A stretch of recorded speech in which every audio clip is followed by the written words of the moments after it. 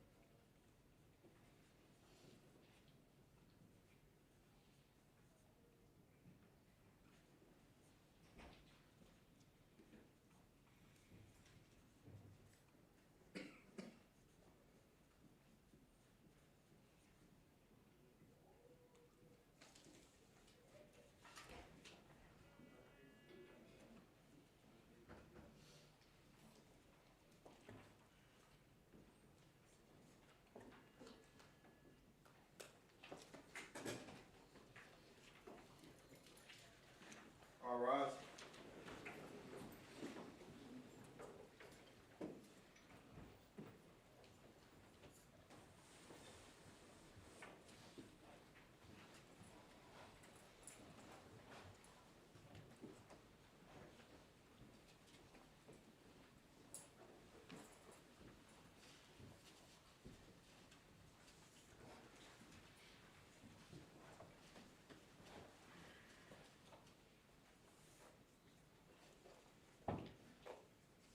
You all may be seated.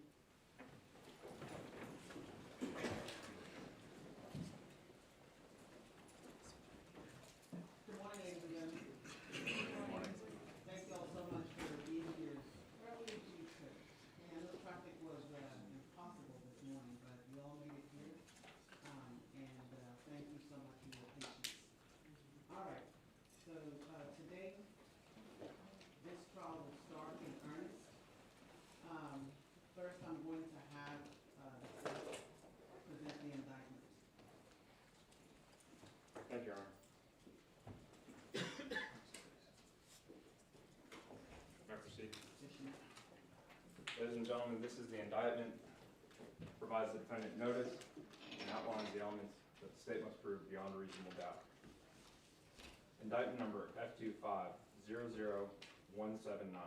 In the name and by the authority of the state of Texas, the grand jury of Dallas County, state of Texas, duly organized at the January term AD 2025 of the Criminal District Court number 4 for said county, upon its oath, do present in and to said county at said time that Kewan Dontrell White, hereinafter called defendant, on or about the 11th day of November 2020 in the county of Dallas, state of Texas, did, then and there, intentionally and knowingly, cause the death of Melvin Noble, an individual, hereinafter called deceased, by shooting deceased with a firearm, a deadly weapon.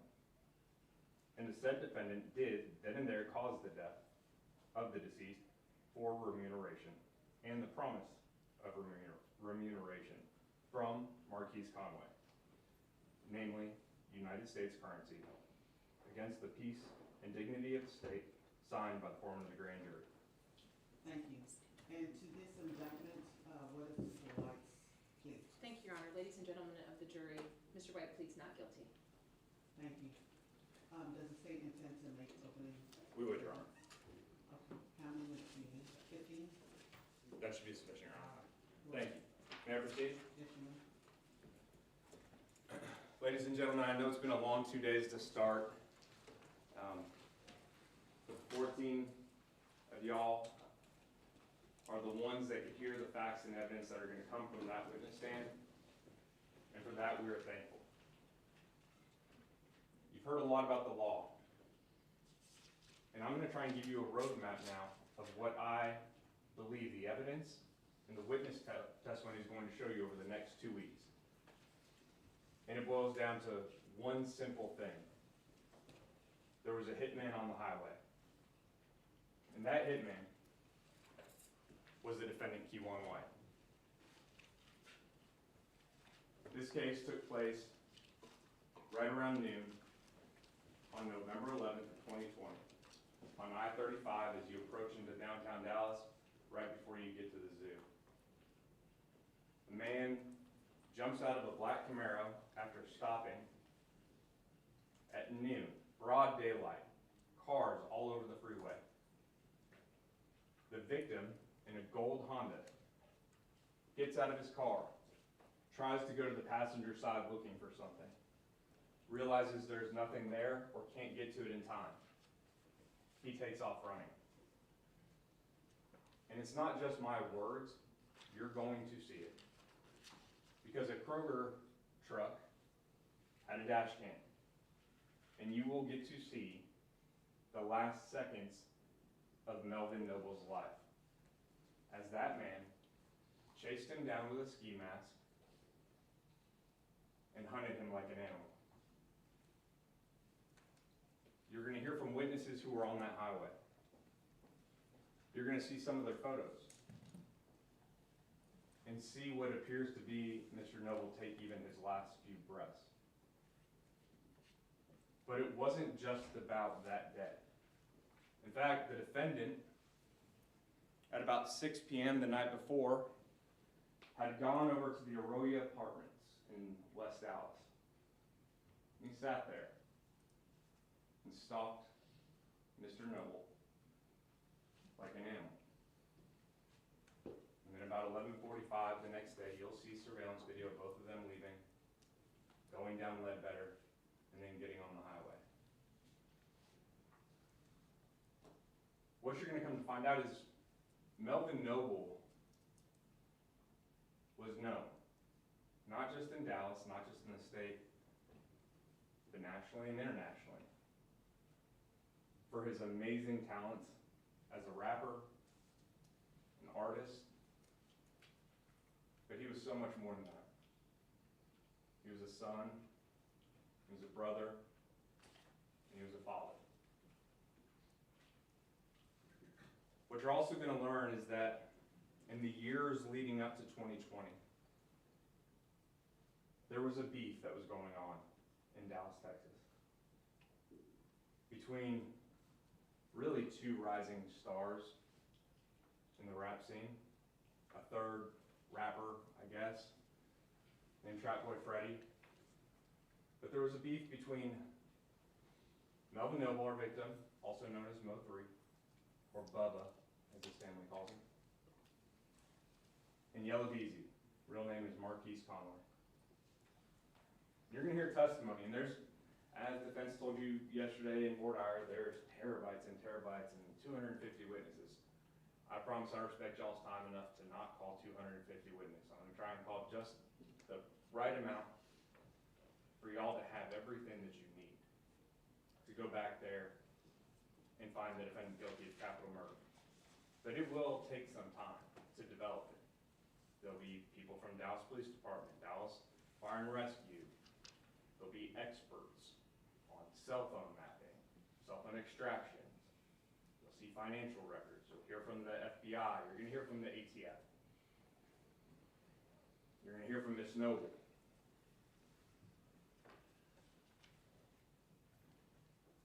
And what I want you to remember was yesterday, from those of you that had Fort Ire yesterday, 2 days ago, for those of you who had it 2 days ago, was I want you to remember that puzzle that Ms. Biggins put up and talked about the pieces. And I think it's important.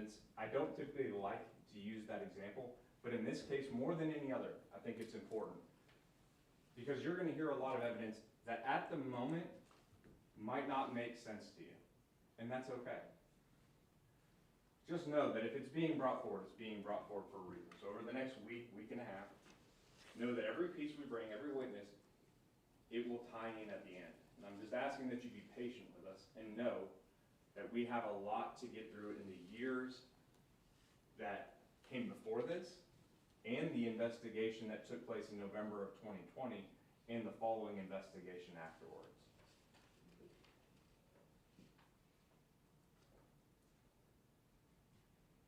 You will have no doubt that it was the defendant that day. And that after he killed Melvin Noble, Bubba, he went and burned up his clothes. A week later, he tries to get out of town. And you're going to hear from him on a call where he talks about just being paid $20,000. And ultimately, when he speaks to Detective Barnes, who's a task force officer with the ATF, and he sits down with Mr. White, you're going to hear that unprovoked, when asked about why does he think Melvin Noble was killed, he's going to bring up Yellow Beezy and the beef, because he knows. Now, he will distance himself from his involvement, but you're going to see text messages. You're going to see videos. You're going to see interviews. And when we talk about those pieces of the puzzle, and as you put them together, as this all comes together, there's going to be only one just verdict. And I want you to remember those questions about who would you hire? Why would you hire them? And when you watch some of these videos, who would do an act like this? And what would cause a person to do this in broad daylight with no regard for anybody else on that highway and who else they may injure? At the end of this, we're going to ask that you return the only just verdict in this case. That's a verdict guilty on capital murder. Thank you. Thank you. Does the defense wish to make an opening statement? Yes, Your Honor. Go ahead. May it please support. Counsel.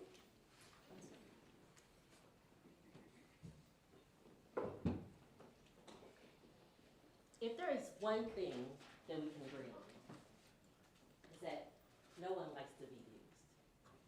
No one likes to be misled. And the evidence that the state is going to present to you is going to have you, the jurors, making leaps of faith. But I submit to you that this is not a church, this is a courtroom, and the law demands evidence.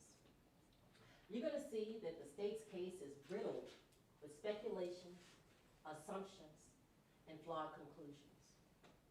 Now, in Word R, we talked to you a lot about beyond a reasonable doubt. That's the state's burden. They bought the indictment, they have to prove it. It's their capital murder case that is on trial. What are they going to be able to prove to you? It is not for you to use your imagination to help bridge the gap of their evidence. It is for you to demand that they bring you the evidence and close the gaps for you. Now you're going to hear, and I agree with the state, you're going to hear lots of information. But amassing information does not mean that the state has proven its case. You're going to hear about videos, social media, associations, friendships, rivalries, enemies. You're going to hear about rap lyrics, cars. I submit to you, you're going to hear a lot of information. But that doesn't mean the state has proven its case. This feud goes back to 2017. And Melvin Noble, who was the decedent, was initially the instigator of this feud. And you're going to hear information or evidence that he was upset that he was not included in a song called Six Pick that other local rappers from Dallas was included in. And this is how it all gets started. And you're going to hear that Melvin Noble had many people that didn't like him. And based on his rap lyrics, you're going to hear that he had many people that he antagonized. And just like the state said, Trap Boy Freddy was one of them. You're also going to hear, ladies and gentlemen, about credible witnesses. We talked about that. You're gonna hear from some witnesses that it's gonna be incumbent that you use your independent judgment, because each of you independently have to decide the facts of this case. And I want you to question your motivations. What do they have to gain? What do they have to lose? Because that's gonna be highly important here. You're also gonna hear, and I wanna spend a little bit of time on Detective Barnes. He's the lead investigator on this case. And he's gonna tell you that he's been looking into this because there's been several shootings and several homicides connected to the Dallas rap scene. And he had a lot of unsolved murders related to this case on his desk. The problem with that is that as he started to amass this accumulation of evidence, this 20 terabytes, his shift in his investigation of evidence will show stopped being what does the evidence prove, and it started being the statement, let me make all this evidence fit into my theory. And that's where you come in. That's where they want you to come in. To make the untethered, disconnected, and flawed conclusions connect for them. They want you to speculate and make assumptions. But every time you speculate, remember we talked about the presumption of innocence? That erodes Mr. Wright's presumption of innocence every time you speculate. Ladies and gentlemen, you're gonna hear a lot about this case. We ask that you keep an open mind. We ask that you always think of his presumption of innocence. We ask that if every time you speculate, say, what is the state trying to prove to me, and what is it really inferring? What do they want me to infer? What does the evidence really show? Because that's important here. Because they're gonna want you to interpret rap lyrics from years before. They're gonna want you to interpret phone conversations. They're gonna say that associations just by meeting up is a connection. Simple things. People who have known each other since high school, years, just because they met up one day. That's gonna be indicative of something that related to this capital murder. You will see that all the evidence, whether it's the text messages, photographs, phone calls, communications, meetups, associations, in their eyes, their theory has become totally focused, and everything in Detective Barnes' eyes and in the state's eyes has now confirmed that a capital murder has come, and this is why we're here. But we ask you not to let them do that. Not to let them speculate, not to let them use this untethered information. After you hear all the evidence, and I submit you'll probably be here 2 weeks, we're gonna stand before you and we're gonna ask that you find Mr. White not guilty of capital murder. Because the state will not be able to prove his case with credible, reliable, and trustworthy evidence that anyone, Marquise Conway, specifically that's named in the indictment, gave Keyone White payment or promise for payment for Melvin Noble's death. And all the evidence that the state has is mere speculation, assumptions, and flawed conclusions for remuneration. We're gonna ask you to find him not guilty. Thank you. Thank you. Does he decide which to invoke the rule? Yes, Your Honor, the defense would invoke the rule at this time. Okay. All right, both sides are instructed to tell their witnesses, both their witnesses on the list, potential witnesses, not to remain in the courtroom while testimony is going on, and not to discuss each other's testimony with anybody, okay? Yes, Your Honor. All right. The state ready to call the first witness? Yes, Your Honor. State would call Ms. Nicole Noble.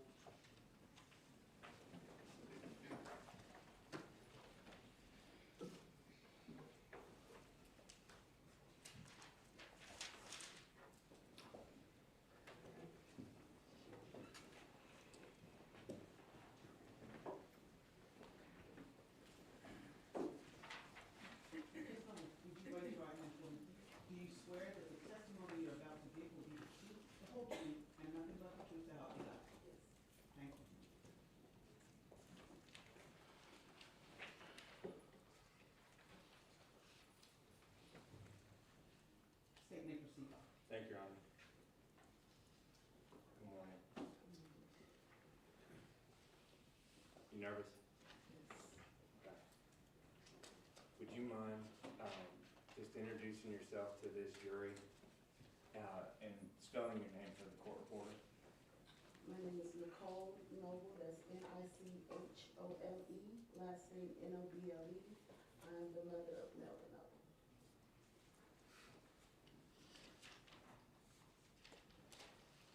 You need to take a second. I know.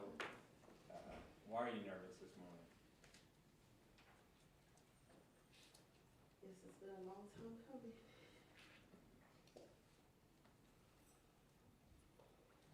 And again, if you need to take a break, compose yourself, that's perfectly fine. And I just want to kind of start with some of the basics. Where are you from? I'm from McKinney, Texas. And when you say we're from McKinney, Texas, how many, do you have a husband? Are you married? Been married? Do you have kids? Tell me a little bit about your family. My ex-husband, Okay. Melvin's dad, but I am the mother of two. I have two boys. Melvin was my oldest. I also have a younger son that's still with us, And what's his name? Corey Simpson. And as far as your ex, not trying to bring that up, but what was his name? Melvin Senior, Melvin Noble Senior. Okay, and so Melvin, who we're going to be talking about during this trial, he was a junior. Yes. What was Melvin's birthday? He was born May 31st, 1992.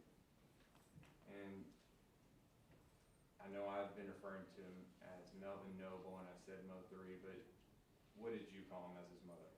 I call him the Melvin, but the whole family, he's Bubba. He's Uncle Bubba, he's Bubba to the family, but he's Lil Melvin to me, Phil. And just, if you wouldn't mind, I know this jury's heard a little bit just from opening statements about what he did professionally, but can you tell us a little bit about how Melvin got into rap? How did that career take off? Or when did he begin rapping or singing? I would say he was born into music, so he's been singing all his life. He could hold 2-part harmonies at the age of 2, but rapping, I would say maybe about 7, 8. I can remember him writing his first rap on an Easter program.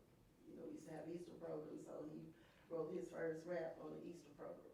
And when you say on the Easter program, that was at the church? At the church. Your Honor, may I approach? Missionary. Now, Ms. Noble, in the past few years that you and I have gotten to know each other, I asked for you to provide me with some photos, and I appreciate you provided me with quite a few, and I appreciated that. But State's Exhibit 1, State's Exhibit number 2, and State's Exhibit 3 are those photos that you provided to me, Yes. and those are kind of the ones we picked out to kind of discuss your son. All right, State would offer State's Exhibit number 1, 2, and 3, previously tendered to defense counsel for inspection, but tendering again.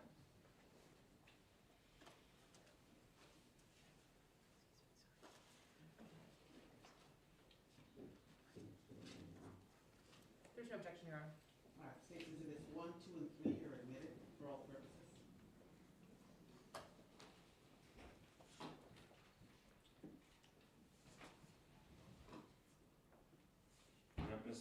Ms. Noble, I'm going to start with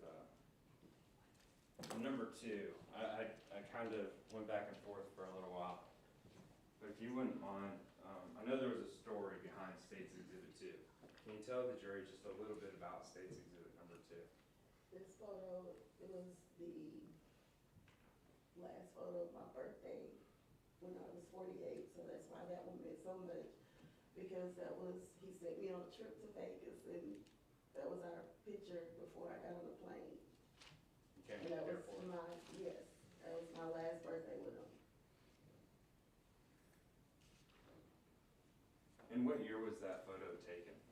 in 2019.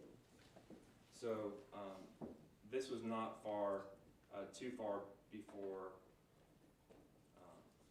the time when he was actually murdered, correct?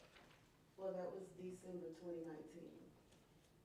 So the next year, the following year was The when he, following year, it was my birthday, he didn't make it to my birthday the following year. gotcha.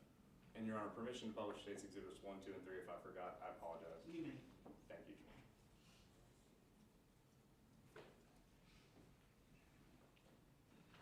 State's Exhibit number 1, and I know it's kind of hard, but to look all the way up there. When was this photo taken?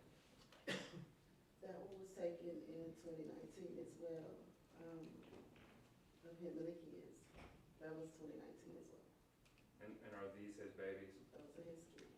Okay. And just, if you wouldn't mind, would you mind sharing who they are? The boy that's Trey Moynihan, that's his oldest. This is Malaysia Nicole, that's the next one, and the baby is Malia Nicole. So Malaysia on the far left. Yes, Okay. And how old are they now? they are 7, 8, and 9.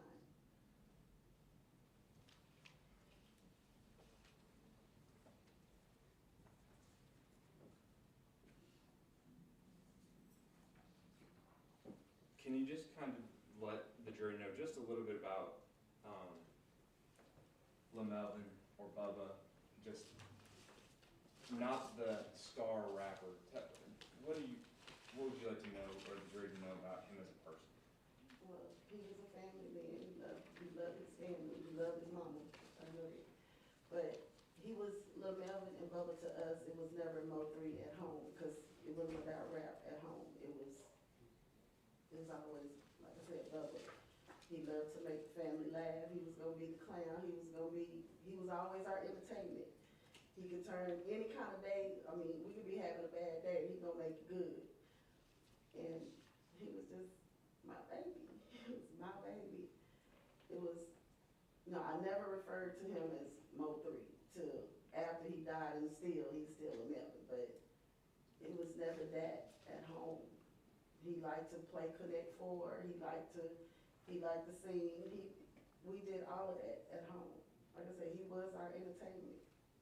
Every holiday, every family gathering, it's gonna be him. And so, he began his love of music at an early age, As a baby, and sang in the church. yes. In fact, you still sing in the church, is that right? I was a choir director, and so my kids, when nobody else wanted to sing, my kids had to sing. They have a choice. And as he got older, is that when he found a love and a passion for rapping? Like I said, he always did it. He always did the music. He just, I say, saw fit for him to, what I say, make it, because, you know, everybody around us wanted to rap and sing, and he made it. Just in our eyes, he made it. And your ex-husband, Melvin Sr., both of y'all sang, is that fair? Yes. So in State's Exhibit number 3, is this a photo of your son Melvin Noble performing? Yes. And the name Mo3, I know a lot of people pronounce it wrong, or say it wrong, or spell it wrong, but where does Mo3 come from? His dad used to be called Triple L Cool Bell. Triple L Cool Melvin. Lil Melvin took his name. That's all I can tell him. I told him all the time, you took your daddy's name. So he said he's a Mo of 3. So his daddy was already called 3. So he went from Lil 3 to he's Mo 3. And that stuck. I mean, that was Yes. until his last day on earth. And now, October of 2020, I'm sure the jury remembers, but we were in the middle of a worldwide pandemic. But was he still traveling a bunch and still performing and recording and everything? that I know he was. Okay. And, Your Honor, may I approach? Okay. And permission to move about freely throughout the testimony? Yes. Thank you. I'm gonna show you what's been marked as State's Exhibit 998, that's previously been admitted for record purposes. Just a calendar of the months of October 2020, November 2020, and December 2020. Do you remember this time period of those dates? And you remember this year? I remember. State would offer State's Exhibit 998, previously tendered to defense for all purposes. May I just review that? I'm sorry. Okay, this is a blank. Okay, yeah. No objection. All right, State's Exhibit 998 is admitted for all purposes. And Your Honor, State would offer State's Exhibit 999 for demonstrative purposes only. And what is, 999? It's the same calendar that's on 998, just, Just a bigger? Yes, version? correct. Okay. And there appears to be things on there that maybe can be removed at some point, so it's not just blank. I don't know what's under there. there's nothing under there. That's all correct. Okay, all right, then I don't have an objection to 999. All right, State's Exhibit 999 is admitted for demonstrative purposes.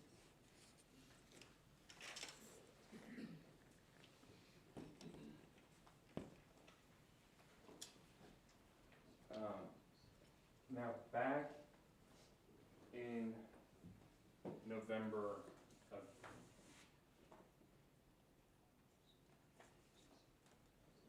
2020. Yeah, I'm just showing you a smaller photo here of State's Exhibit 2 that we've already published. You see that? I'm gonna put that over here on State's Exhibit 999. Just a smaller picture for now of the family. Yeah, Your Honor, I'm so sorry. Can we just scoot it back so that we can see what's being placed on there?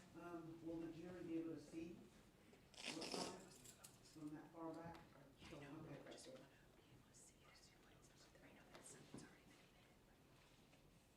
You can scoot it back a little bit. The jury Scoot it. says they'll be able to see it. And the full-size photo is already in evidence, Your Honor. Your Honor, Mr. White cannot see the board. And I can scoot over some. Are you able to fit it over there by the door?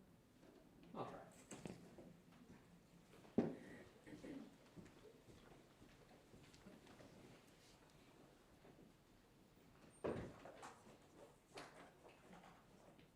For now, Your Honor, I think that'll work. Okay, can the jury, see that? Okay, good. Excellent. Now, how did you find out, or when did you learn that your son had been killed? Well, my baby boy called me. He called me and told me that he had been shot. I then went to the hospital, and after being there about 2 hours, they came and told me that he didn't make it.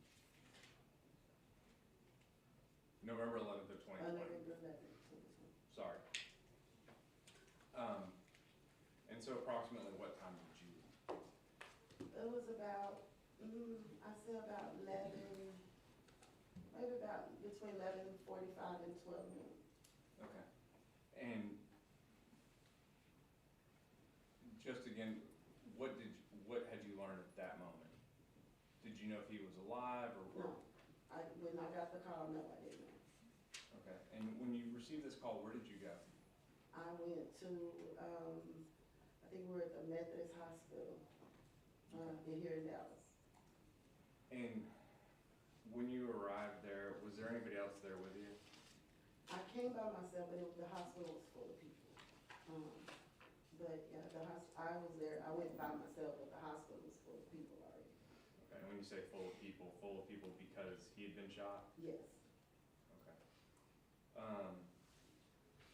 And when you arrived at the hospital, were you able to go back and see him, or what was the first, what happened when you first When I arrived at first the got hospital? to the hospital,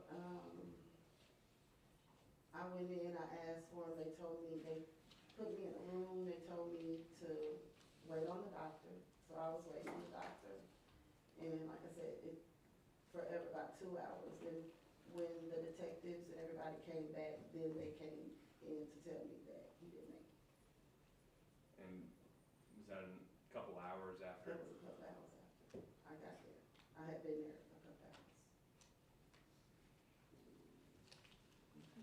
Now, on November 11th, when you got that call, were you surprised that he was even in town, or did you know if he was in town or out of town? I knew he was coming back that day. He had left. He told me he was going to California. He left, and I knew he was coming back that day, but I didn't know he was already back. And when you say already back, did you later find out that he actually came back in town on November 10th Yes, after he died. after he died?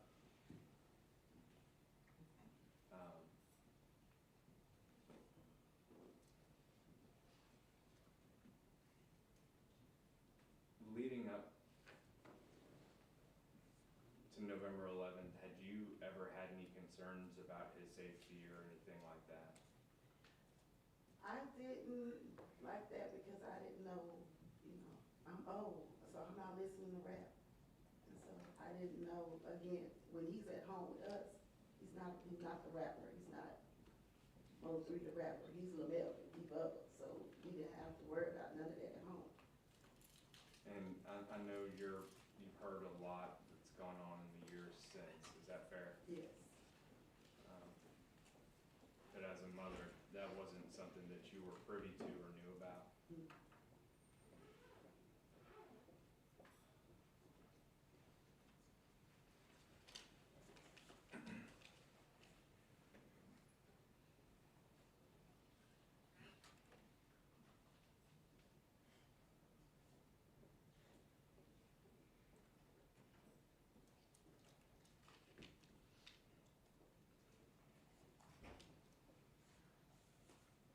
Now,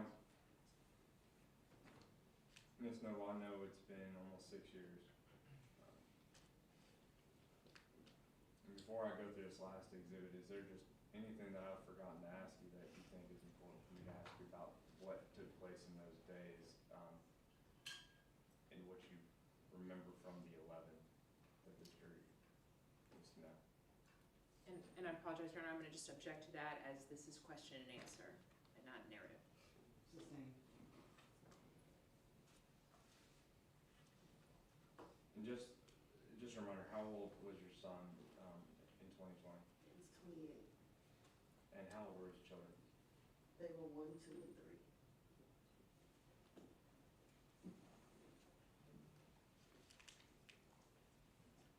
Ms. Noble, you have a, Oh, Your Honor, may we approach briefly? Yes, you may.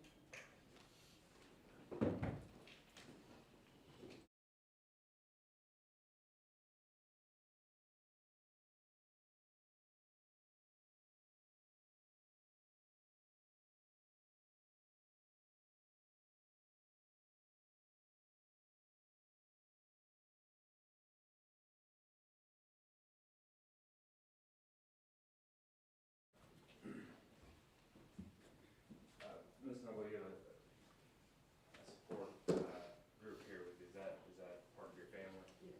Who all is here with you during the court? My brothers, my sister-in-law, my nephew, my friend. And when we met the other day, or a couple weeks ago, I guess, you'd had some questions about the murder itself and how his body was. Is that fair? And you wanted to see a couple of things just to get a better understanding of how he was shot. Is that fair? Now I'm going to show you what's been marked as State's Exhibit number 4. You've previously seen it too, and I'm just going to show it to you just briefly. And is that your son? Yes. And that was after he passed?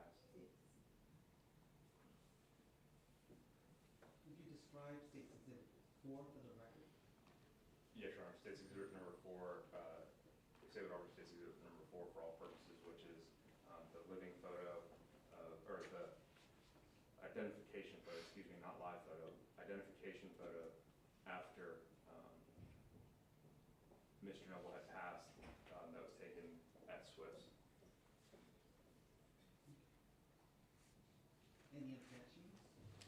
The defense stipulates to the photo. Okay. State's Exhibit number 4 is admitted. Permission to publish. You may. Thank you.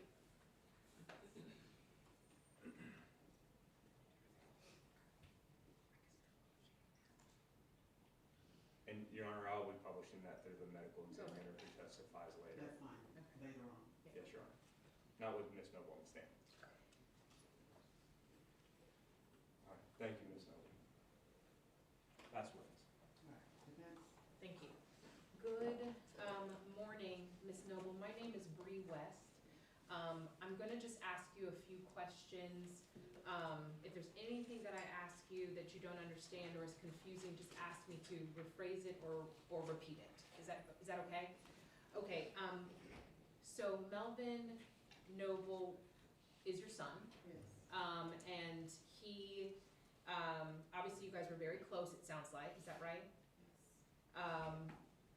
Clearly, you loved him. You talked about all the different family things that you did at home. Is that right?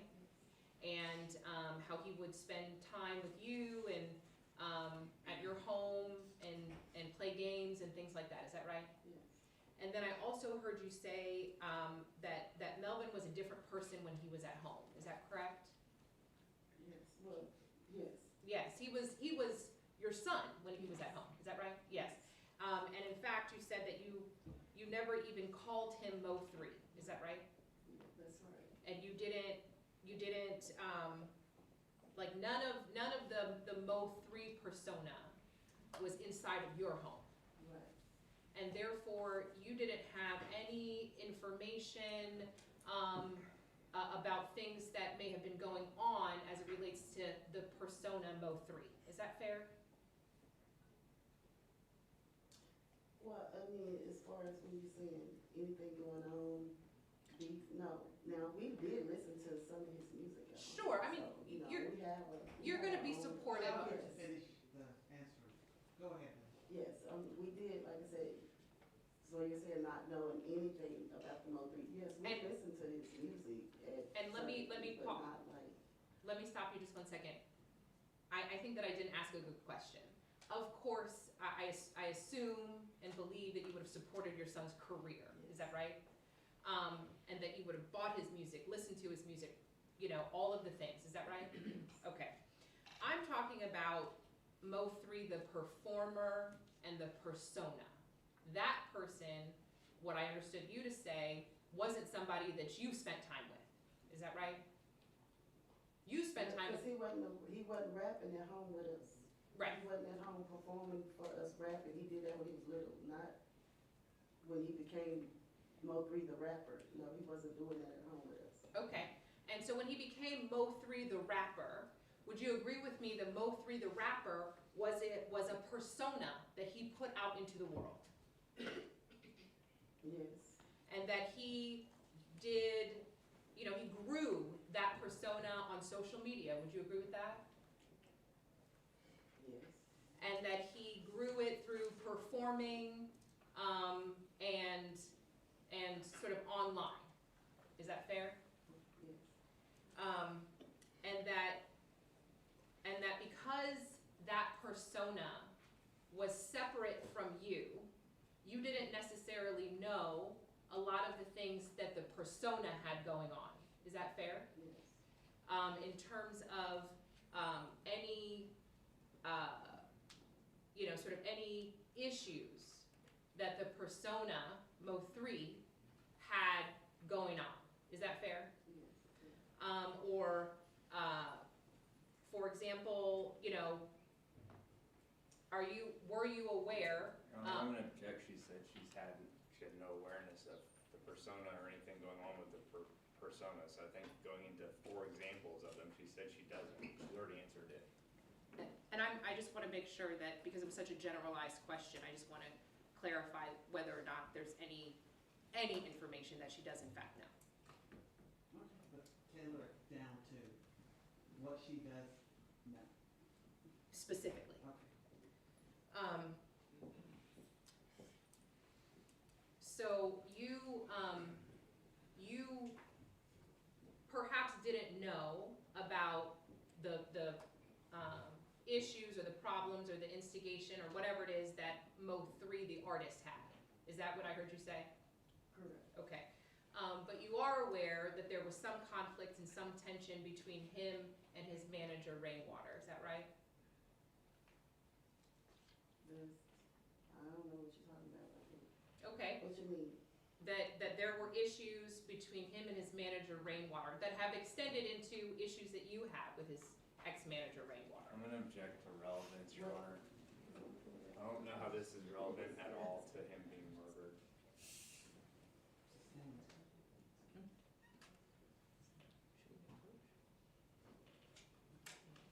Can we approach briefly? You know,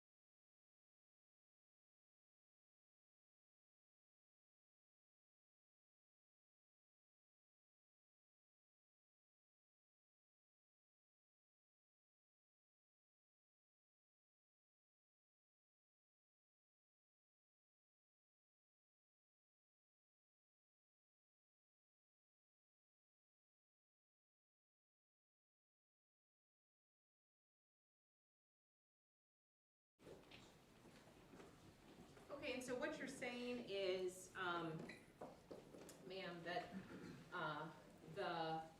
the difficulties that your son had with Go Yayo, Brandon Rainwater, Trap Boy Freddy, Beto, Gunna Music, the issues and the beefs and the problems that he had with all of those people, you're not aware of it, is what you're saying? No, I didn't know any of those people until he died, except Raymond. Okay. And so what you now know is that there were disagreements with a bunch of different people and the persona Mo3 and the performer Mo3. Again, he wasn't here, so I still don't really know what's to be true and what's not to be true, because again, before he died, I knew none of those people. I knew none of nobody before he died. And my question is that what you now have learned is that with the performer Mo3, there were conflicts and issues with a bunch of different people. I've seen that on social media. And so before, and you don't know anybody named Kiwan White, is that right? I do not know. And you don't know, you weren't present on the highway on November 11th. You don't know anything that led up to November 11th, is that right? You don't know anything that was existing between any of those Rainwater, any of those people and the persona Mo3 prior to that, is that right?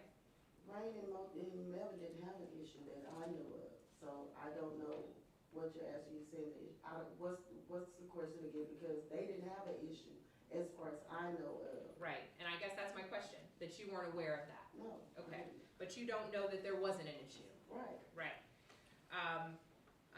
And so are you aware that? Your Honor, I'm gonna object again because this witness is only here to ID her son and what she knew about that day. She's testified multiple times that she's not aware of any of these people or any of the Objection to speaking, objection, personas. rather. And defense keeps going down this rabbit hole.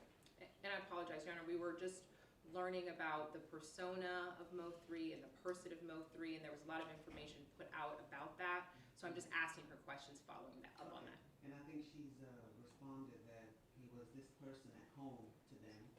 And she does not, are you listening, counsel? That she does not know any of these other people or about any beefs. And so she's not aware of any, any of this information. Okay, So, thank you. okay, with that in mind, go ahead and tailor your questions to what she does know based on her answers. Okay, thank you. What I heard you testify to is that you learned that Melvin Noble had come back, that he was in LA prior to November 11th, is that right? Yes, And that you believed that he was in LA at least all the way through November 11th, is that right? well, I knew he was coming back November 11th. Or yes, thank you for correcting me, coming back November 11th, you knew that. Yes, But you later learned that he had come back before November 11th, is that right? after he died. And do you know who he was traveling with when he was in LA? Him and Rain. Okay. And Rain. Do you know whether or not Mr. Rainwater traveled back with him? I don't know. Do you know whether or not he was present with him I don't know. anytime? I don't know. Okay, and the only thing is, this young lady has to write down everything that we're saying, Okay. and so that's why it's I don't want to talk over you, and I don't want you to talk over me. And so my question is, do you know whether or not when he returned early, whether or not anybody knew, other than the person he was traveling with, that he was coming back early? No, I don't know. You said that you did listen to his music, is that right? Yes. And you when he wasn't cussing.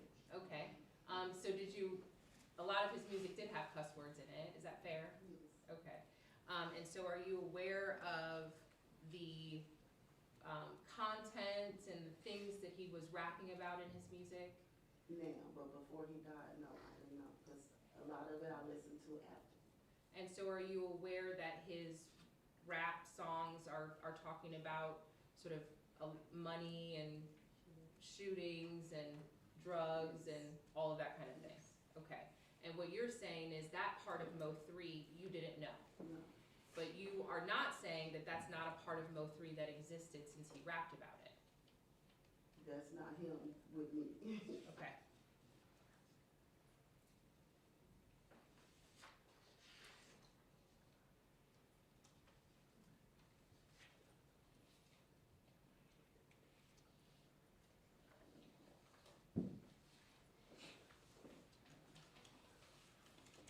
And I think you already answered this, but I want to make sure that you're saying that you're not aware of any conflicts that he had with anyone. I don't know. Okay, and I just wanted to make sure that I understood that, and so you don't know anything about a conflict with Marquise Conway? That you didn't know that? I mean, maybe after the fact, but you didn't know that at the time, is that right? Correct. And so you don't know any of the relationships or the connections between any people? Objection, Your Honor, asked and answered. Sustained.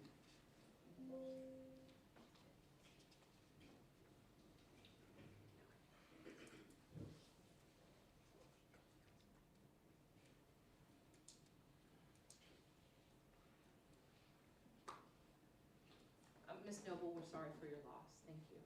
Did you pass the witness? Yes.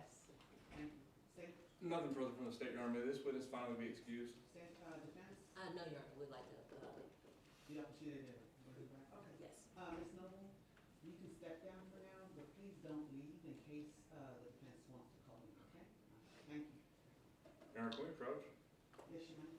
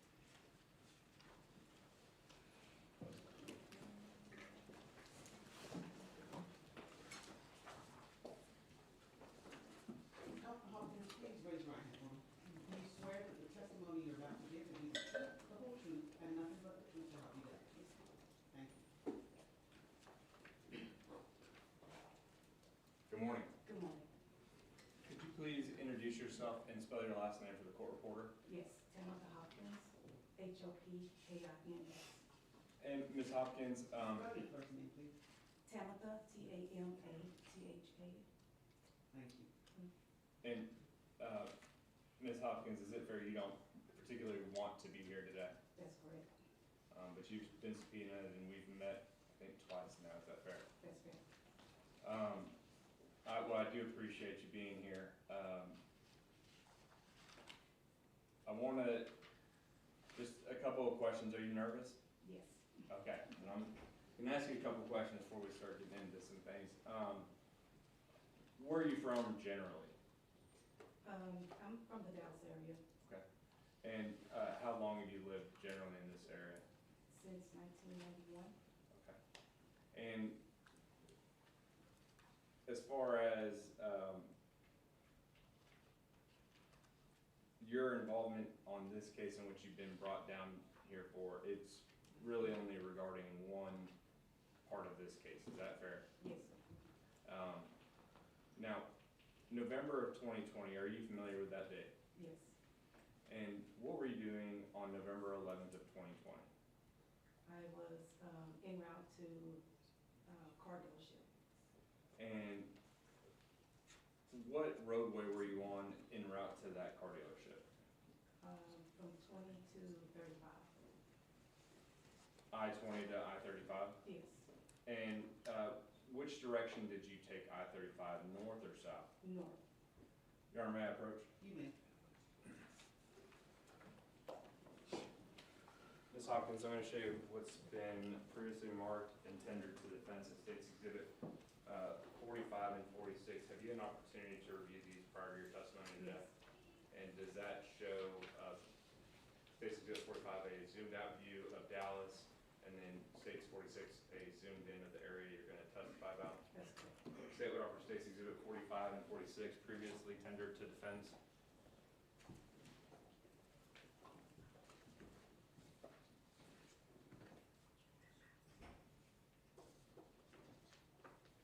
No objection. All right, State's Exhibits 45 and 46 are admitted for all purposes. Permission to publish, Your Honor. You may.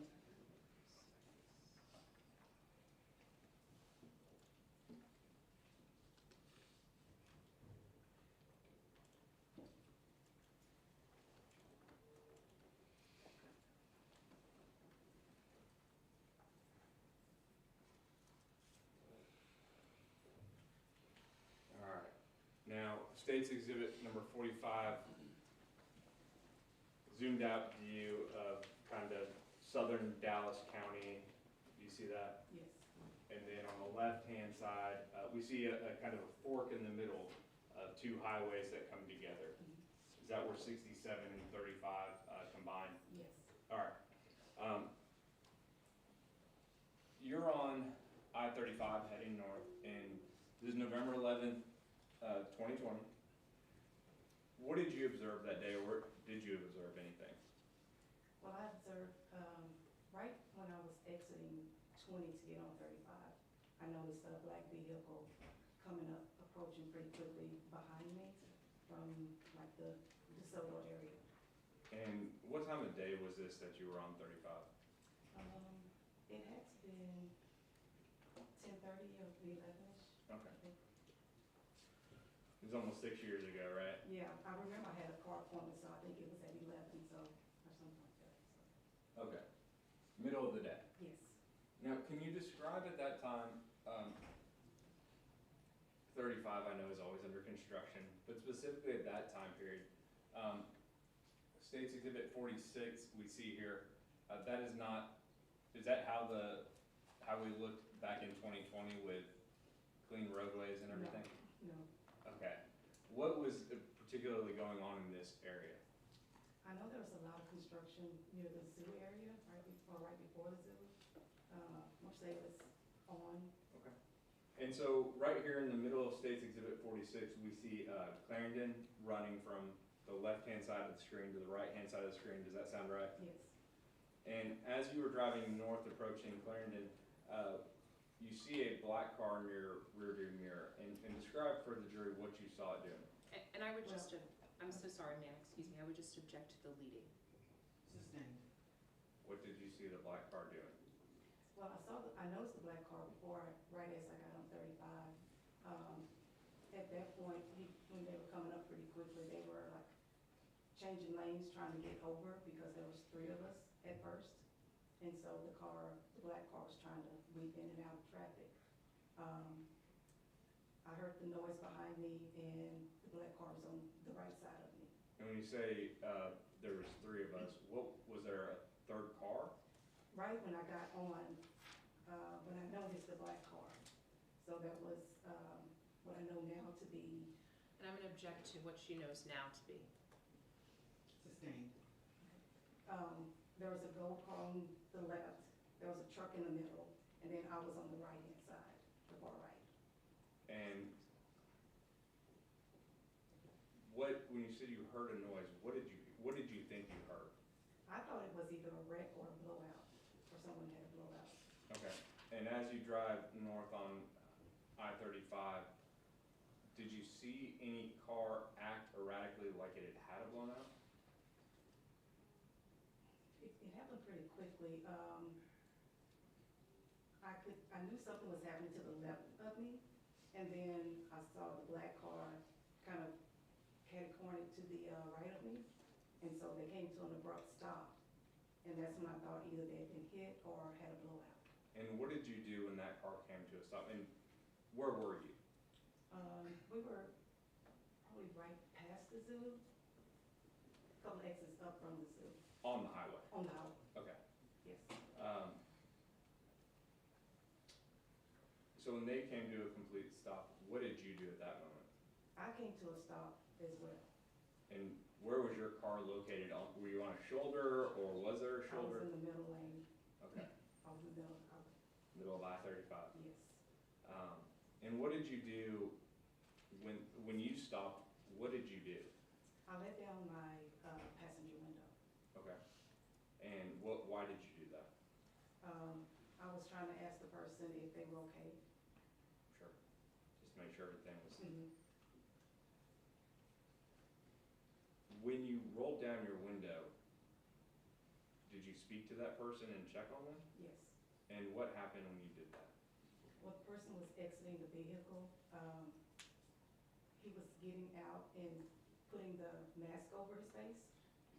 And when I asked if he was okay, that's when they pointed the gun at me and told me to leave. And Your Honor, if you may say what the person said to her. You may. He said, "Bitch, get the fuck out of here." And did you see him? He had a mask, and did you notice anything else that he had? He also had a gun. Now, have you ever identified anybody or been asked to identify anybody in this case? No.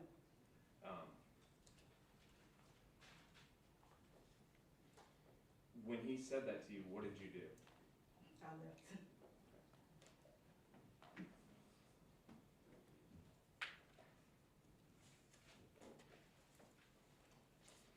Your Honor, may I approach? Yes, you may.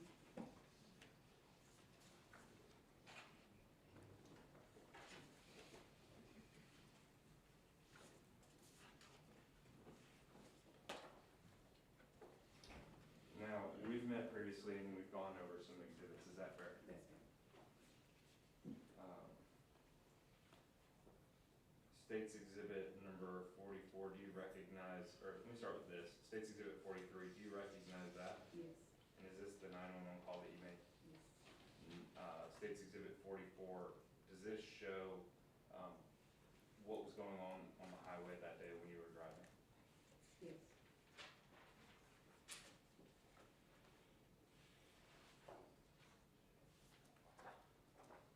State's Exhibit 748, 749, and 750. Do those come from what's in State's Exhibit 7, or excuse me, do those come from what's in State's Exhibit 44? Are they photos or? State's Exhibit 748, 49, 749, and 750 are photos from State's Exhibit 44, correct? Yes. And still shots that show actually your vehicle when you stopped, is that correct? Yes. In the video, does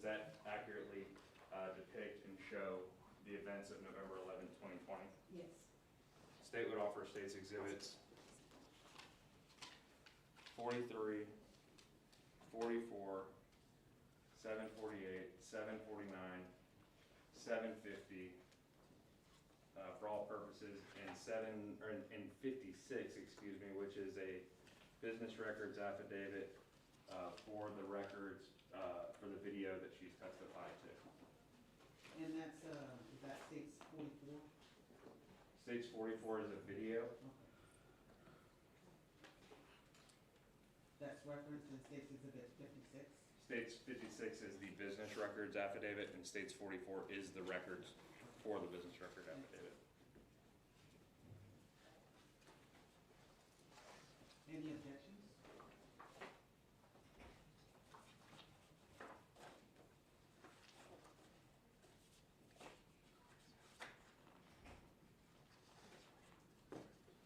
May I take the witness on board diary briefly? You may? May I approach the witness? Yes.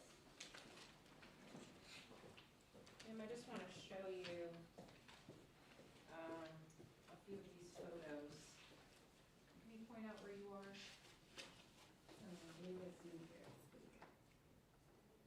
This one, This one, and this one, yes, and this one? Oh, okay. What type of vehicle is that?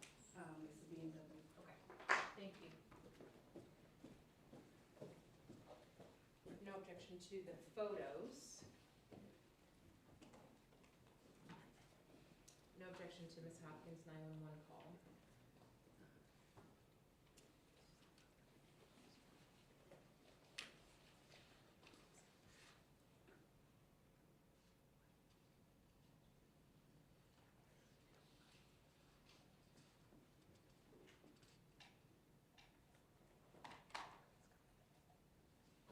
No objection to the video.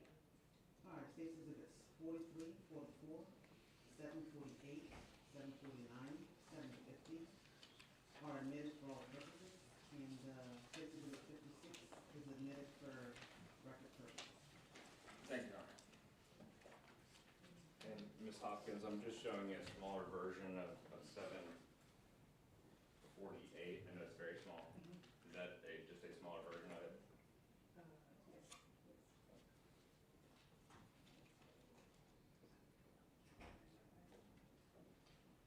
Permission to publish these exhibits, Your Honor? You may? Thank you.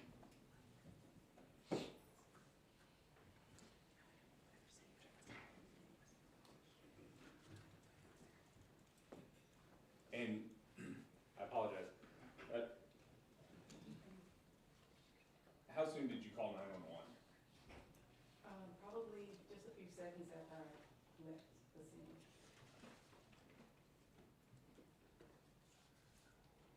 Telephone, what area emergency? Yes, right on 35 North before like Marcellus, there's a guy with a assault rifle. He shot a guy in another car.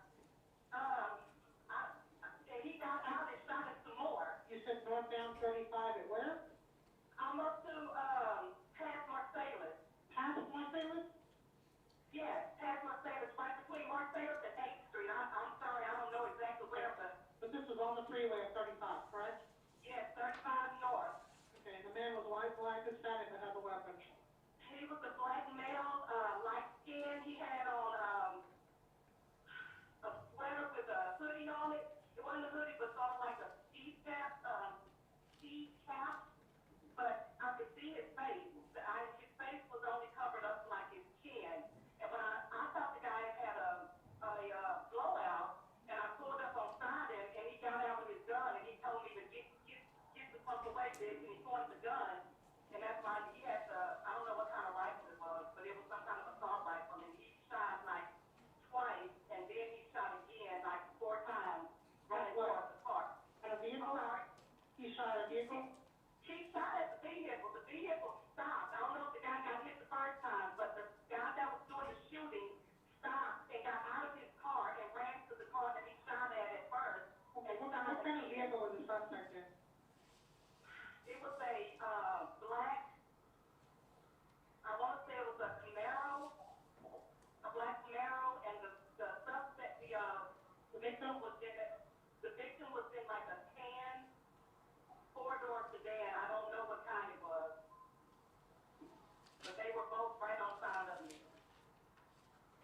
was that, was on the right or the left side of the freeway? On the suspect was on the far left, the fast lane, and the car in the black sports car, he came up behind us really fast, and he was zigzagging in and out to get to that car. And then he pulled up on side of it in the right lane next to us and shot him. And the car kind of spun out in front of me, that's why I thought he had a blowout, and I thought the guy was trying to stop and help him, but he wasn't, he was shooting at him. And you said it was just before Marcellus, correct? Yeah, it was between Marcellus and 8th Street. I don't know exactly. I just know that I came up on 8th Street when I called you guys. Okay. Did you guess his age, the suspect? He was probably between, I would say he's between 26 and maybe 30, 32. Okay. Height, weight, anything like that can help out? He was probably around, I want to say 5'8". Like I said, he was light skinned, he had on dark clothing. He was probably around maybe 180, maybe 180. Okay. He was slim built, but he wasn't a skinny dude, but he wasn't a big guy either. And the vehicle, the Camaro, does it look like a newer model, older model? Yeah, it was a newer model. You didn't happen to get any other license plate, did you?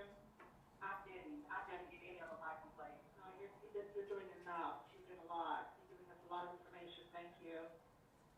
And can I have your name? Tabitha Hopkins. Tabitha? T-A-L-A-T-H-A. And your phone number is the 972. Ms. Hopkins, I'm gonna stop it right there. Just to not have any of your personal information that's, out there, you put out there. State's Exhibit 44, that's been previously admitted, which is gonna be the dash cam video, and you've watched this, correct? Yes.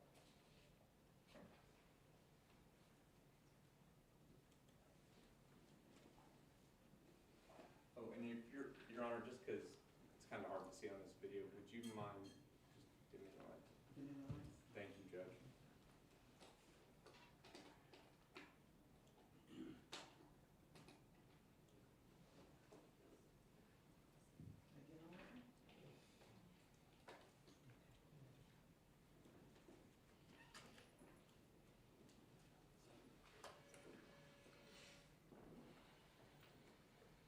And Your Honor, again, just for the record, this is State's Exhibit 44.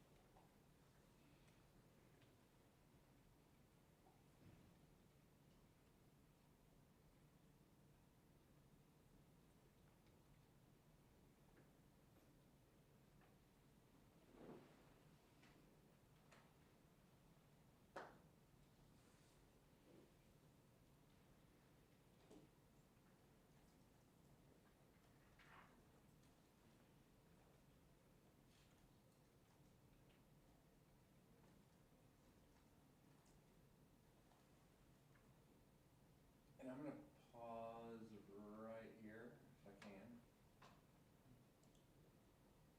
There appears to be, no, glasses on, about 1 minute, I believe. where we see the box truck and then an orange cone on the far left and a silver, car. Is that your silver, BMW? Yes, And then the two cars that are in front of you, are those the two cars that you've described? yes. The one on the left, which one was that? That's the, tan car that I called in on. Okay. And the other car would, and Do that you car was, want us to notate for the jury? if you could, if you could point just above you, or, oh, yeah, you can actually circle it on that screen. Thank you, Judge, I forgot. Would you mind circling on that, first where you're at? Okay, that's fine, that works. And then the, tan car that was in front of you? Okay, perfect. And then, the black car you described, can you please, notate that? Okay, thank you very much. Thank you, Judge. You know, can use the hollow notation, the pencil, and not necessarily Okay. go out the end. Very good, thank you, Judge.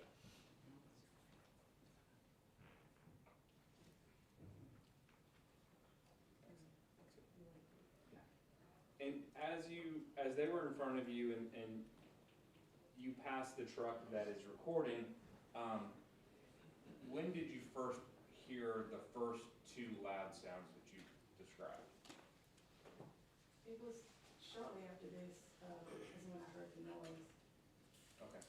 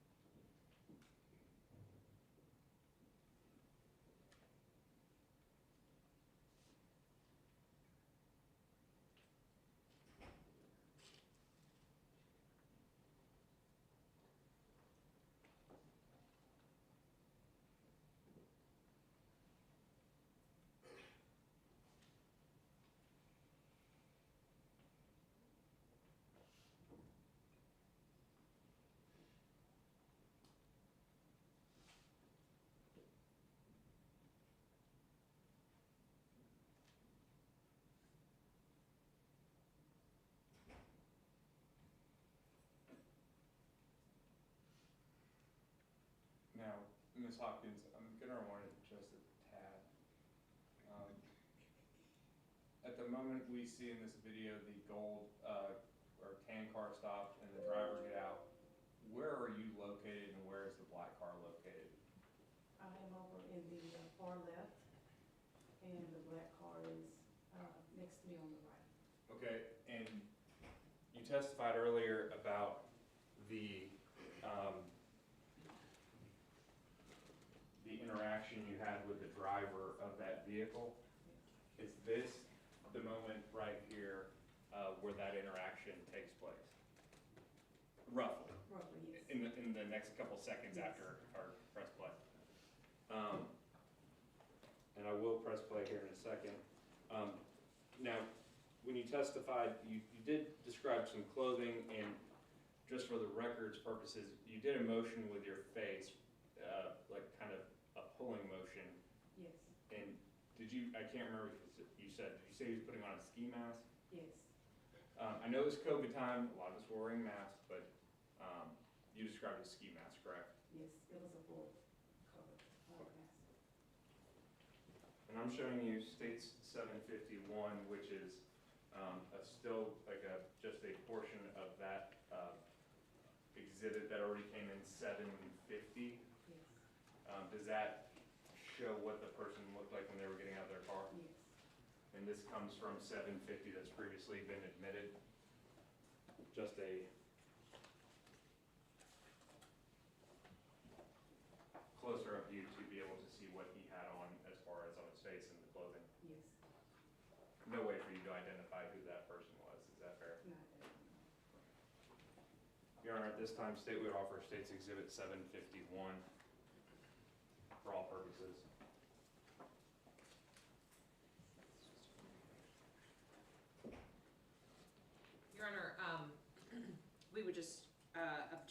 to, 751 being a duplicate of a previous exhibit. The objection is overruled. State's Exhibit 71 is in the mid-fall. Seven- 751, Your Honor. 751. Yes, Your Honor, thank you. Permission to publish? You may. And Ms. Hopkins, again, you described the individual as having what type of firearm? I thought it was an assault rifle. Okay. That's what I called it on.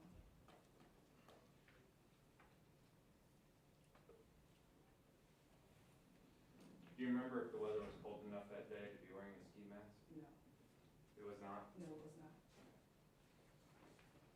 And so, I'm gonna press play here. Did you publish the alternate jurors? Yes, Your Honor, I did. Thank you. I forgot it first. And so I'm gonna press play here, and that shows the beginning interaction, and then what do you do after that interaction? I take off, at that point and call 911.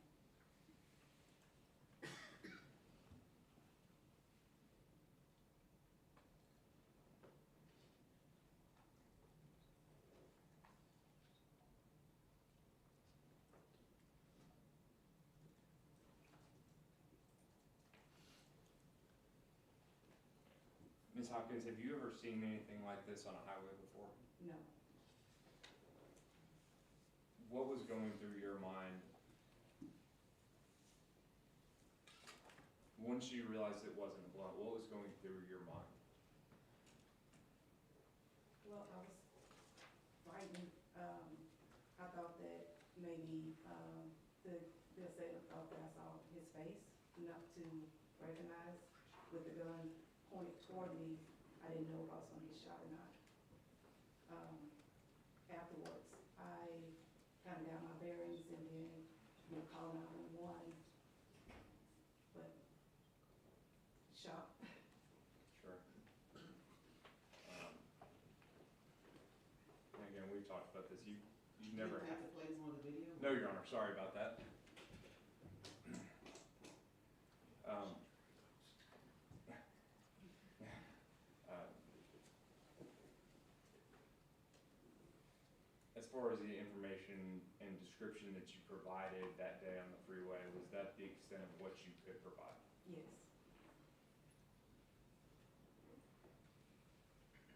And this was in Dallas County, correct? correct. And that's in the state of Texas? Yes.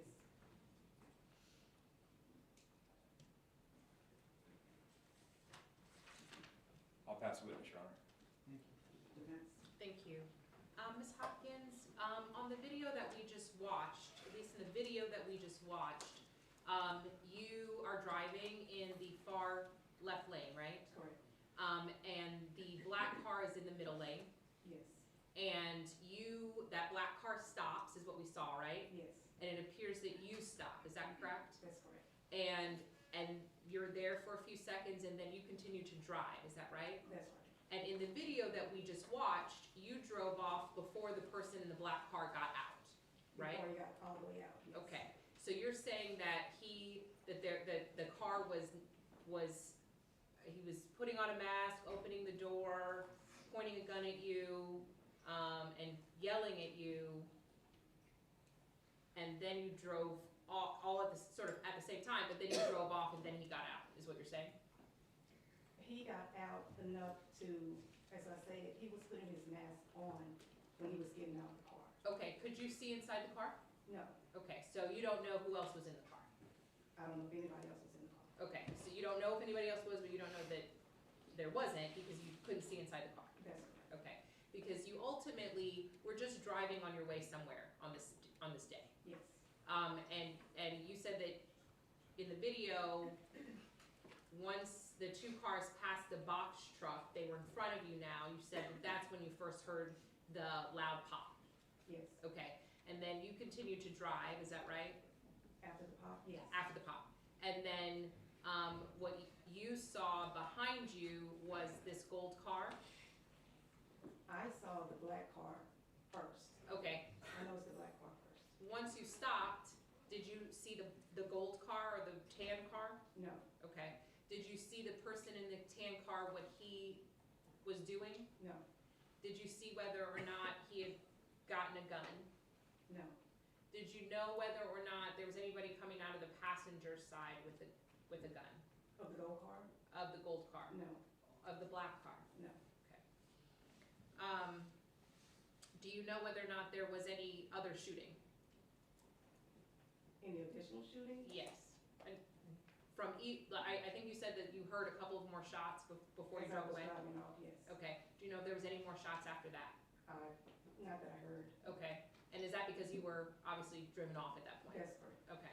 And you didn't know anything about the person in the black car, No. right? And you don't know who that person is, right? No, And you don't know who else was in the car? I do not, And you don't know anything about the person that was in the tan car? no, You don't know anything about whether those people even knew each other? no, You don't know whether or not there was any surrounding circumstances that precipitated this? no, You don't know whether or not the gold car initiated anything?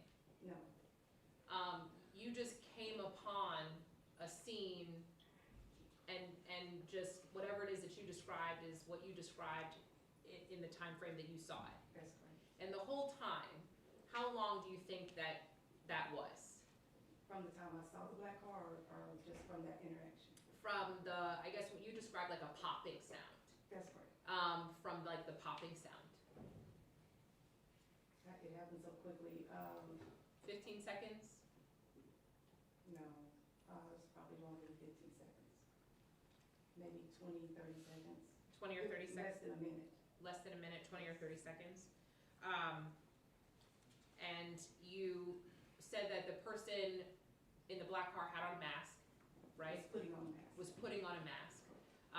But you couldn't see anything about their face, is that right? I could see from their nose down. Okay. And you said that you couldn't, I think you had stated earlier that you couldn't see whether or not there was markings or tattoos or anything on their face.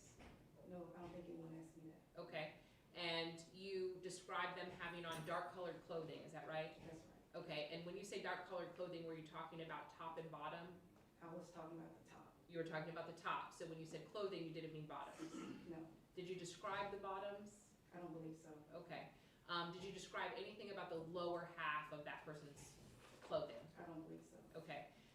Just that a mask and dark clothing is what you said? Correct. Okay. And then you said that you saw an assault rifle, is that right? Yes, And you're not a person, I mean, are you a gun aficionado? I am not. Okay, so you weren't sure? I knew it wasn't a regular gun, Okay, but I wasn't sure what it was. That's why I said, it seemed to be an assault rifle. okay.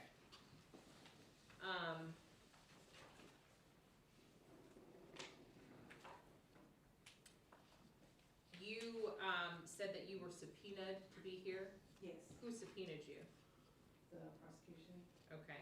And you said that there was a lot of construction going on the highway on this day, Correct. and this was in November, is that right, Uh-huh. of 2020? Yes. Okay. And so it was not warm outside, is that right? It was not warm outside. Okay. And you described that that car in the video, in the foreground of the video, as just a tan four-door sedan. Yes, But that car also came up next to you or on the other side of you. In other words, it was close to you as well. yes. I was close to the tan car from the time I got on 35, You were close to the tan car from the time that you got onto 35 from I-20, yes. from I-20. Okay. So was the tan car on I-20 with you? The tan car was on 35 already. Already, okay. And as you were merging, Correct. you came together with the tan car? Yes. Okay. Do you know where the tan car was coming from? I do not. Okay. Do you know where the black car was coming from? I could see as far back as Wintergreen on 35. I know, that's why I noticed them that far back. Okay, so the black car was coming all the way from Wintergreen in 35? Yes. It looked like Wintergreen or, like where 35, it's right before you can get off on 20 West, I believe. Okay, so it's before or after the I-20 entrance? Before. So before I-20 and 35 come together, Mhm. you're saying you could see back past that on 35, okay? yes, And that wintergreen and 35 is where you saw the black car, in that vicinity, yes. in that vicinity, okay? But you're saying that the gold car was on 35, Already, yes. not knowing where it came from? I do not know. Okay. I mean, you don't know where the black car came from. I don't know where he's coming from, And how many times have you met with the prosecution? twice. Okay, and when was the first time you met with them? I don't recall.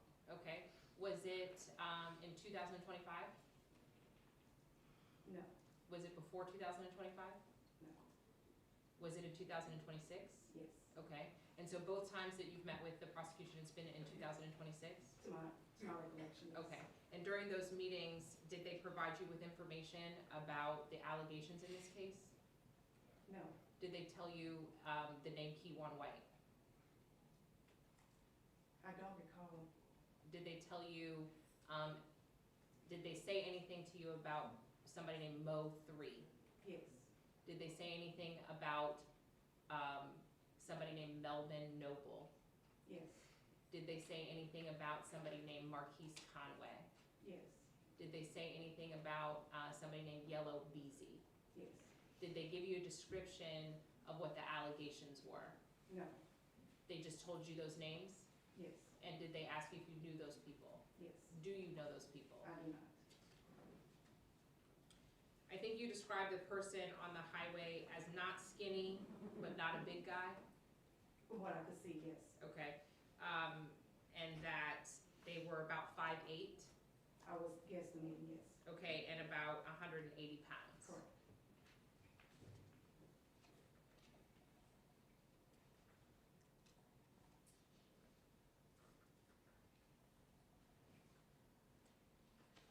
And just finally, you don't have any idea why the shooting occurred? I do not.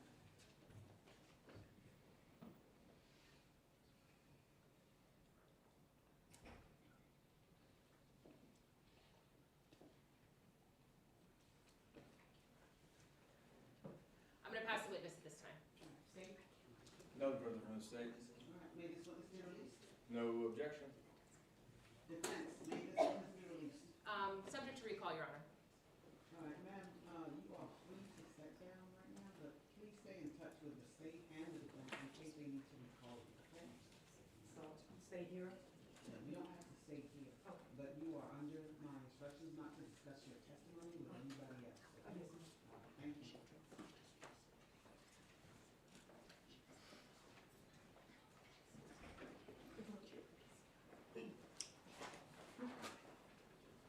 Ladies and gentlemen, would you all like a short break?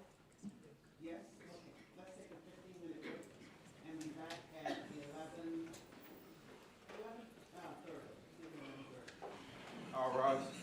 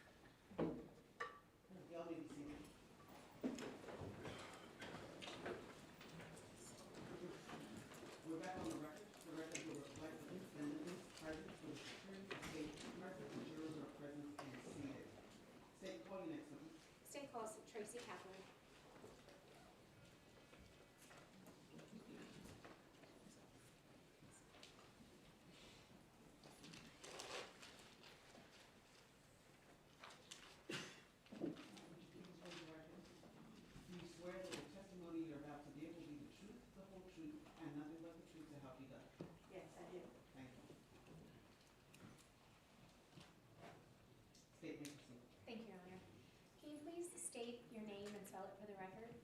I'm Marissa. My name is Tracy Kapler. And do you mind spelling it for the record, please? Traceeppeler. Okay, thank you. You doing okay today? I'm doing good. Good. Where are you from originally? Well, I live here in the Dallas area. Okay, how long have you lived here in the Dallas area? Since I'd say the early 90s. I had a short stint in Phoenix, Arizona, but I'm back in Dallas now. Okay. I want to take you back to November of 2020. Do you remember what you were doing for work back then? Yes, I was selling dealership software. Okay, and did that require you to do some traveling? Yes, I was considered a road warrior. I was out in dealerships and talking to franchise owners and meeting with them in person. On the afternoon of November 11th of 2020, what were you doing that day? I had some sales calls in South Dallas, the Duncanville area, DeSoto, and so I went to 3 car dealerships that morning. So I lived in North Dallas at the time, and so I was on my way down there and decided to get to the dealerships when they first opened. Do you remember the highway that you were traveling on to get to those dealerships? I was traveling on 35 for the most part. Yeah, going south and then coming back up northbound. And what did you observe that day? The traffic was at a regular pace of about 65, 70, and it started slowing down considerably that day. Did something happen to cause the traffic to slow down? I wasn't really sure what it was. I thought, maybe an accident. Everybody assumes when the traffic slows down, there's probably an accident or, something in the road that people are having to move over for. Could be rubber from truck tires or whatever. And once that traffic started slowing down, did something happen or what did you see? I was in the center lane and the traffic kind of started to slow down more like an abrupt stop. And so as the traffic was slowing down, I could hear a lot of racket. And I didn't know what that was, but as I was looking around, I saw 2 men on the road right in front of me, and one of them had a very large gun, and another man was running in front of him and chasing him. And so I was just like kind of in shock. It's like something you just don't see every day. It was about lunchtime, about noon, and so that's what I was observing as I was driving. You said you heard a racket. Can you describe what that racket sounded like? I could hear like banging, like just a lot of bang noise. And so, and when I saw what was going on, I was like, oh my gosh, there's a man with a gun. And so I realized what that was. You said there was a man he was chasing a guy in front of him, is that right? Yes. When that started happening, what was going through your mind? I was in shock first of all, it was like realizing this is really happening. Like I'm in traffic and there's an ambush on the freeway, is the way I would describe it. And so, it's startling. When you see these men running towards you, were they on your side, which was on the driver's side, or were they even coming down on the passenger side? No, they were on the driver's side, on my side. And how close did they get to you? As these 2 men were running, the bullets and the gun shooting became louder and louder. And so I had, things that are going through my mind. Do I sit up and watch the whole thing? Do I put my phone on video or, you know, try to call 911 right away. And then my third thought was to, you know, I need to hide and pray. And so, So what did you do? well, I observed, you know, the two men, and I kind of made a mental note of what I saw. And, you know, the third thing that I did was I put my car in park, and I got down in the bottom of the floorboard and I prayed. Because the gunshot became so loud, and I could feel like the bullets were coming around me, all around me. When you decided to duck, how close were those two men in front of you? So there was a car in front of me, and roughly there was like a truck in front of that car. And so right around where the truck was, kind of at the back of the truck, is about when I like decided to duck, you know, because I was like, I didn't want to get hit, and so I was afraid. I didn't think it was wise for me to stay seated anymore upward, you know, like I was like, these bullets could possibly come through my window and hit me, so. Before you ducked and you saw those bullets flying, was that just coming from one gun, or were there, the guy that was running, did he also have a firearm? The man that was being chased did not have a firearm. I could see it looked like he was carrying a black phone in his hand. So he didn't have any gun that I saw. It looked like a square object. At any point, the man that was being chased, did he ever turn around towards or extend an arm towards the person that was chasing him? If you saw it. I didn't see an arm being turned around. I didn't. All I saw was the gunman, and then, you know, a gentleman in a purple jumpsuit, you know, in front of him. So I was like, I made a note of, you know, what I saw, like, you know, what they were wearing and kind of what they looked like. So that's what I made a note of. But I didn't see any person in the front with any type of gun whatsoever. I looked like he was carrying a cell phone. Oh, so once you ducked, what happened next? I could still hear a few more bullets, but then it was like, I don't know, time just seemed to like stop for just a minute, but I kind of popped back up when I didn't hear any more sound. And so I wanted to look around. I was thinking, well, if somebody was being shot, you know, somebody's probably either, you know, right about, you know, where my car was, you know, is where, you know, the man fell, the man in the purple jumpsuit. And then I wanted to look up to see where the gunman was. You know, I didn't know if he was going to be pulling the trigger on me or, you know, somebody else, you know, because we were witnesses. So I was looking around, you know, on freeways. I didn't know if he came from a vehicle or, you know, I don't know where he came from or where he ran to. So, I mean, he was already gone. And roughly how many shots or how many bullets could you hear coming from that gun?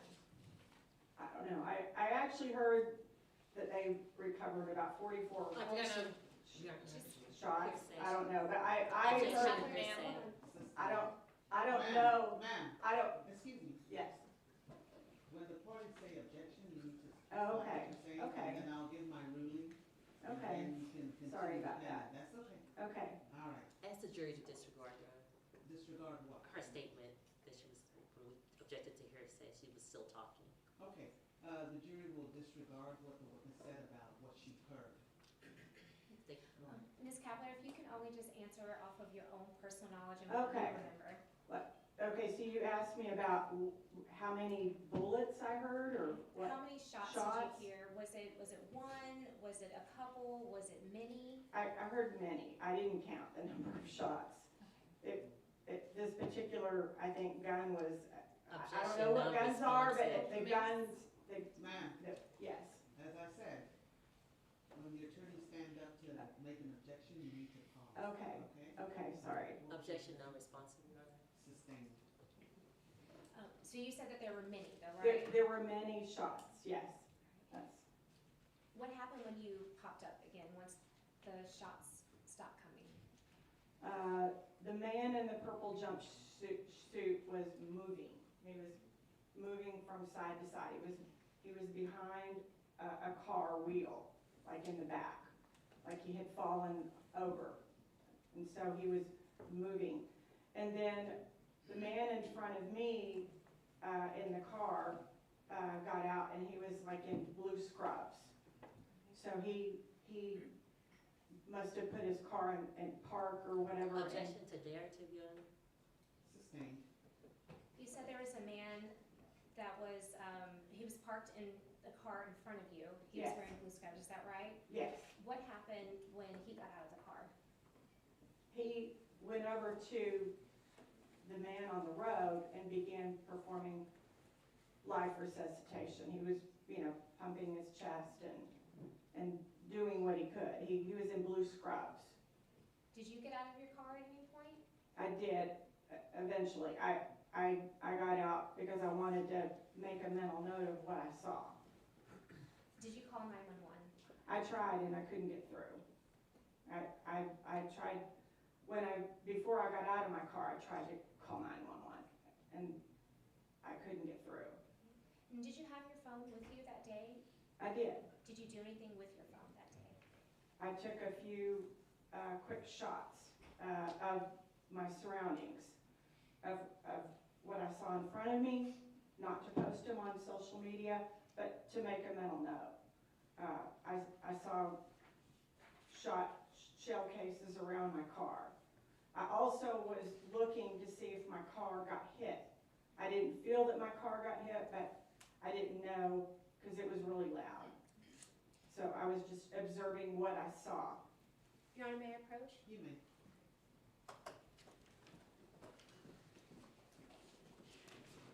Ms. Packer, we met before, is that right? Yes. And these images that you see, you're looking at State's Exhibit 47 as well as State's Exhibit 48, is that correct? Yes. And you recognize these photos? Yes.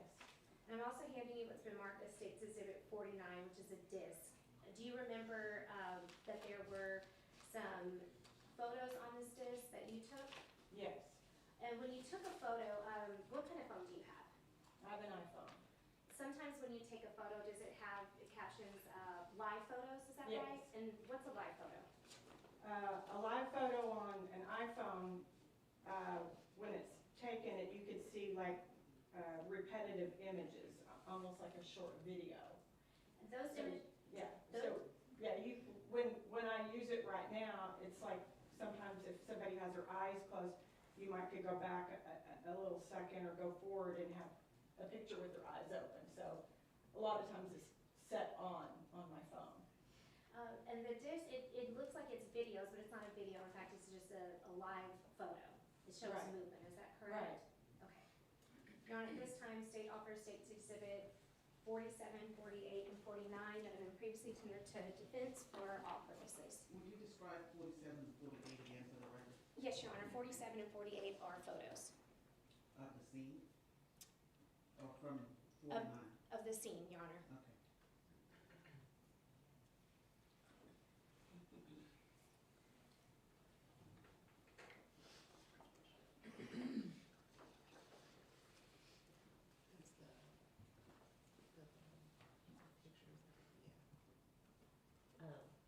Your Honor, we're going to object to State's Exhibit 47, 48 for best evidence rule and prejudicial, more prejudicial than Let probative. me see 47 and 48.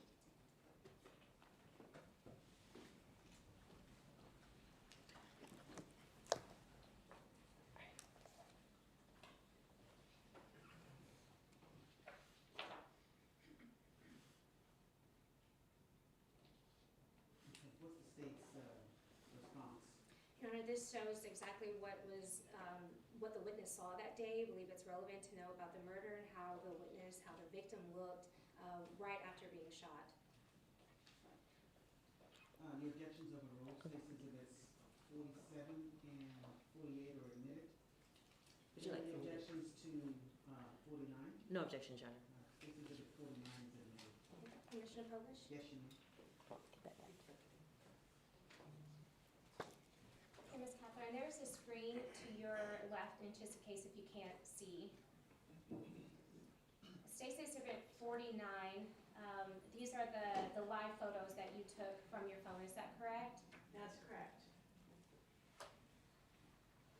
Looking at State's Exhibit 49, this is the live photo that you took, is that correct? That's correct. And you described, when you looked up, that the victim was on the freeway but still moving, is that right? Yes, he was moving his head.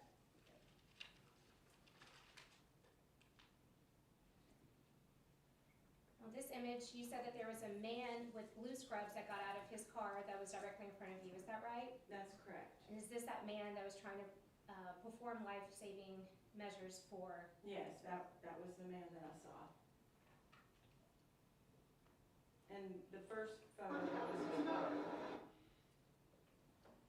You said the first photo, ma'am? Yeah, well, the other photo where the car was next to the man on the road, that was his car in front of me.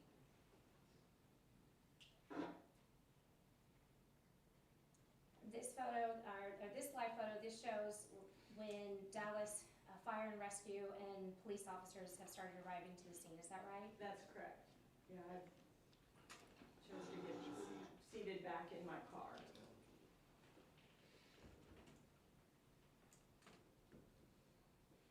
This image, this will just show what you saw and what you observed that afternoon, is that right? That's correct.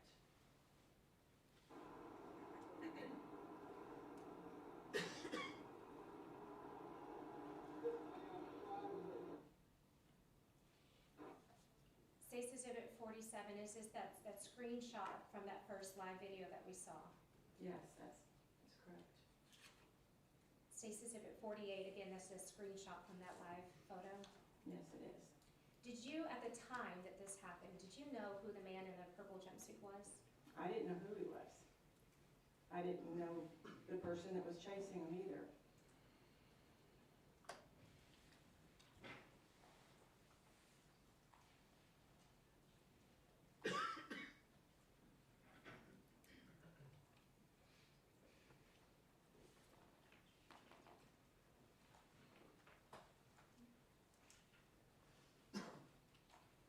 Thank you, Ms. Kaplan. I'll pass the witness, Your Honor. Defense?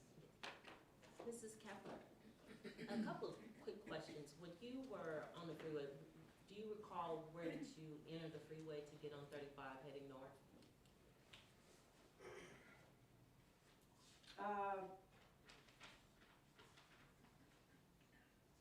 I can't remember, the last dealership that I visited was Mac Hyatt in DeSoto, so I'm trying to remember what that entrance was. It was maybe close to Wheatland or something, I can't remember. And approximately, are you familiar with 35 north? Yes, I am. And that was close to the zoo where that incident occurred. Okay, and you were close to the zoo, and is that when you first saw, by the time you saw, were the two men out of the car, or were they inside the cars?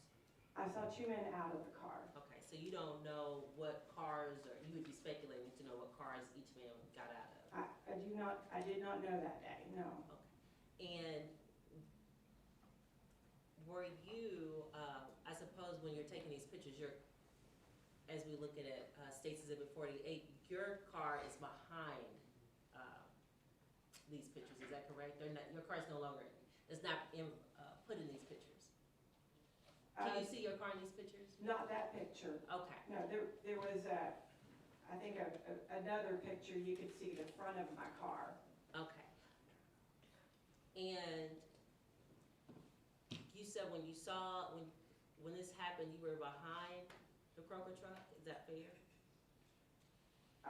If there was a, in the picture, it looks like there was, the man from the Scrubs had his car, there was the guy in the green shirt with the truck, like the F-150, and I think there was another, you know, a big semi in front of it. If that was the Kroger truck you're referring to, I guess so. I Okay, don't know what truck that was. okay, I don't remember that day.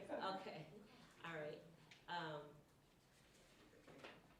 When the two individuals were coming towards you, you said you were going through what your three options were. Should I stop and look? Should I call 911, or should I get down on the floorboard? And you decided to get down on the floorboard, is that correct? I hid.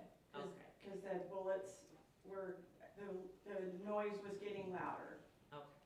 And do you recall saying that it was about 4 or 5 gunshots that you heard that day? There was a lot more than 4 or 5.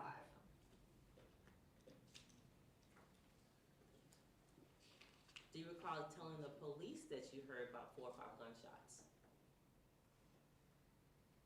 I heard gunshots around me. I didn't count how many gunshots.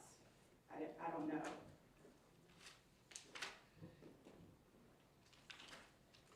And you heard gunshots around you, but you were not looking as the gunshots were going because you were on the floorboard, right?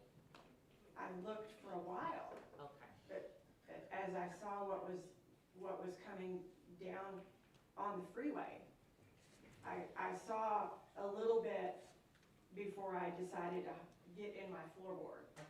And is it fair to say the man that had a rifle or the gun had on a mask? I don't know if it was a mask.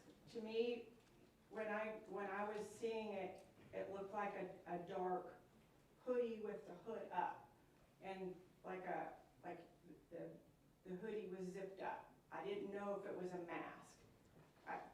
My recollection when I'm talking about this, to me it looked like a hoodie. And and you never identified anybody in this case, have you, as the person with the firearm, right? I haven't identified anybody. No, this is my first time to talk about this, Okay. other than the detective who asked me about it. And you don't know the reason why the shooting occurred? I do not. And do you recall talking to the police and you described that the person was wearing a long sleeve cream top?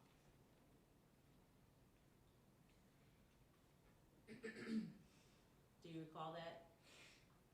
I said I saw a man with it was a gray and black top. Okay. You're the right person witness? You may. And if there are any exhibits that have already been tendered, they need to be over here on the court reporter's desk. Do you recall talking to the police officer when you were out on the scene? There was some questions out on the scene. Okay, did you ever go to the detective's office and talk to anyone? No, the detectives came to me. Okay, and I'm gonna ask you just to refresh your memory, you can't read from there, but looking at this sheet of paper, does it refresh your memory? Your Honor, I'm gonna object to improper impeachment. I'm not sure what the witness is looking at to refresh her memory. Well, let me ask you this, do you recall giving a statement to the police of what the shooter was wearing? I said the shooter, I could remember a couple of things. I could remember seeing the shooter had pants on where I could see his underwear. I could see some gray, like from the bottom, and I said I have a recollection of a darker top. So, Would it surprise you that you told the officer that the shooter had on a long sleeve cream top? that would surprise me.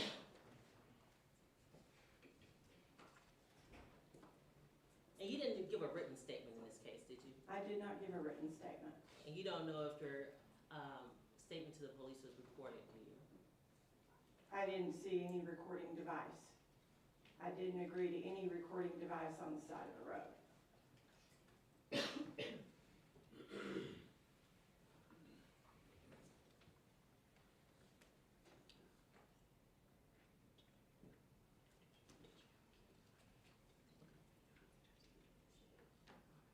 And did you know the gentleman that was, that the doctor was performing life resuscitation? I didn't even know Procedures he was a doctor Okay. until we were waiting to give our statements. Did you know the gentleman that had been shot? I did not know the gentleman who had been shot. Okay. And did you meet with the prosecutor on this case? Prior to testimony, did you meet with the prosecutor on this case? Are you talking about the DA and Yes. and investigators? Yes, I had a meeting with the investigators. How many times have you met with them? I met one time with the investigator, and then I had another meeting about a week or so ago, maybe 2 weeks ago. And did they give you anything to read to refresh your memory? I didn't have anything to read.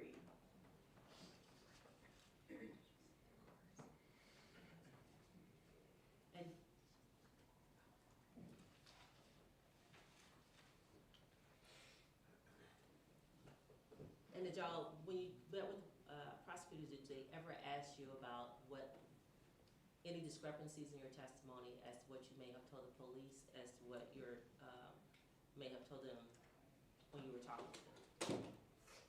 I was not pointed out any discrepancy.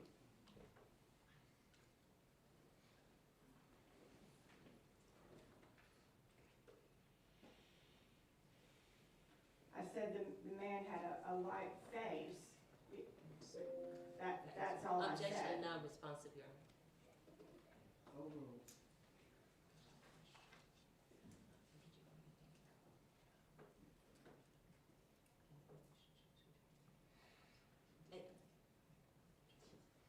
Did you know where the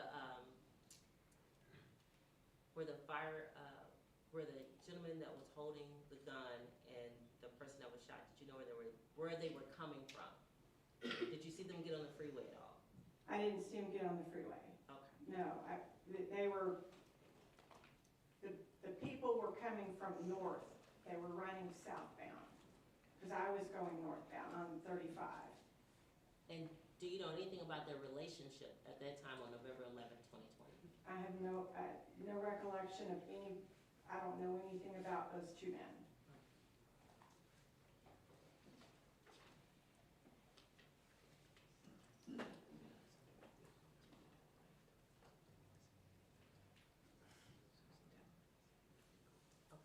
You're not past witness. State, Nothing further from the state, Your Honor. may this witness be released? Who would like to subject her to recall, Your Honor? All right. Ma'am, you are free to step down right now, but stay in touch with the state and the defense in case either party needs to recall you. Okay, thank you. Thank you.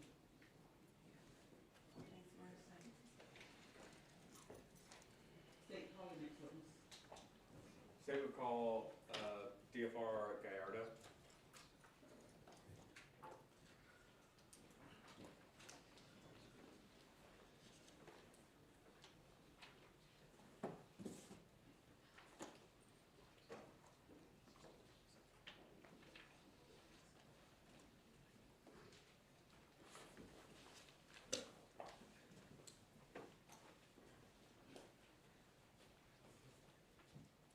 Would you raise your right hand for me, sir? Yes, ma'am. Do you swear that the testimony you're about to give will be the truth, the whole truth, and nothing but the truth, so help you God?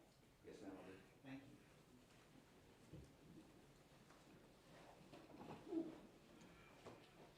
Good morning, sir. Morning. I guess just now afternoon.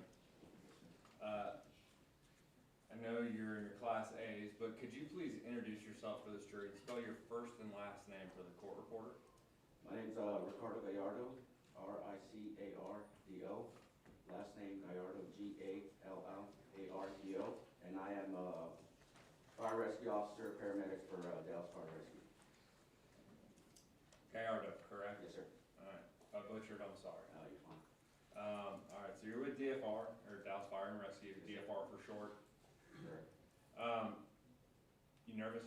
A little bit, You ever testified before? never, first time. All right. Well, I just want to kind of go just briefly through your training and experience with DFR. How long have you been employed with DFR? 15 years now. And as far as training to become, what is your official role with DFR? I guess let's start there. I'm a fire rescue officer, and I also perform paramedic duties or advanced life safety. And is that part of the training to have both of those qualifications? Yes, sir. Can you just walk the jury through some of your training and experience to become a fire rescue officer as well as the paramedic status? Fire rescue, just pretty much a fire academy, fire training, teaches you, what you do on the fire engine, fire truck. As far as the paramedic training and doing more medical calls, life-threatening calls, and some that are not so life-threatening, you go through a few months or several months of paramedic school, clinicals, and various tests to get certifications to become a paramedic. And do y'all take continued training throughout your 15 years? Have you continued to take training to keep yourself up to date? Yes, we do quarterly training and probably a little bit more than that throughout the year to keep up with our skills. Okay. And on November 11, 2020, do you remember that day? I do remember most of the day, but if you were to tell me that that was a day, I wouldn't have known that was the exact dates, I guess.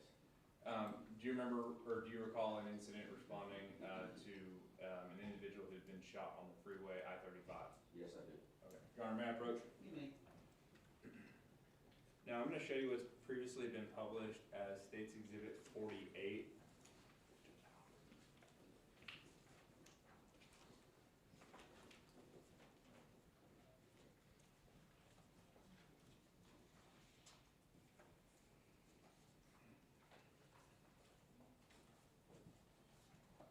Showing what's been marked as State's Exhibit number 52, which is just notice of intent to use business records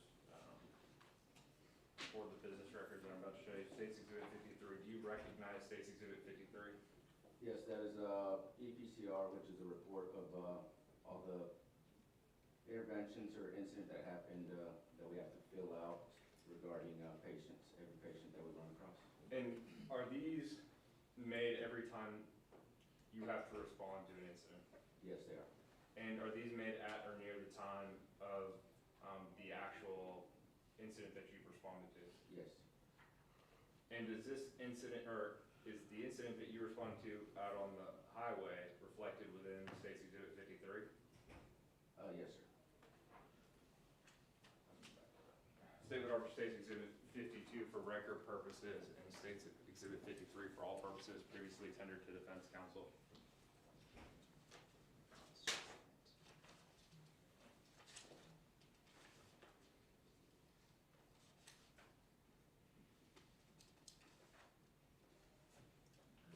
No objection to 53 and 52.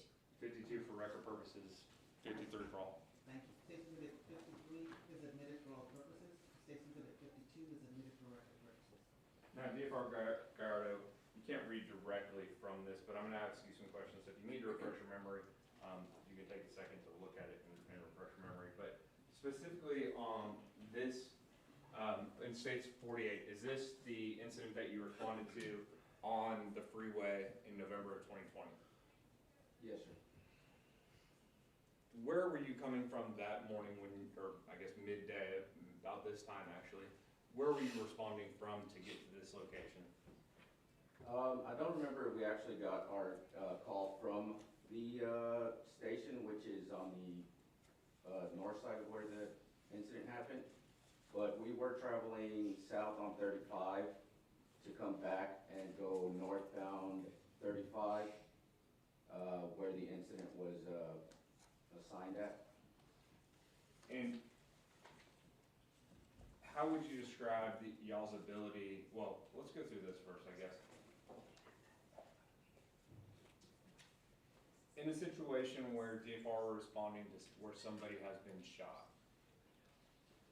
who or how many, who and how many people get dispatched to a location like that? You get an engine and an ambulance, which would be on an engine is a four-man crew. An ambulance would be a two-man crew. You get that just so you can have more hands and a little bit more help. Because it is a serious call. And that's general protocol on DFR for a shooting, that an engine would respond, a four-man crew on that engine, two-man crew on the ambulance. Correct. And are all of those individuals, both on the engine as well as the ambulance, are they all trained as paramedics as well? You would have at least two of the four would be paramedics as well. Okay. So two paramedics on the ambulance, two paramedics on the engine. Correct. Now, when you responded out there, was it easy to get to the location where the victim was at? No, as we were going southbound on 35, we noticed the traffic was bottleneck and it was standstill traffic. So when we turned around, we knew we had to go up an exit, and I was on the ambulance that day. We turned around and went against traffic to come back towards where the incident was. So you went northbound in the southbound lane?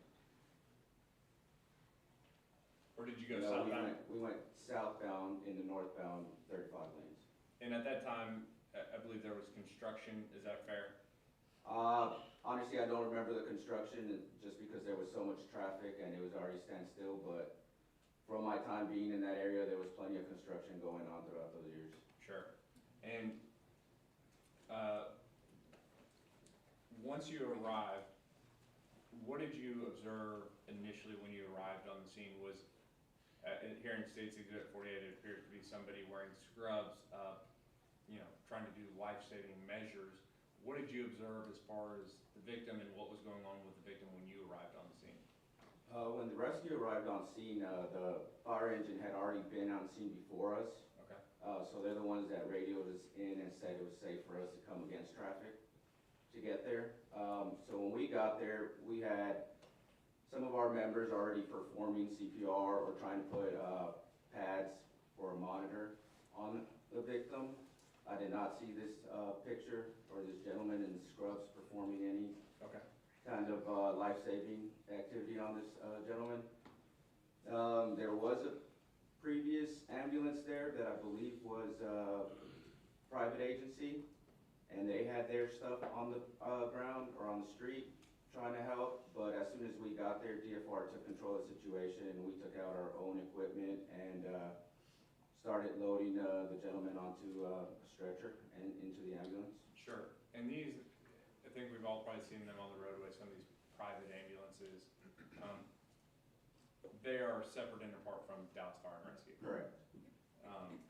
And so when you arrive on a scene like that, is it your preference to use your instrumentation, your stuff, as opposed to somebody else's? Absolutely. And why would that be? Just protocol, and obviously we'd be more familiar with our tools and theirs. Sure. And as far as what condition, once you arrived, and I realized there was other paramedics from the engine that were already trying to save Mr. Noble. But what did you observe as far as the state and condition of Mr. Noble at that point? Obviously, you could tell he was pulseless and not breathing. Plenty of blood on the ground, and at that time, people's gloves and loading him on the stretcher, it's all over our equipment as well. So that's what I remember from the initial contact. And you were in the ambulance that day. Yes, sir. Were you in the ambulance that transported Mr. Noble from the scene? Yes, sir, I was. Now, you said that he wasn't breathing and that lack of pulse, correct? Correct. What, in that situation, when somebody is exhibiting those symptoms, what does your protocol tell you to do as far as trying to perform any type of life-saving measure? So we would obviously try to tend to the significant severe wounds. In this case, we would try to stop the bleeding, try to stop all the trauma, that he had, and then start to perform chest compressions and go through our chest or CPR protocol. And at some point, did somebody perform a chest needle decompression? Not that I recall, but I believe in situations like this, gunshot wound, it wouldn't be, you would be able to do that in this situation. And But I don't recall it Okay. happening in front of me. do you want to check it and see if it is in those records, business records, whether or not it was done? And if it refreshes your memory, let us know.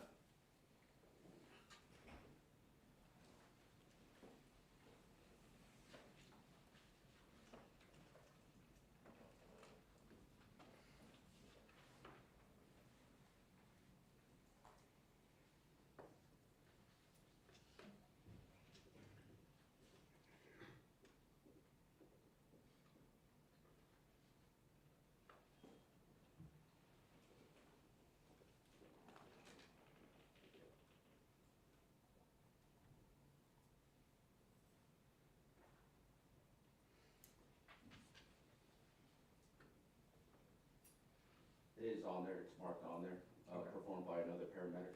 And what would the purpose be of a chest needle decompression?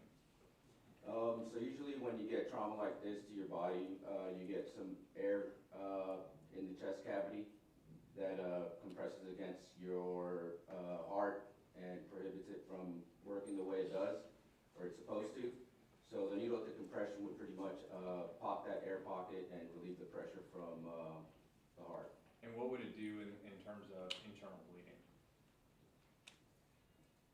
It would relieve, like I said, mainly it's for relieving the pressure and help with breathing because it would be more of a collapsed lung issue. Okay. So if you had internal bleeding pressing down on your lungs, would that be a situation that could help? Correct.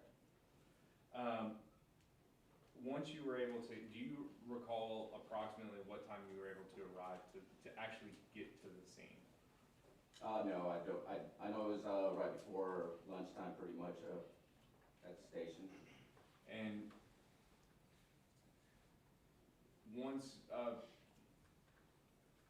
he was placed, or once you're there, is he then placed on a stretcher? How does that take place? Where do you go So, from here? When we got there, we came down with our equipment. Our members were already, performing chest compressions and all that. So we bring a backboard to be able to load them onto the stretcher easier, put them on a stretcher, and take them to the back of our ambulance where we have most of our equipment, where it's easier for us to work as a team. And in situations like this, where it's out and open in the public, we don't want to really perform life-saving in front of everybody or the public, or too many people on the road. Probably not a safe place either. Correct, especially with all the traffic, correct. Also, more tools inside the ambulance. Correct. Now, once you get him inside the ambulance, what measures did y'all take outside of just CPR, chest compressions? We try to get IV established on these members so we can replenish the fluids that they've lost, in this case blood. So we try to keep them alive with that, and also try to breathe for them since they're not able to breathe on their own. And what about sodium bicarb? Sodium bicarb, yes, sir. What do y'all do with that? We give it to them just to reverse certain symptoms that they might have. And explain that if you can to the jury. Pretty much in this case, if he's losing too much oxygen and he has bad oxygen in his body, in layman's terms, we would give him that to reverse his O2 sats pretty much. Because at this point, again, no pulse, no breathing. Correct. Once you have him in the back, he's on the backboard, on the stretcher, into the back of the ambulance, y'all start doing this, and then where do you go from there? At this point, the hospital is really close to us, so we are taking them to Methodist Hospital. And do you continue to, again, attempt to, well, I guess, regain any signs of life at that point? Yes, we are doing a continuous CPR, chest compressions, and trying to introduce various medication into his system from there to the hospital.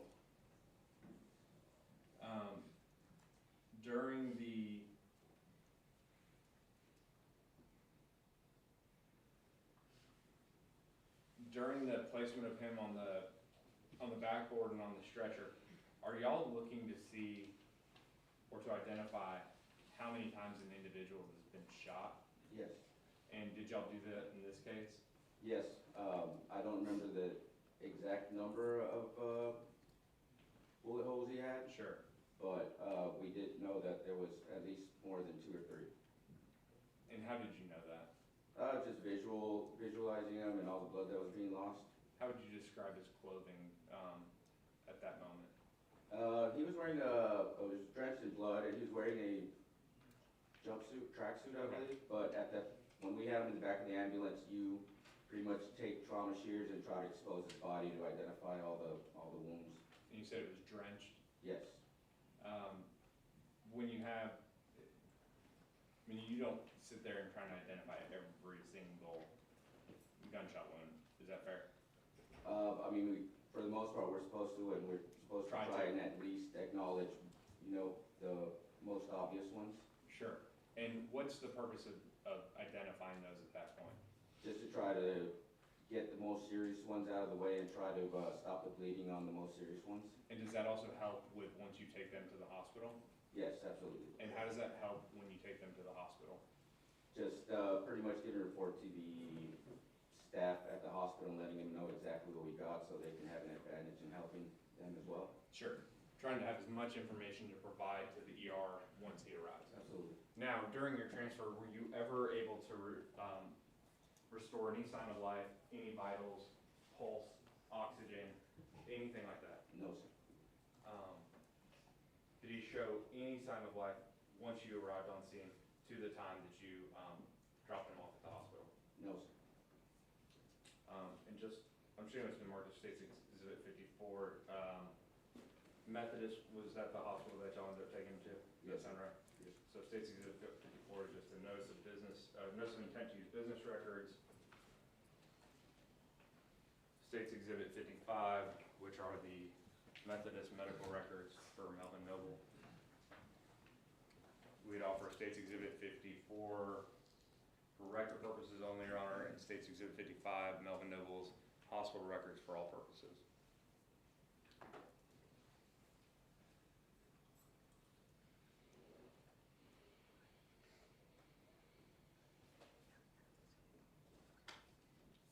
No objection to 55, what was the, and then 54.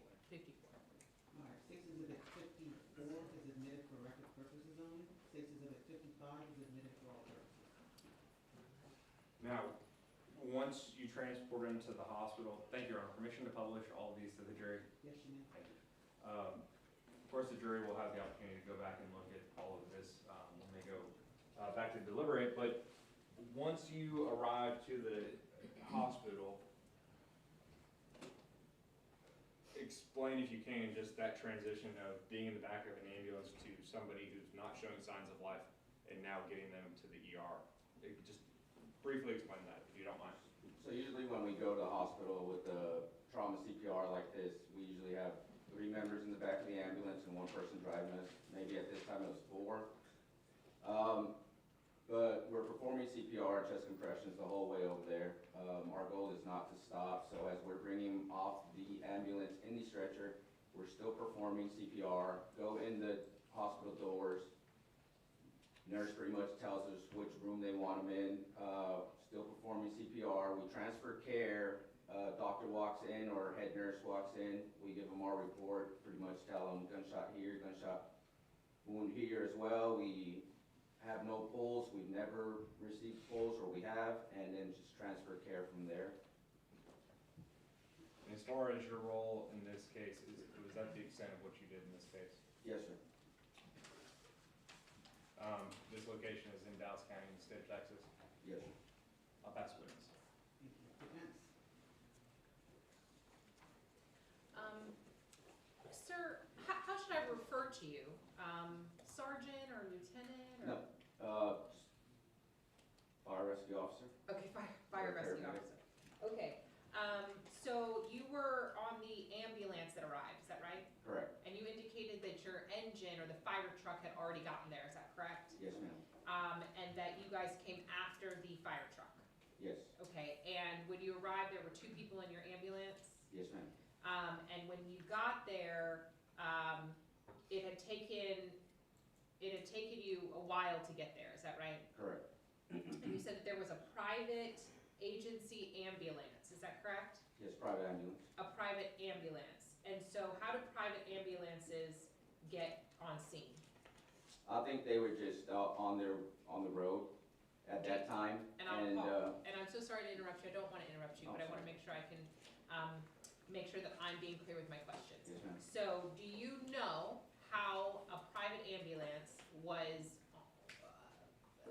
performing any function before you arrived? Do you know how or why they were there? I don't know that they were actually performing any function. I know that they brought down their equipment. And so you don't, and I'm gonna ask you this question, so you don't know whether or not they were doing anything? No, ma'am, I don't. You just notated that they were there? Yes, And with their you, equipment on the ground. with their equipment on the ground. You also said that you did not see the person that's in this picture do anything. Is that correct? I didn't see this picture or the events in this picture. Did you see this person in the blue, down on the ground, did you see him do anything when you were there? No, ma'am. Okay, so I you don't didn't, remember did seeing you, this person. you've never seen him before? I don't remember seeing the person. Okay, so once you got there, this person wasn't there? Not that I saw. Okay. And all of the things that you did, once you got on scene are part of your protocol, is that right? Correct. That's in any situation that you would arrive at, that maybe there were, somebody was shot? Yes, ma'am. Okay. Do you know you said you don't know how many times the person was shot, is that correct? I don't recall how many gunshot wounds they had. And do you recall when you went into the scene, was it chaotic? I would say it was chaotic because we were on the highway and people had to block traffic and there was a lot of people out of their cars, which is not normal on Okay, were traffic there- calls. Sure. Were there a lot of people in the scene? Yes, Were there a lot of people? more than usual. Okay. And I'm so sorry, I don't want to talk over you, but I don't want you to talk over me Oh, I'm either, sorry. okay? And the only reason is because this young lady has to take down everything that we're saying, okay? Absolutely. Were there a lot of people walking through the scene?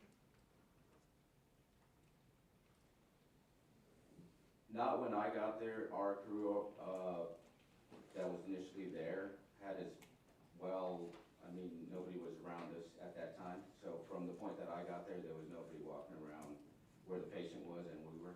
Okay, so you don't know what was going on before you arrived, right? Was there law enforcement there? I'm not sure if there was law enforcement there yet or not. I don't remember that part. Were there law enforcement on this scene when you arrived? I don't remember that. So you, and I don't, the question is, was there law enforcement, and I think your answer was you don't remember.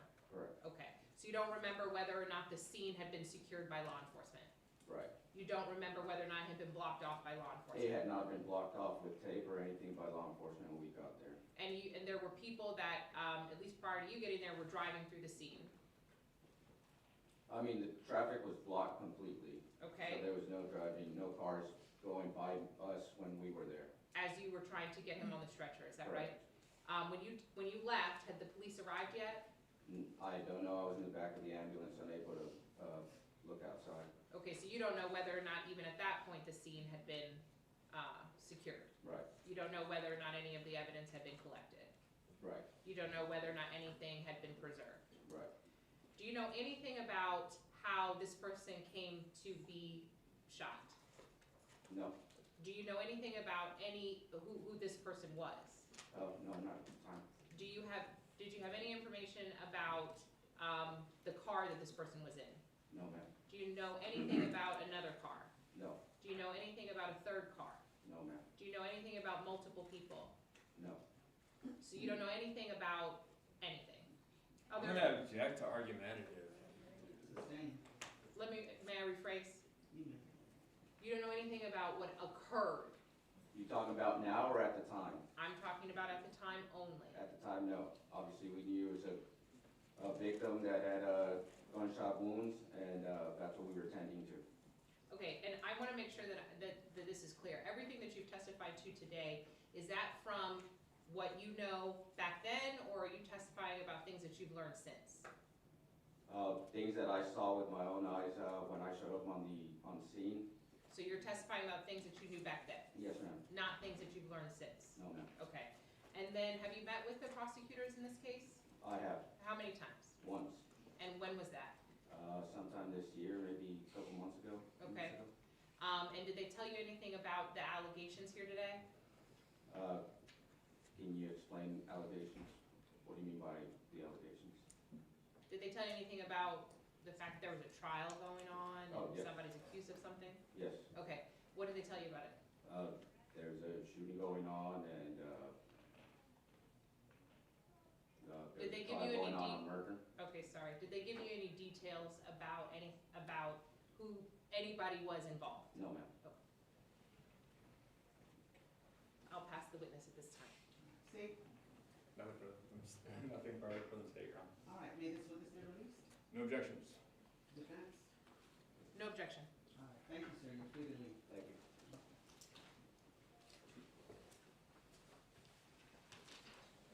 Ladies and gentlemen, it's 12:32 now. Let's take a 1-hour lunch break and be back at 1:32. Remember, you are still under my instructions. Do not discuss your testimony with anybody. Do not talk to anybody else or each other about what you heard so far, because you haven't heard all the evidence, and you should not begin to deliberate, okay? All right, thank you. All rise.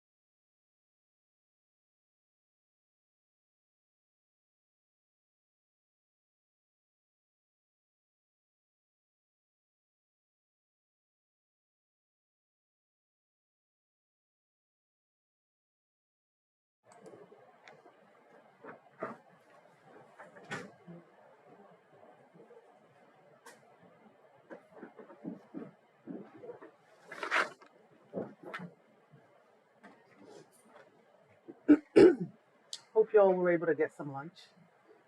Yes? Okay. Well, Miss McIntosh did.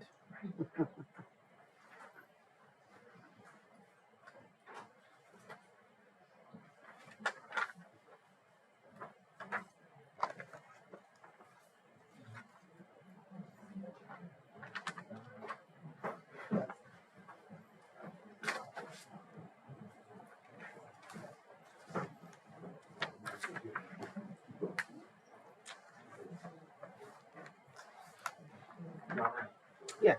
the next witness will be the medical examiner. And so I don't know how you handle that piece with the live stream as far as, I'm sorry, say that again? I don't know how you handle that as far as the live stream, seeing Yeah, it'll be on there. So long as there's, the public is able to see it, then, yeah. Okay, let's bring in the jury, please. Can I just try to see if there's a plug on this side so I can kind of let my computer dying? Is there a Go plug on ahead, this side? go ahead and do it. Let's bring the jury.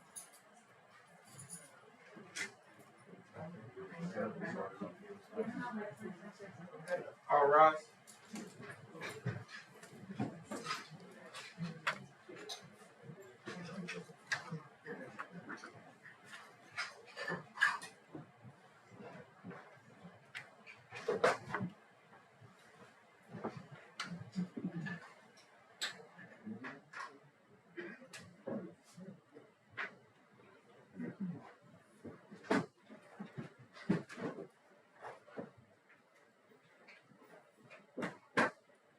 Y'all may be seated.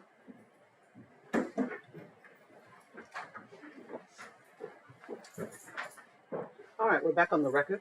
The record will reflect that the defendant is present with his attorneys, the state is present, the jurors are present and seated. State, call your next witness. State calls Dr. Jeffrey Bernard. Thank you. Ladies and gentlemen, I hope you all had some lunch. Okay, very good. Doctor, would you swear that the testimony you're about to give will be the truth, the whole truth, and nothing but the truth to help you God? I do. Thank you.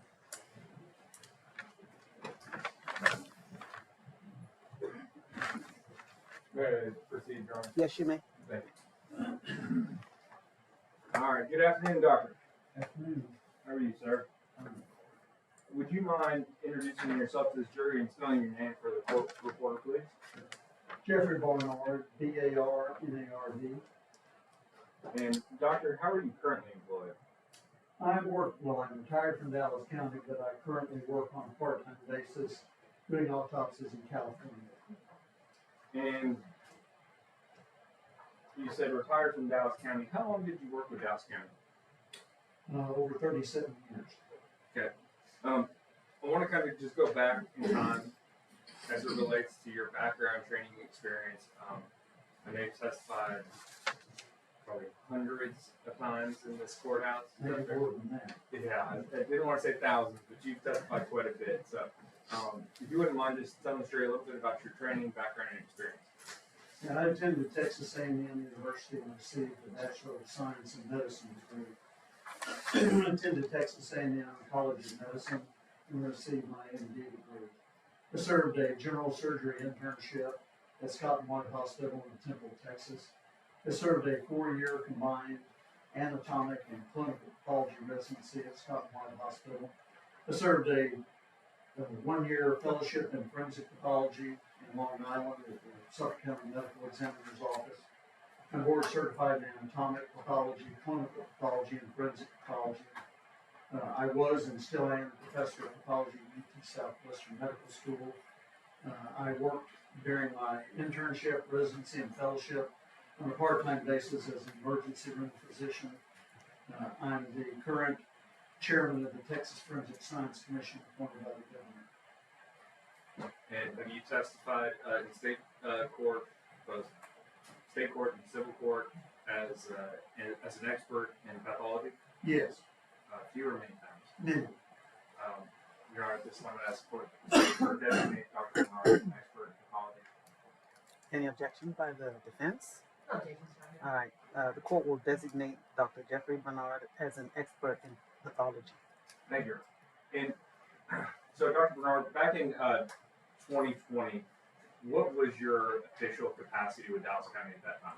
I was the director of the Southwestern Institute of Forensic Sciences and the chief medical examiner for Dallas County. And what were some of your job responsibilities and duties as the chief medical examiner for the Dallas County, or I'm going to say SWIFT, as the chief medical examiner and as the head of SWIFT? Well, it's two different things, but as the director of the Southwestern Institute of Forensic Sciences, I oversaw both the criminal investigation laboratory as well as the medical examiner's office. So in the criminal investigation area, the crime lab, so to speak, I was administratively oversaw that. So that dealt with the employees, budgets, that sort of thing. As the chief medical examiner, I oversaw the medical examiner's office, all the other medical examiners, and I did autopsies as well. Now, Doctor, I kind of want to just hop right into this.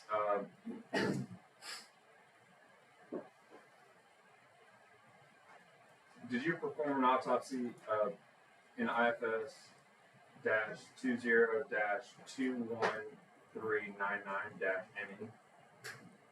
Well, the ME is just means of medical examiner. Correct. But the number is correct. I did that autopsy. And Your Honor, at this time I'd offer State's Exhibit 960, which is a copy of Dr. Bernard's CD previously tendered to the defense counsel. Did you say 960? Yes, Your Honor. Okay. No objections to 960, Your Honor. All right. State's Exhibit 960 is admitted. Is it 960? 960? Yes. All right. Is admitted for all purposes. Thank you. And again, permission to move freely about the courtroom during testimony. You may. Thank you. Now, Doctor, before we get into the actual report that you did in this case, can you tell the jury a little bit about what pathology is, what an autopsy is? Can you just kind of give them an overview of all of this? Yeah, so pathology itself is the study of disease. And forensic pathology is kind of a subspecialty of that, in which your job is to determine the cause and manner of death. And in so doing that, many times an autopsy is performed. And an autopsy is both an external and an internal examination of the body. And the external examination is that part of the exam which is performed prior to making incisions into the body. So that could be things as simple as color of the hair, color of the eyes. Those are all parts of the external examination. Also, if there are any injuries that are identifiable on the skin surface, those are documented. The internal examination is that part of the exam which is performed in which appropriate incisions are made into the body. The organs which reside within the body cavities are examined. Also, during that, you're looking for any sort of injury, and the organs are removed, and any sort of natural disease, if present, are documented. Organs are weighed, they're dissected, and then ultimately placed back in the body for burial. Also, during both the external and internal examination, fluids are removed for toxicology examination, that is, drug testing. And we can briefly describe when you receive a body in a homicide case, or when a body comes to you that it's suspected a homicide may be involved. How does that work? Well, homicide, all bodies are brought in, body bags are tagged, so they're sealed up. But in cases where you suspect that there's a homicide, well, then an x-ray is performed before you open the body bag. That is, it's a scanning x-ray, so that if there's a bullet that might be loose in the body bag, or as we've seen before, guns that are in the body bag, placed for some unknown reason. And then you get an idea of whether there are any projectiles that need to be recovered or anything else that need to be recovered.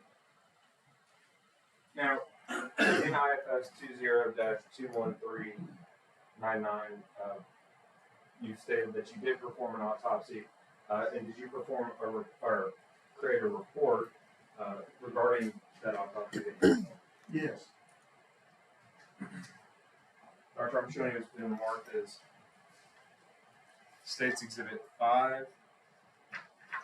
And I'm also going to give you 6.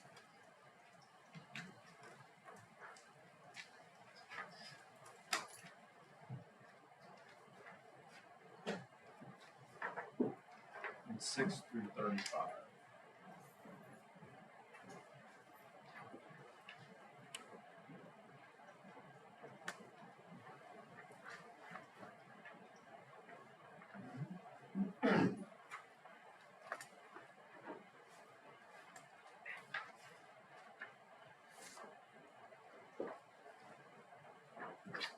I'm also in States Exhibit 4, which is already in evidence.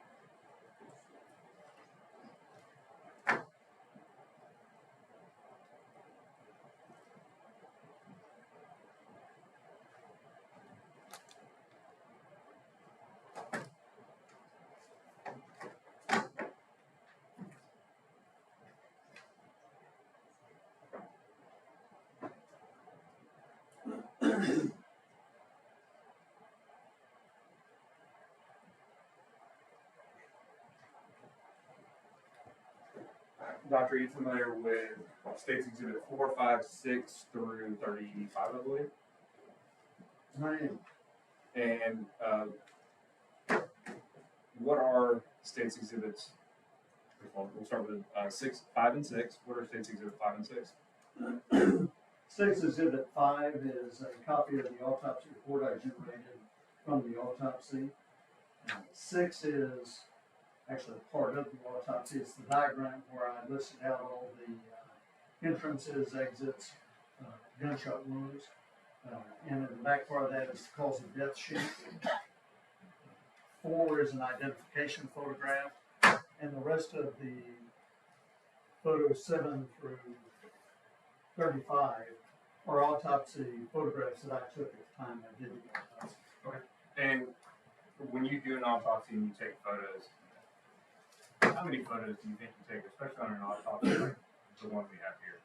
I took a large number of photographs. This is part of the photographs, it's not all. You said it's a smaller or large portion of the photos from the autopsy. Yeah, I tend to think less is more rather than introducing 50, 60 photographs.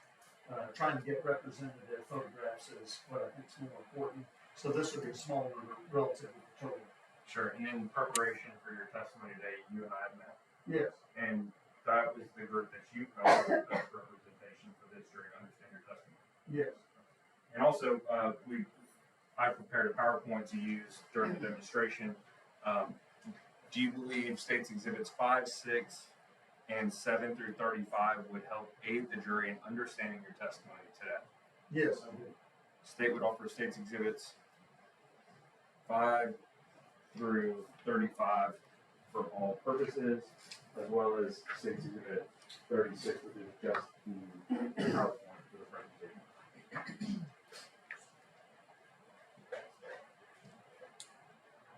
Which exhibit is the PowerPoint, counsel? 36 is the 36, PowerPoint. thank you.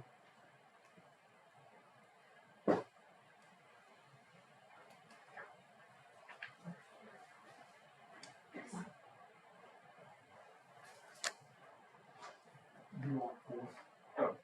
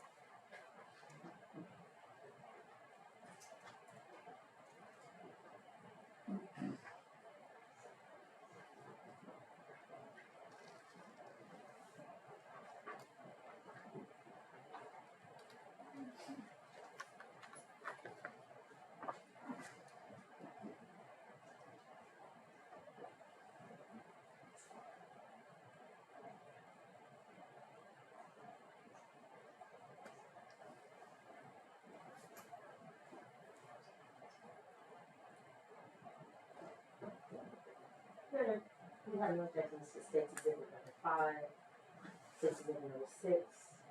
We do object to State's Exhibit 7 through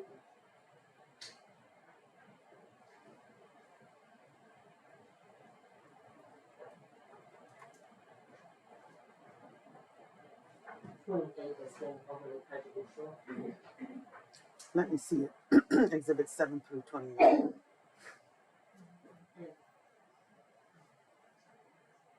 In the,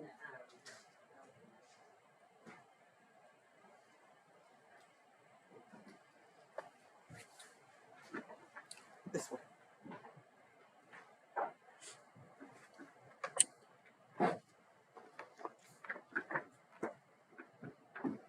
Let me see the remainder of the exhibits.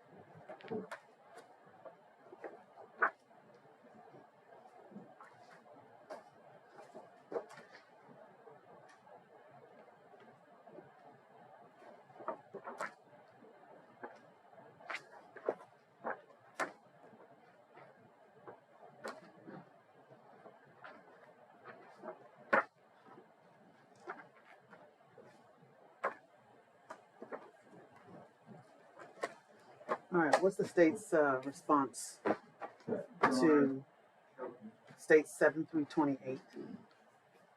Yes, Your Honor, this is an extremely complicated autopsy that was performed. The result I believe there's exactly 13 wounds to the victim itself, and I can develop some more testimony with Dr. Bernard to explain the complexity of this and the reason for him needing all of these photos and why we pared it down extensively from the total amount. All right. And the probative value substantially outweighs the prejudicial value when it comes to proving a capital murder. Are there photos in 7 to 28 that are duplicates No, of each other? they're not duplicable. Okay. And The only thing would be some are a further away, but then a closer up to actually see, and so the doctor can explain the nature of the wounds themselves. So it might be the same. so the state's saying that these photographs will aid Dr. Bernard in describing how this individual was killed or Yeah, the sure. wounds suffered. And I believe that was his testimony as well. Okay. All right, defense objections are overruled. we have no objections to 29 through 35, Your Honor, and just 36, as Davis, or he's implied that 36 is their PowerPoint, and it's just a comprehensive version of the photographs and the medical report, as long as that is what is on the fine. Okay. It is, and it's been previously submitted to the defense counsel. This makes it easier to go through with the doctor. Okay. State, the defense doesn't have any objections to that. So, state's exhibits 5, 6, and 7 through 35, and 36 are admitted for all purposes. Thank you, Your Honor. Would y'all like to retrieve these? Yes, Your Honor.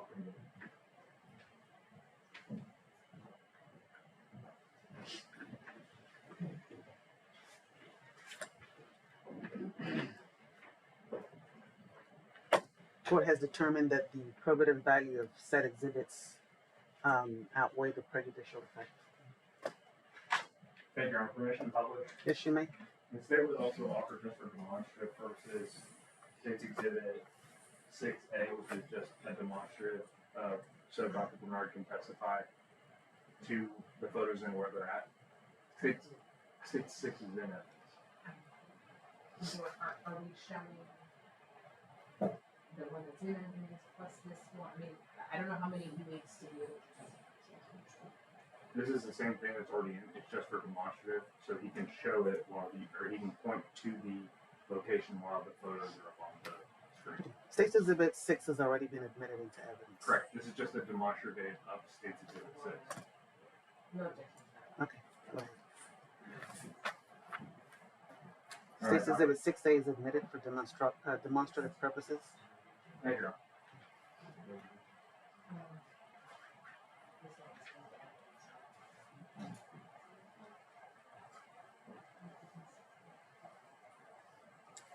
Is the location okay for the defense? No, Your Honor. Okay. That's why it's unable to see. Do you want to put it over there by the door? As before? I was gonna have him step in, you know what, do that. Well, Mr. Wright is able to see. And then you can grab it, and then you can grab it.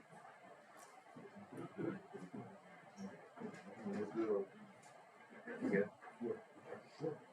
Okay. All right. I'm sure the jurors can see that, right? Okay. Can the defense see this diagram?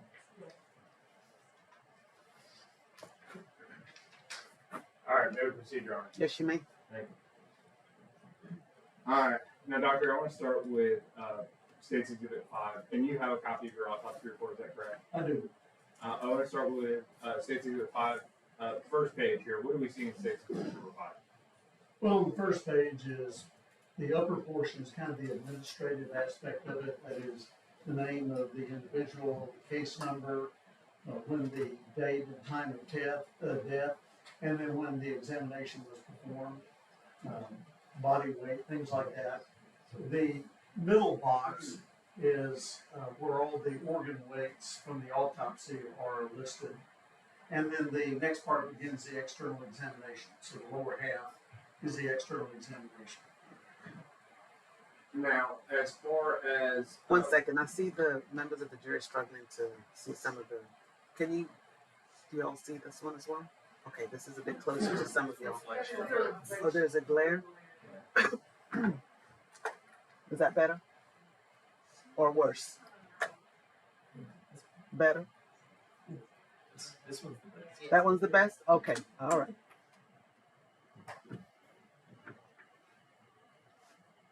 Going on to the second page, what do we have here on the second page? Well, page 2, the initial top part of it, a section we have called identifying marks and scars. So anybody that has scarring or tattoos or anything like that, that's the area where that is listed.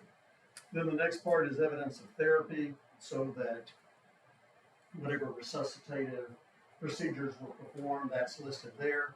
And then the next part is the evidence of injury, and I give a summation of the fact there are 13 rifle wounds, and they're numbered 1 through 13. They could have been, start with the letter A, but you have to identify them one way or the other. So I just picked the number.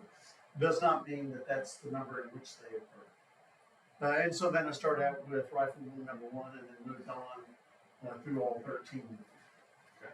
And we'll go through that here in a second, once we actually start diving into your findings in regards to the actual wounds themselves. But again, that is all for the external examination of the decedent, correct? No, I mean, once you get to page 2, the injuries have both the external and internal aspect of it. Correct.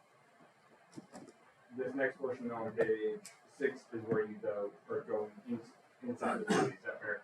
Well, that's after you've described all of the injuries. And then I put a caveat in there saying that once these injuries have been described, I'm not going to be repeating them. And so then you go into the internal examination, and that's the area you describe those things which are separate and apart from the injury section. So it's like what the heart looks like and that sort of thing.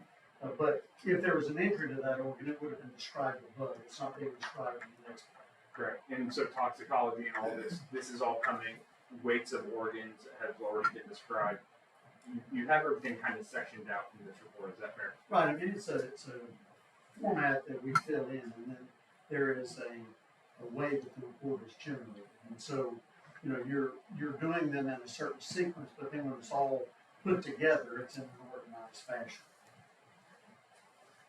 Now, we're gonna go through, each of the wounds individually. Again, this was in 2020, so on page 7, toxicology, everything came back negative on toxicology as far as what was checked. COVID-19, we were back in the middle of the pandemic at that time period. Right? Now, again, you said you were the chief medical examiner as well as the director of SLIS, but you still, in that capacity, you were still performing autopsies. I did a full caseload while I was the chief and the director. And in 2020, we were all pretty busy. Yeah, we're fully busy. Moving on to page number 8. Now, this portion is reference back to your earlier findings or your earlier comments regarding your examination. Yeah. Yeah, this is really a summation page. And this makes it easier for people to look at, in particular attorneys, so that it's kind of organized for them. Otherwise, you could leave that whole thing off. But then it requires people to go back and read through all of the description of it. And so this is a summation page so that it's a little bit easier for people to understand. We appreciate that. So, for example, here number 1, and again, when you number, for example, right wound of trunk and it's number 1, you number just based off the first one that you're talking about. Yeah, you have to arbitrarily pick whatever your starting injury is. It could, like I said, I could call that A instead of 1, but I called it 1. And you pick one that you start with for whatever reason. It's the highest one up or whatever.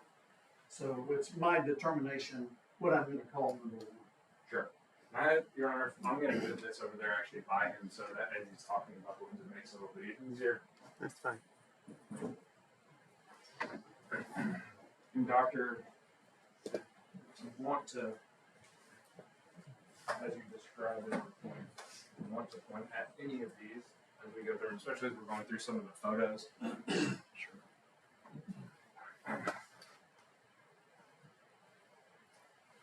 And again, the jury will have this, and they can go back and we're going to talk about all of these as we look at the photos. But each one of the wounds that you've notated in your report and on your diagram, these findings are what are towards the end. Is that correct? That's right. Now, you discussed an X-ray here in State's Exhibit number 9. Was this the X-ray that was done in this case? Yeah, there's probably more than one X-ray, but this would have been the initial X-ray where the body bag is sealed up, so you're trying to figure out what do we have in there. Like I said, sometimes there are bullets that are loose, sometimes there are weapons that are in there, sometimes you've got some of the things like clothing, as in this case. So we will just do a scanning X-ray before we open the bag, so we know what we're dealing with. And we talked about like projectiles. Is it possible for the jurors to see here any projectiles or any, foreign objects that were in the decedent's body? Yeah, I mean, I know what I'm looking for. But the thing is that some things may look like projectiles, and say up in the left upper corner, that you see that opaque area. Well, those are zippers. So, you have to kind of know that everything that's may have metal in it can look like one thing or another. But I'm looking at the body trying to determine what do I need to look for. And so you can see projectiles in particular as you look at it, to your left is going to be the decedent's right side of the body. Now, as far as property, we all also log all the property that they come in with. Yeah, I mean, I would describe what jewelry is on the body and leave that. Mainly because our volume was so great that if you tried to take all the jewelry off and then keep track of it, there's always potential you can lose it or the family won't get it. So our goal was to try and leave things like that alone. Things that are separate, like say a wallet or things of that nature, yes, we'll take those out. They're sealed up and then they're either released to the police or they're released to the family, depending on the circumstances. State's Exhibit 35, was that the currency in the property that was on the complaint when we came in? Yes. And again, just documentation. Yeah, and I took a photograph of it so that it showed how much there was. And then I believe I released that to the police since the circumstances to me were somewhat unknown, so I let them deal with who they released that to if they released it. Sure. All right, and so now we're going to go into the autopsy itself.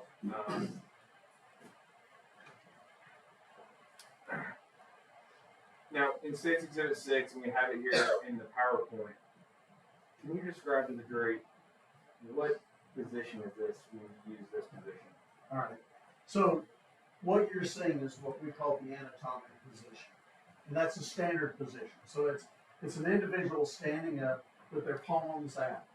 Now, that doesn't mean that's the position they were in when they received the injuries. You just have to pick one so that you can say, okay, this is going from right to left to right. So you know what, and in this case, we'll talk about one of those wounds where the way that the wound was received may not be the way that it is like that. But you just pick that as a standard. So, you know front, you know back, but that's what you work from, or what I work from when I'm describing my report. In a homicide investigation or a homicide autopsy, would you agree with me that bullets are moving when they're shot from a gun? Yeah, it's got velocity to it, so yes. And is it fair that to say that when a lot of times in homicide investigations or autopsies, an individual's body may be moving when they're shot? Yeah, well, the bullet's moving, the individual that gets shot can be moving, the person who's shooting can be moving, or all of them are happening. And so what we see on TV with CSI, it's not that way when it comes to the actual true science in the doctor that's doing the autopsy. Television is, blessing and a curse because you don't solve these things in 15 minutes like they do on TV. So it isn't as easy as they may make it on television. Now, they may make it look easy. I want to talk specifically about this case, and you and I have had a chance to work together many times over the years. Would you describe this autopsy in particular as straightforward or complicated? No, this was a very complicated autopsy. You have injuries that are occurring to the front, the back, the side. They're taking weird courses, tracks where the bullets are going. So this is a very complicated case. And you've been performing autopsies in 2020 for how many years?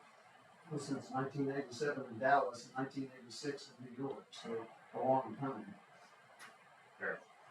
Now, I want to just go through them with you one by one. We'll start number one and walk through this. State Exhibit number one. What are we looking at? Gunshot wound number one. Yeah, What are we looking at here? Yeah, so wound number one, and I have kind of a legend down here. So the solid circles are your entrance, the open circles are the exits, and then there's this little circle with an X through it, and that's going to be a written entrance. So in this, the dark circle, just I step down. You may. Here you go, sir. It's kind of old. So wound number one, the entrance is in the back. And then the exit is in the front. And this one took a rather unusual course in terms of what it did. So it got the spleen and it got the stomach, but it also entered into the chest cavity. So it went through the retroperitoneum, that's that back portion. And so it got several organs, it got the lung and it got the heart, and after it got the heart, it went out the chest. So it's a kind of a torturous course that it took But following the track, that's what it went through. And in the retroperitoneum, that is that back portion, there was a projectile or fragment that I recovered. And then if we look close up here, at State's Exhibit number 10, what do we see here in State's Exhibit 10? Easiest way. States 10, that's the entrance wound to what I arbitrarily numbered as 1. In State's Exhibit number 11, we talked about the close-up view. Is that the close-up view? That's a close-up view. And is there any, as it relates to the direction or the entrance itself, do you notate that and how the projectile entered the body, either directionality, did it come in an awkward angle? Well, you don't measure angles, and the body doesn't do well at trying to use a protractor. So, you talk about where the entrance is. So the body is a curved surface.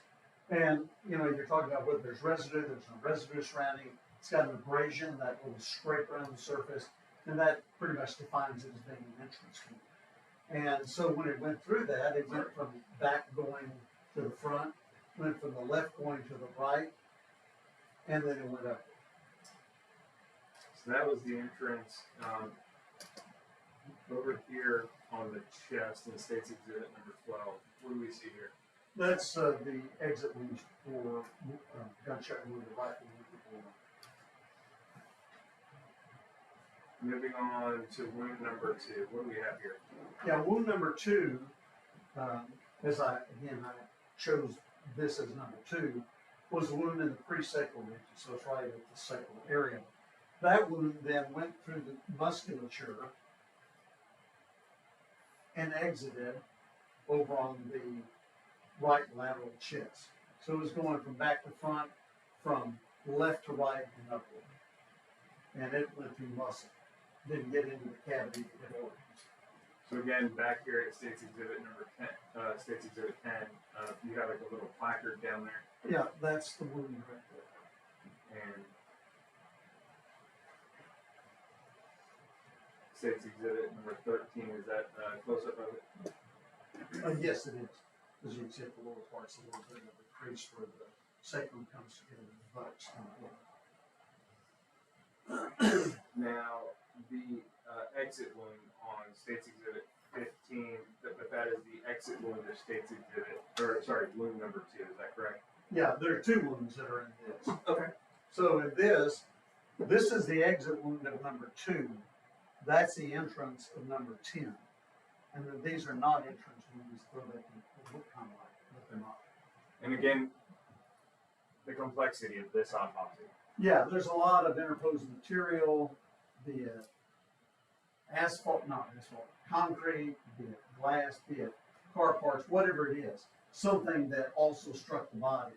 Could even be projectile fragments. There's just nothing I recovered out of it. And when you say interposed, an interposed target, what do you mean by that? Well, if a person fires a weapon through something, and some of whatever it is they are shooting through, some of that material hits the body, that is an interposed target. So that, like, for example, you shot through a window, and some of the glass hit the body. Well, the glass is the interposing target. And in this case, it could be one of several different things, or maybe not just one, maybe several different things that struck the body. And so your testimony is not to say that this went through glass or anything. It's just, and there's a term for this too, correct? That what we see on the body here. Well, around exit 2, the smaller stuff you tend to call pseudo-stippling. And you didn't find any true stippling on the body, is that correct? Right. Stippling is marks made by gunpowder, and I didn't see any of that on the body. And so, And this is an exit. You wouldn't see it on the exit either. and so pseudo-stippling in a situation like this would be whatever came from that transposed target. If somebody shot off the ground in concrete or cement or something that then came up and hit the body. Whatever it was that hit it. Correct. Fragment, whatever. Yep. Wound number 3. What do we have here? And wound number 3 was a wound that entered in the kind of side of the buttock. And then that wound entered into the retroperitoneum, and it then deposited a fragment in the retroperitoneal region, and then it exited, went through the small intestines, then exited the front of the abdomen.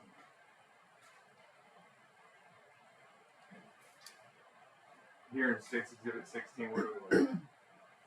Well, the two wounds there, but in particular, this is the entrance to wound number 3. And so that would be the one furthest to the left and highest up in the picture. Yes, that's right. States Exhibit number 20. Yeah, 20 shows 2 exit wounds. This is 3 and that's 5. But this, since we're talking about 3, that's 3. The upper exit wound. Okay, so you have 2 exit wounds right near each other. Yep. I'll probably skip over that since we covered that is 3 and 5 though. That is 3 and 5. Wound number 4, what do we see here? 4 is a wound in the buttock region, you can see. And that one then took off through the musculature of the buttock and exited the flank in a real irregular exit wound. And so in States Exhibit number 16, where would that be located? Maybe States Exhibit 17 is easier to see. Yeah, this is the entrance wound to number 4. Right in the middle. Right, and then up there is 3. Exit wound number 4 in States Exhibit number 18. Yeah, this irregular large defect is the exit to 4.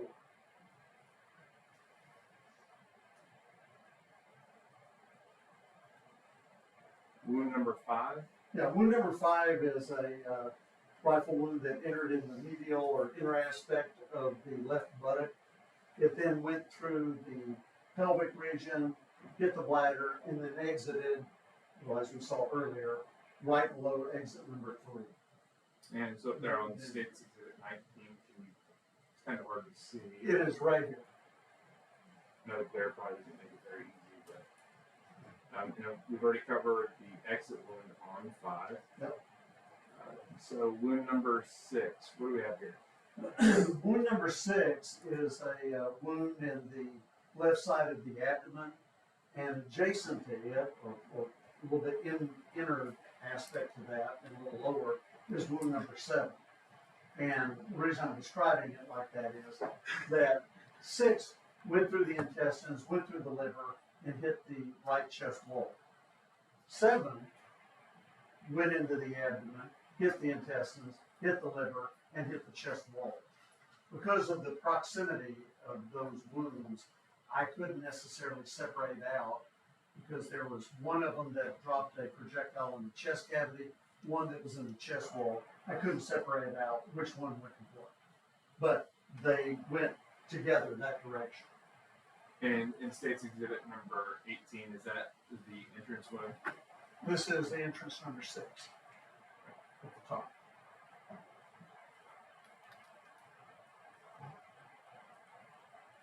Wound number 7, what do we see here? Yeah, as I just described, it was a little bit inner aspect of 6 and a little below it. And again, its trajectory is very similar to 6's. And so States Exhibit 21 is kind of just a different angle of that portion of the body. Is that Yeah, I've shot the photograph so it shows the exit of 4, the entrance of 6, and the entrance of 7.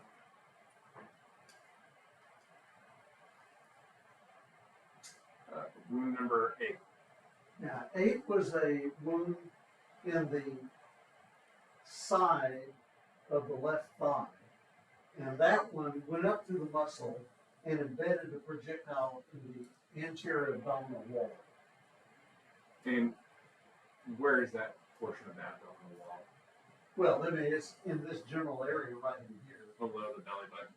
Yeah, oh yeah, sorry. States Exhibit 22. Yeah, so you're seeing wound 8, wound 9, both of them.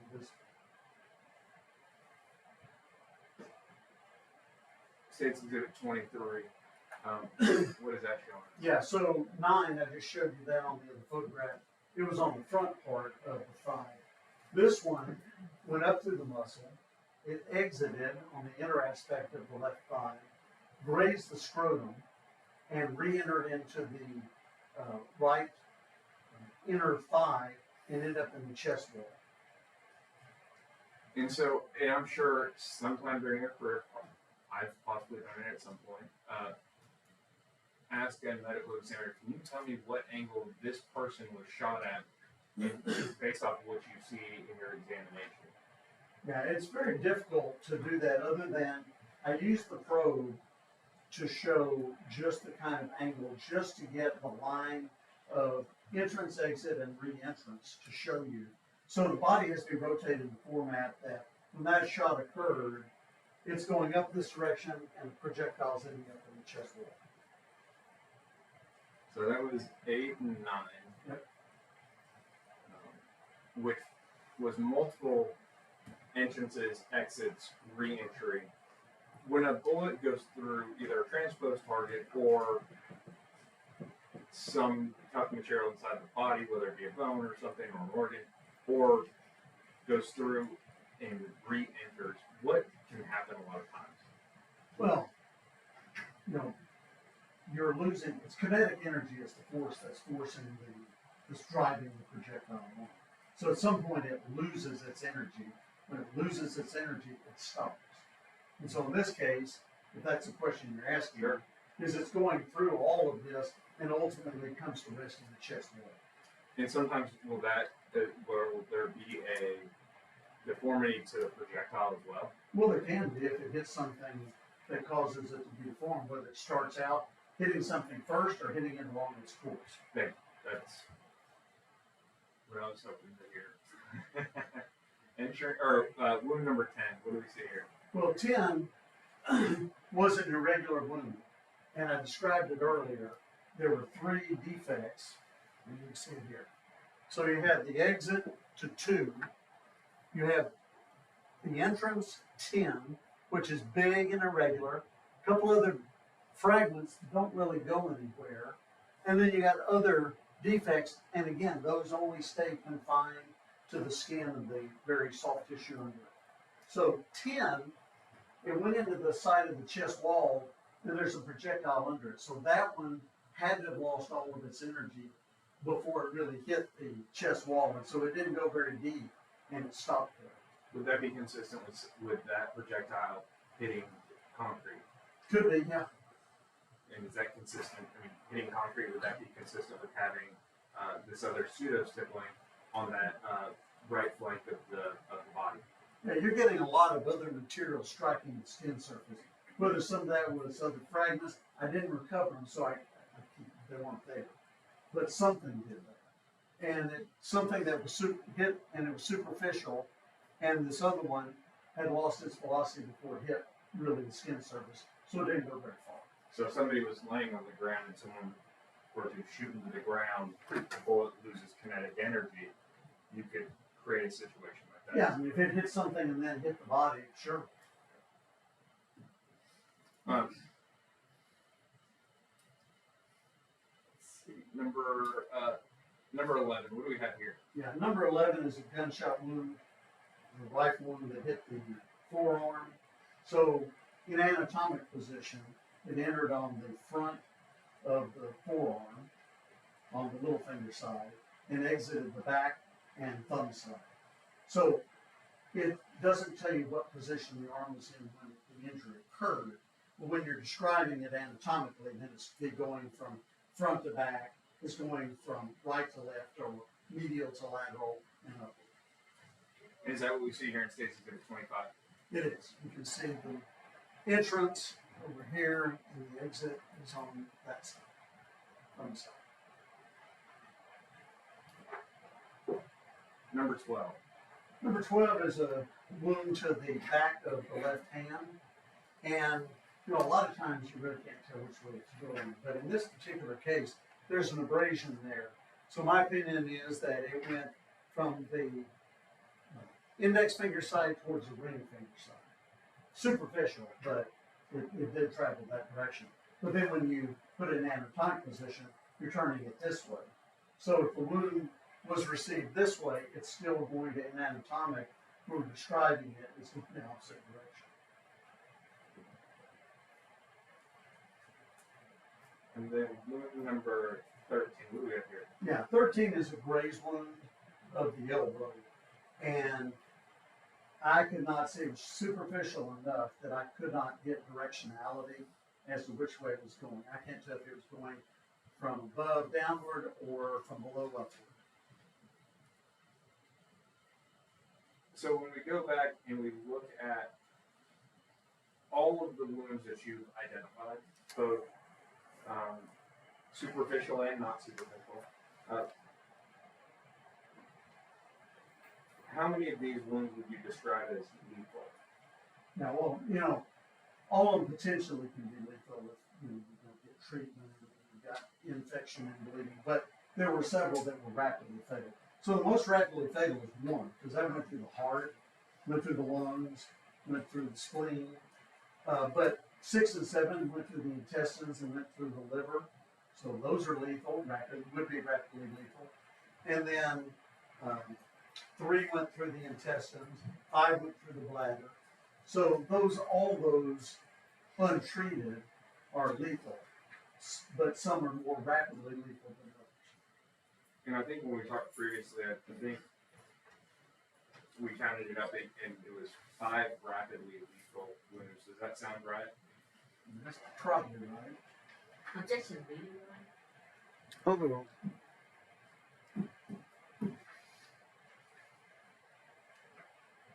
4 or 5. And when you say rapidly lethal, what do you mean by rapidly lethal? Yeah, that means that in some cases, well, in particular in number 1, even if that had been an emergency room at Parkland, then surgeons may say they could save them, but their odds are pretty good to save anybody. It means that you're hitting an organ that is critical to life, and to be able to fix that, you've got to fix the spleen, you got to fix the lung, and you got to fix 2 holes in the heart. And so in my opinion, those are the ones that that's not survivable. What if somebody was presenting with these wounds, what would you expect to see from them? As if you saw this happen immediately, what would you expect to see them presenting physically, if anything? Well, I mean, you don't have a wound to the head, so in that particular case, they're bleeding. They would not be instantly unconscious, but they would be rapidly unconscious because of blood loss, and then they'd be rapidly dead. And would you expect to see potentially rapid blood loss outside of the body? Well, you could. There's a lot of different defects, so it's certainly possible to have external hemorrhage. Sure. And have there been cases that you've worked that you might expect a lot of blood loss, but there wasn't? Well, there are times that, yeah, that can happen because you can get other things. You know, you get through, like the lung and the heart, you could get an air embolus, you know, and the air gets in there and can block the heart and kill them. So you would expect I could see a lot of blood and then you don't. So the answer is yeah. I mean, I've seen a lot of different things. Sure. Okay. Now, as far as your ultimate conclusions, did you make a conclusion and have an opinion as to what caused the death of Melvin Noble? Yes. And what was that conclusion? He died as a result of injuries sustained from multiple rifle wounds.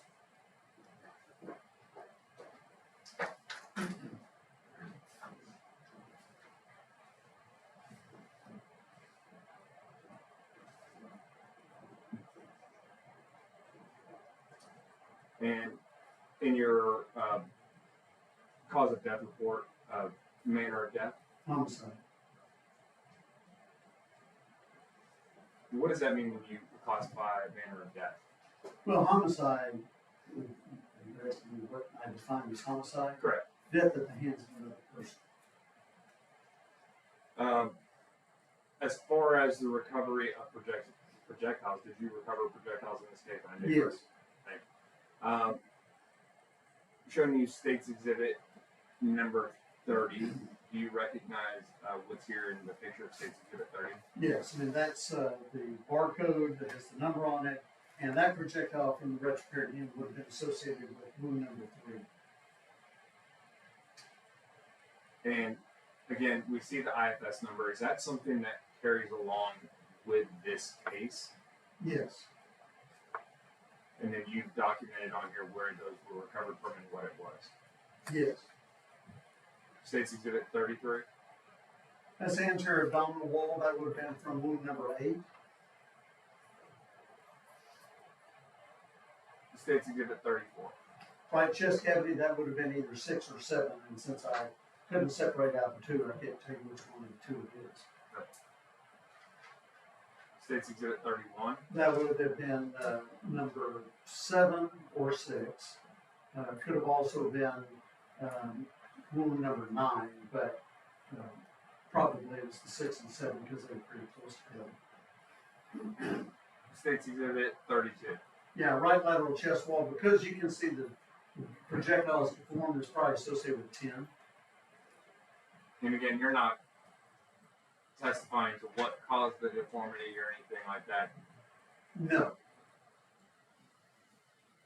Whereas, and just for comparison, State's Exhibit 29, how would you describe that projectile in comparison to the projectile in State's Exhibit 32?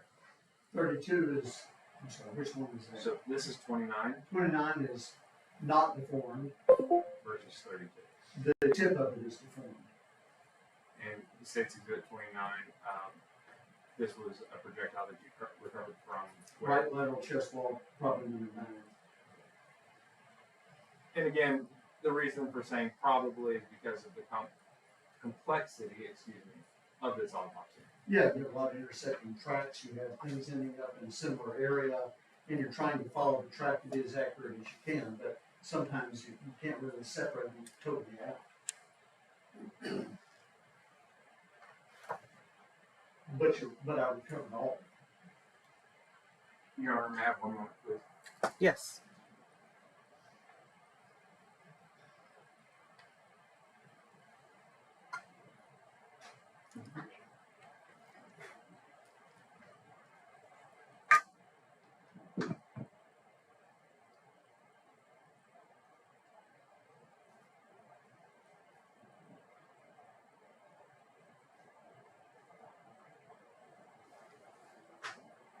Now, Doctor, just as far as those projectiles, those were then put inside those, I know this seems like a silly question, those were then put inside those envelopes, is that correct? Yeah, they're sealed up in the envelopes, separately barcoded, and then all the evidence is placed in a sealed bag and then transferred into the evidence registration.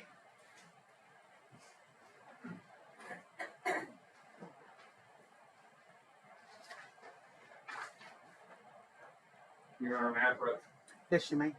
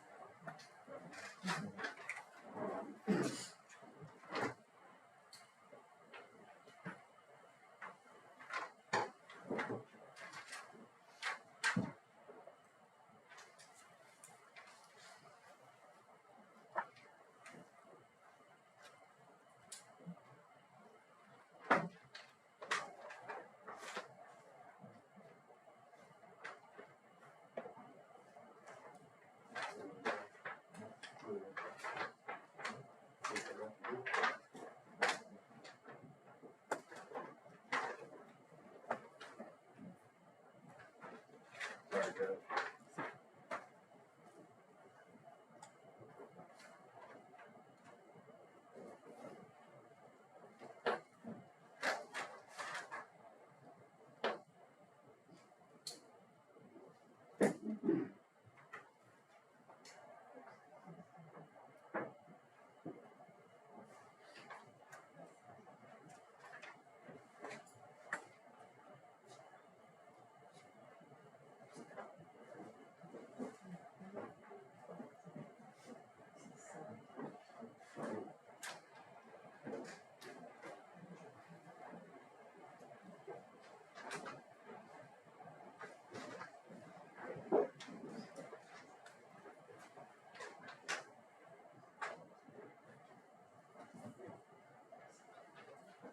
What are you showing defense counsel?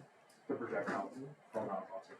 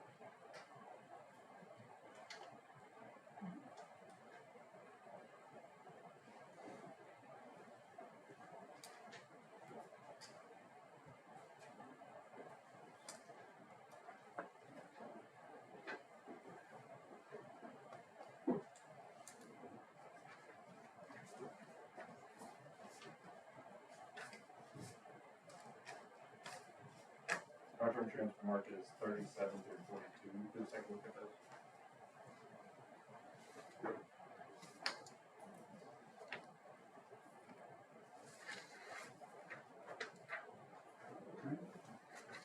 What is contained within State's Exhibits 37 through 42?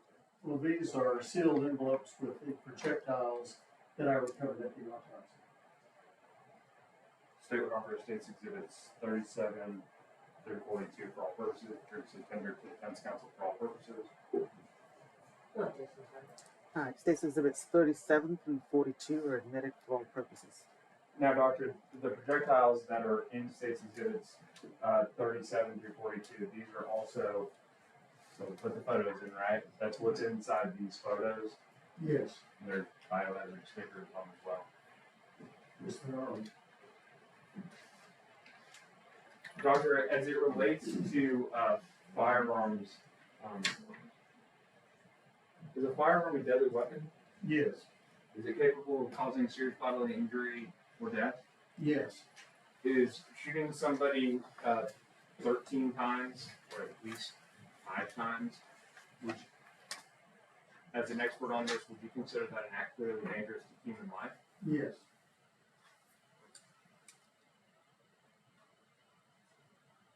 I'll pass it with Sharon. All right, defense? Yes, sir. Dr. Bernard, you said you've been practicing for about 40 years? Yes, Okay. And you've done fairly to say thousands of autopsies? I have. Okay. And you implied that this one was complex, or had some complexities, is that correct? It was complex. Okay. And is part of the reason that it was complex is because, if someone is in motion, if the victim is in motion, or the person that's shooting the victim is in motion, that can mean that the bullet could be going in different directions. Is that correct? Well, essentially the answer is yes, but the bullet will go where the bullet is aimed. But if the body is in motion, or the shooter and the victim are in motion, the track can be unusual because of whatever position the body was in at the time it was struck. So it's just so we're clear, it's not that this is some big complex autopsy because of the amount of shootings. It was complex because of the two individuals perhaps being in motion in the direction and the angle of the bullets. Yes and no to that. I mean, when you have multiple projectiles, multiple injuries, those are much more complex than a single gunshot. But then when you add unusual trajectories, it makes it even more complex. And this autopsy happened on August 12th, 2020, is that correct? I think it is November. I'm sorry, November 12th, 2020. 11th, and then I did the autopsy the 12th. Okay. And how long does it normally take you for an autopsy? Depends on the case. I mean, if it's drug overdose case, then that might take an hour. If it's a case like this, it could take all day. And you weighed Mr. Noble as 199 pounds, is that correct? That's the way we have. Okay, and as far as his height, you have about 5'7", 62 Yeah. inches. Yes. And you were able to take some money off his body, or there was some money that came with his body, is that correct? That's correct. And that was about $1,812. Somewhere around that. And when he came to, or when someone comes to the medical examiner's office, do they have the clothes on or they don't? Depends. Do It's they- variable. Do you remember if Mr. Noble had his clothes on? No, I believe he was nude because he had gone to the hospital, and then there was a bag with clothing inside the body bag. And I do believe that the statement showed you a body bag, and at the bottom between Mr. Noble's legs, there was appeared to be like a circular object. Was that the bag with his clothes? I believe that's correct.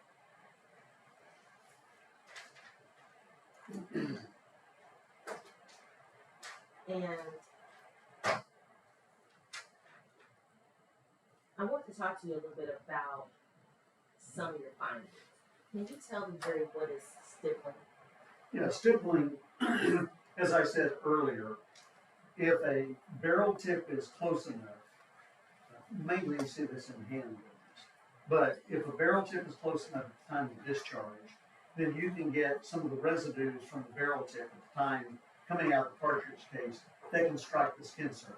So gunpowder can strike the skin surface if the barrel tip is close enough. Now, long arm weapons like rifles, you've got a lot longer, and a lot of times there's less opportunity to see that gunpowder striking the skin surface. And can you tell them what soot is? I'm sorry? Soot. S-O-O-T. Soot would be that blackish material that can be on there when it's a contact wound or a near contact wound. And you didn't see any soot on Mr. Noble's body. No. And that's often indicative of how far someone is, or how close someone is when they're shooting. Is that right? Yeah, that gives you, if you see residue, it starts giving you an idea of how far away the barrel tip was at the time of discharge.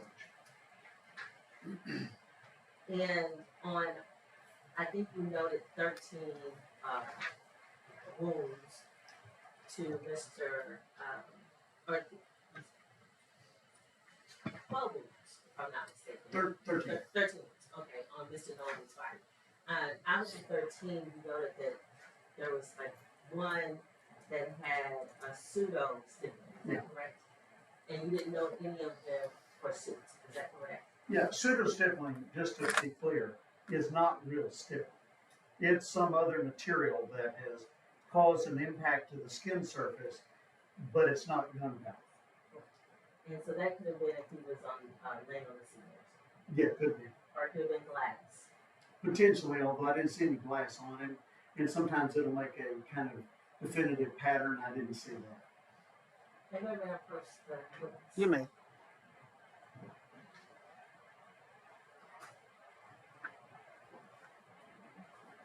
Well, Dr. Lenore, I know you said that you arbitrarily labeled the injuries, is that correct? Yeah, you got people that are separated. Okay, and you labeled them from 1 to 13, is that Right. right? And there is no way that you can tell the jury which injury happened first, right? No, not based on this. No. Okay. And you said that there was 5 injuries that were lethal.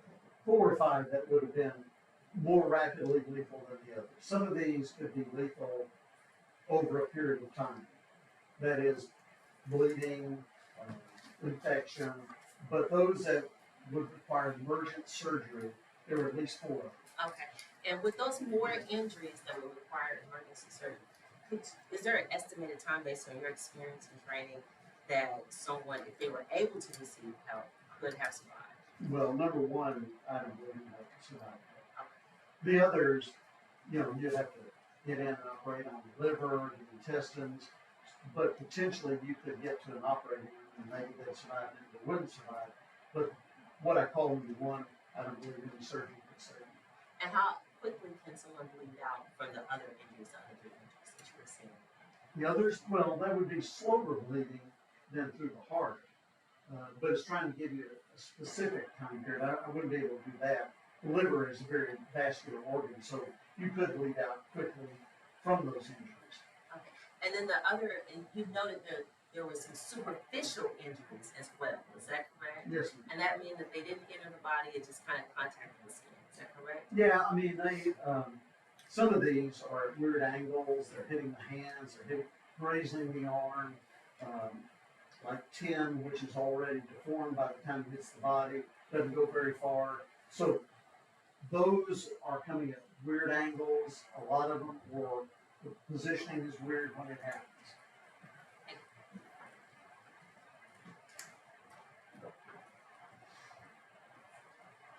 And Dr. Bernard, sometimes the ME goes out to a scene when injuries happen or when someone's death occurs. Did that happen in this case? Yeah, that's more on television. Okay. And in the small jurisdictions where you don't have 5,000 autopsies in a year. I have gone to scenes, usually it was when there were police shootings, so you needed someone who was independent to go in. But in a case like this, plus being transported to the hospital, you're not going to the hospital on those. So it's fair to say to this jury that you don't know anything about the case other than what the injuries were of Mr. Nolan. Is that correct? Essentially, that's right. I mean, obviously someone had shot him, but that would be the totality. And you don't know who that person was that shot him. Is that correct? No, I have no idea.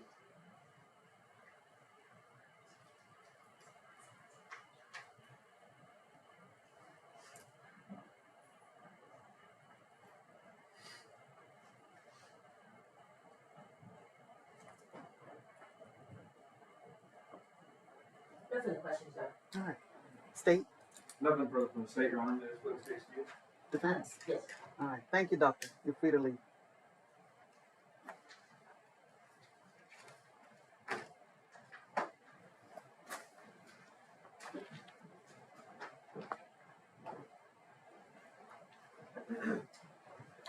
State, call your next witness. State, call Dr. Graham.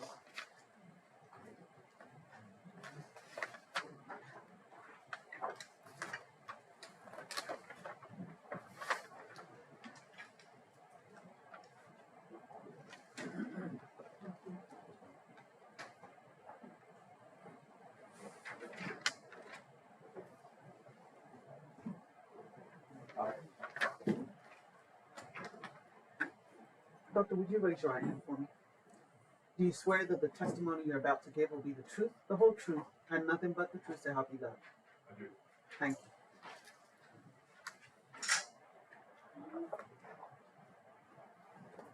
you. Good afternoon, doctor. Good afternoon. How are you, sir? I'm fine. Would you please introduce yourself to this jury and spell your name for the court reporter? Yes, my name is Randall Graham, Graham. First name Randall, R-A-D-A-L-L. And doctor, how are you currently employed? I'm a neurosurgeon at the Methodist Health System here in Dallas. And where are you coming from this morning? From Methodist Dallas Hospital. I apologize. Did you have surgery this morning? I did, yes. And what type of surgeon are you? I'm a neurosurgeon. Apologize, Your Honor. I'm just trying to re-open my PowerPoint. And so the jury just heard from Dr. Bernard, the medical examiner retired with Dallas County. Neurosurgeon, you're a brain surgeon, is that fair? That's correct. Okay.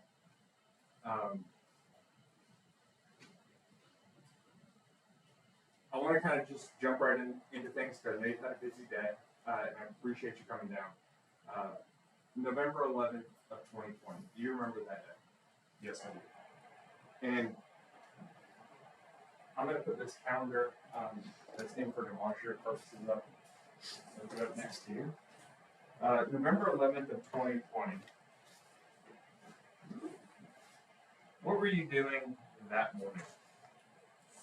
That morning, I was working at Methodist Charleston Medical Center. And where's that at? That is at near the intersection of I-20 and 67. Okay. And doing morning rounds, surgery that morning. If you remember, that morning I had morning rounds, and I think I had a small operation I had to do. Okay. And at some point, did you begin to leave to go to another facility?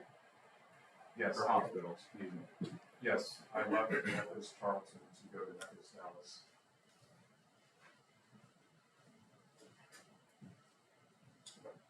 And how did you, what roads did you take to get there? So from Methodist Charlton, I took I-67 north, and that joins into I-35 north. And as you were driving north on I-35, did anything happen out of the ordinary? Yes. What happened that morning? So as I was going northbound on I-35, in 2020, there was quite a bit of construction on that highway around that time. And I recall as I was going northbound, I heard what I'll describe as repetitive, loud, banging sounds. And it was not clear to me exactly what types of sounds those were. I just assumed maybe it was something from the construction. Then suddenly traffic slowed down, which again, not terribly unusual for there being so much construction there, but being a little bit unusual for the time of day, which was around noon. And then suddenly traffic pretty much came to almost a stop.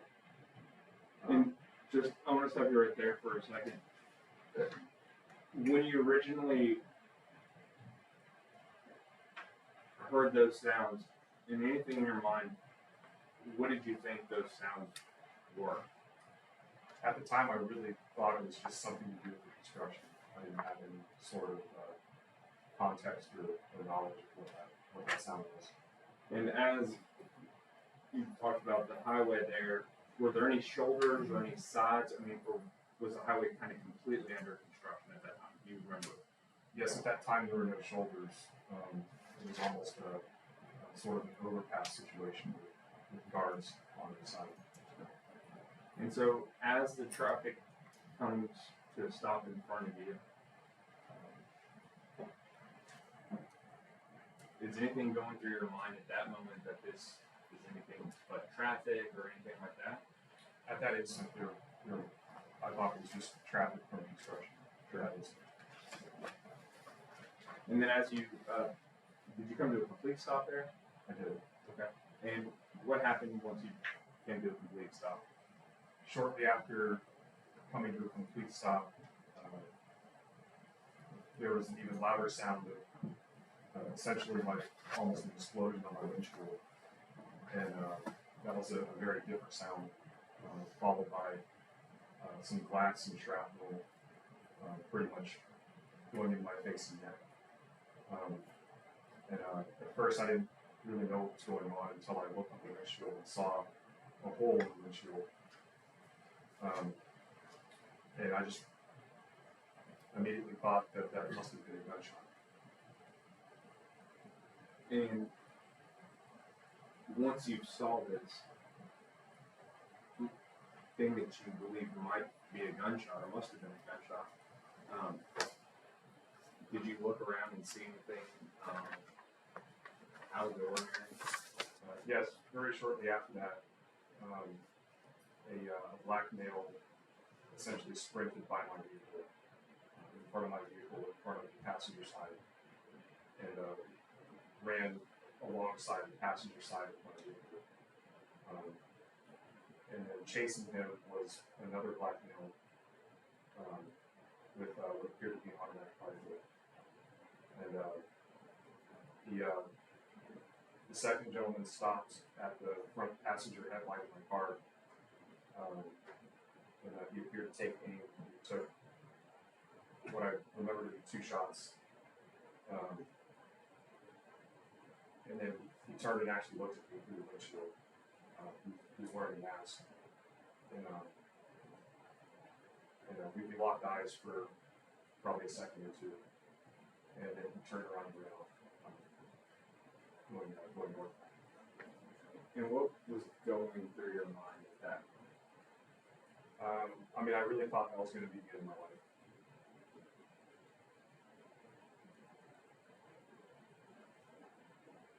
So, going back up just a second. As you come to a stop, do you remember which lane you were in? I was in the left lane. Okay. And when you first saw the first black male running towards you, do you remember what side of the vehicle he was on? If you're looking for, was he on your left-hand side or right-hand side, or Right-hand side. okay. And the individual, second black male that came running by, was he on the left-hand side or right-hand side? Also the right-hand side. And so, as they ran past, do you know how far the first male got past you? I don't recall. Okay. As far as the shooter, did he ever go past your front right passenger door? I don't think he did. I think he took those final shots and then went the other way.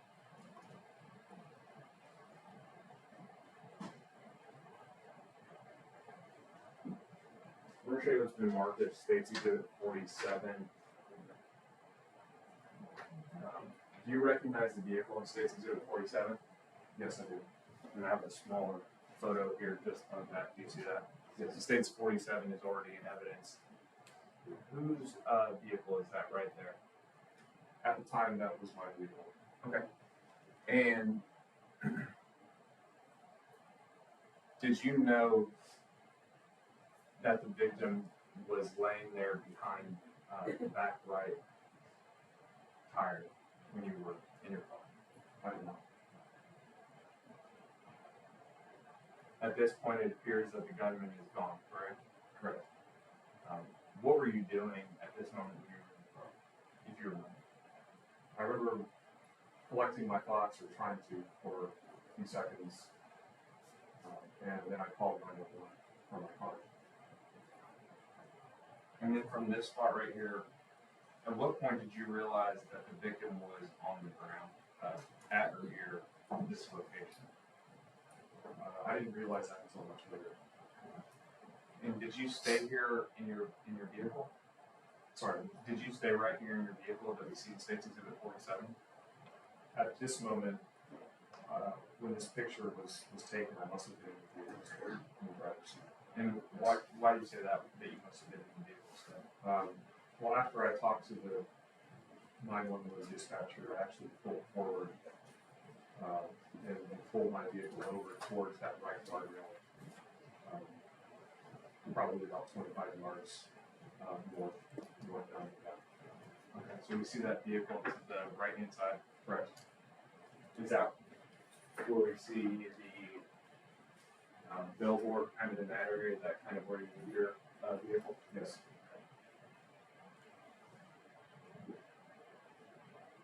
Now, Doctor, I think last time we met, I showed you a video of yourself out there.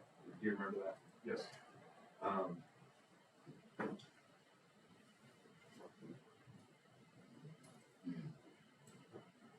You see kind of your blinker on there in the video with the victim on the ground. So when you pulled over, we're looking now at a photo, a live photo from an iPhone. Had the victim been moved, or is that where he was at in relation to your car? And your car is just now not in the picture. Does that make sense? I know it's a bad question. No, I understand the question. My recollection, the victim was not moved. And so we don't see your car here anymore, but it's not that it just disappeared. You moved your car, correct? Correct. My car would be in front of that silver truck. The silver, it looks like a four-door Ford truck with a van and a green shirt.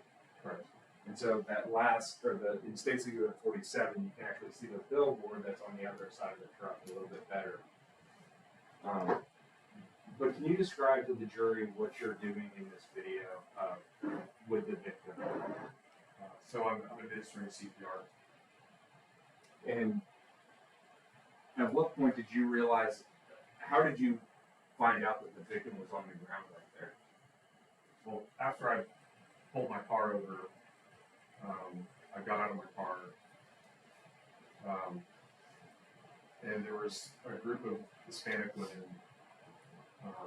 who, if I remember correctly, they got out of the minivan, and they were screaming in Spanish, and one of them actually grabbed me, and she must have seen me wearing scrubs and pointed over to what was the victim, and he was laying on the ground.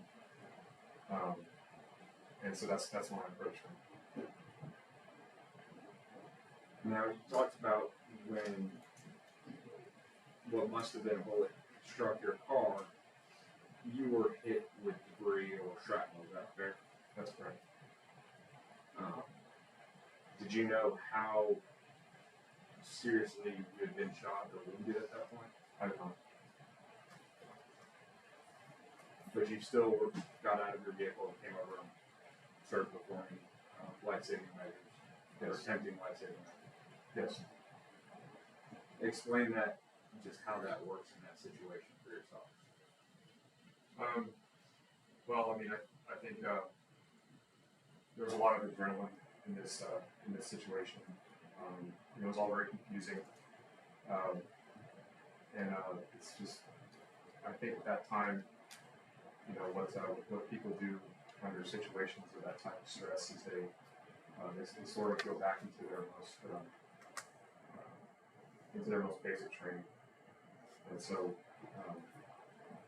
for pretty much all my adult life, I've been trained to try to help people who are in dire medical situations like this. And when you were trying to do what you could in the situation, based off what you were observing as a neurosurgeon, as a doctor, what did you observe as far as what the victim was presenting as far as symptoms or signs of trauma? Well, there were multiple wounds. He was completely soaked in blood. There was quite a bit of blood on the pavement, and he really wasn't breathing normally. When you say he wasn't breathing normally, what do you mean by that? Well, in situations of severe brain damage, we see this pretty frequently. There's a phenomenon called agonal respirations, where it almost looks like the victim or the patient is taking these very short gulps of breath, or attempting to take very short gulps of breath, long, kind of several second breathless intervals between them. And that's a sign that the overwhelming majority of brain tissue has been completely starved of oxygen, and the very basic primitive respiratory centers in what's called the brainstem are trying to initiate breaths. And so that reflex causes the diaphragm to spasm. Those aren't functional breaths. They don't actually get enough oxygen to the lungs. They don't actually hear enough carbon dioxide, but it's recognizable as a very short, very dramatic gulp, or almost like a bucking type of maneuver. And that was already obvious in this gentleman. When somebody presents with these signs of trauma and symptoms, even with all of your training and background and experience, was there anything that you could have done in this situation? It's highly doubtful. I don't think I've ever seen someone survive once those respirations have been obvious. I don't think I've seen someone actually survive.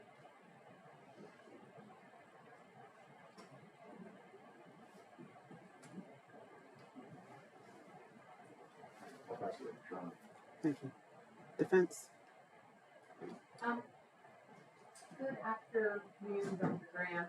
I just want to ask just a couple of questions about what you observed. What you said is that you saw two people running, is that right? Correct. And they were running towards you, correct? Yes, There was one person in front and one person behind, correct? that's right. The person in front, what did they have in their hands? I don't remember seeing anything in his hands. Okay, do you remember seeing a weapon? I don't. Do you remember seeing a cell phone? I do not. Do you remember seeing a bag? No, Did you observe the person that was running towards you in the front? Did you observe them at a vehicle? I did not observe him. Did you observe them near a vehicle? No, Okay. The second person that was running behind the first person, did you observe that person in a vehicle? I did not. So you didn't observe whether or not there was anybody, where there were any vehicles involved? I did not see any vehicles involved. And therefore, whether there were, you don't know, whether there were people inside, you don't know. That's correct. And then you said that the second person that was running, that person, you observed that person have a firearm. Is that right? Yes, Okay. And that they then sort of were near your car and were shooting? yes. And the first person, how far away were those two people? I don't recall how far away they were. Were they right on top of each other? No, Okay. So there was some distance. correct. There was some distance. Okay, and then you said that you described that person as the second person you described as a black male, is that right? That's right. Was it a light skinned or dark skinned black male?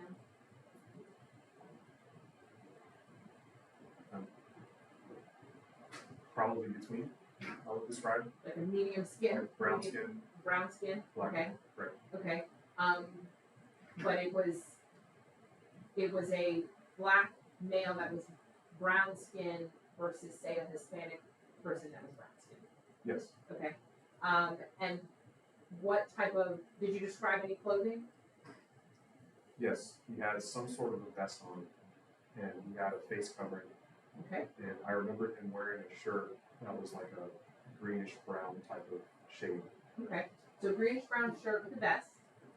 Right. And then you said something over his head, Face. something over his face. I could see his eyes, but I could not see his nose or mouth. Okay. So there was something covering the bottom of his face. Correct. Was there anything covering his head? I don't think so. I don't Okay. recall. Okay. But what you observed, what you just described, is when the person was standing near your car. Correct. Okay. But you whatever you observed, you could not identify that person. No. You could not say who that person was. No, I did not. Based on all of the things that you were able to observe, were you able to determine how the situation began?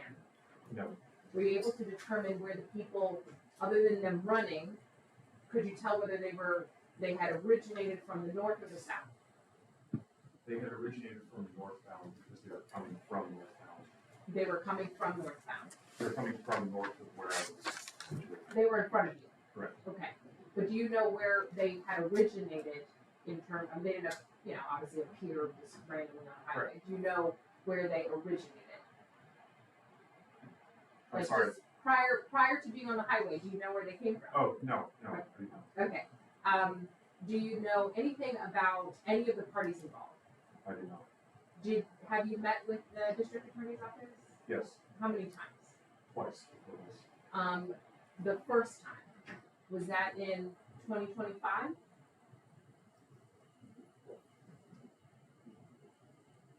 I think it was before that. It was before 2025, possibly 2024? I think so. Okay. And the second time? The second time was just a few weeks ago.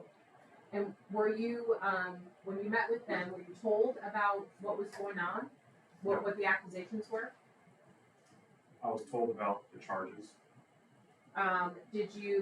Were you told or given the name, Melvin Noble?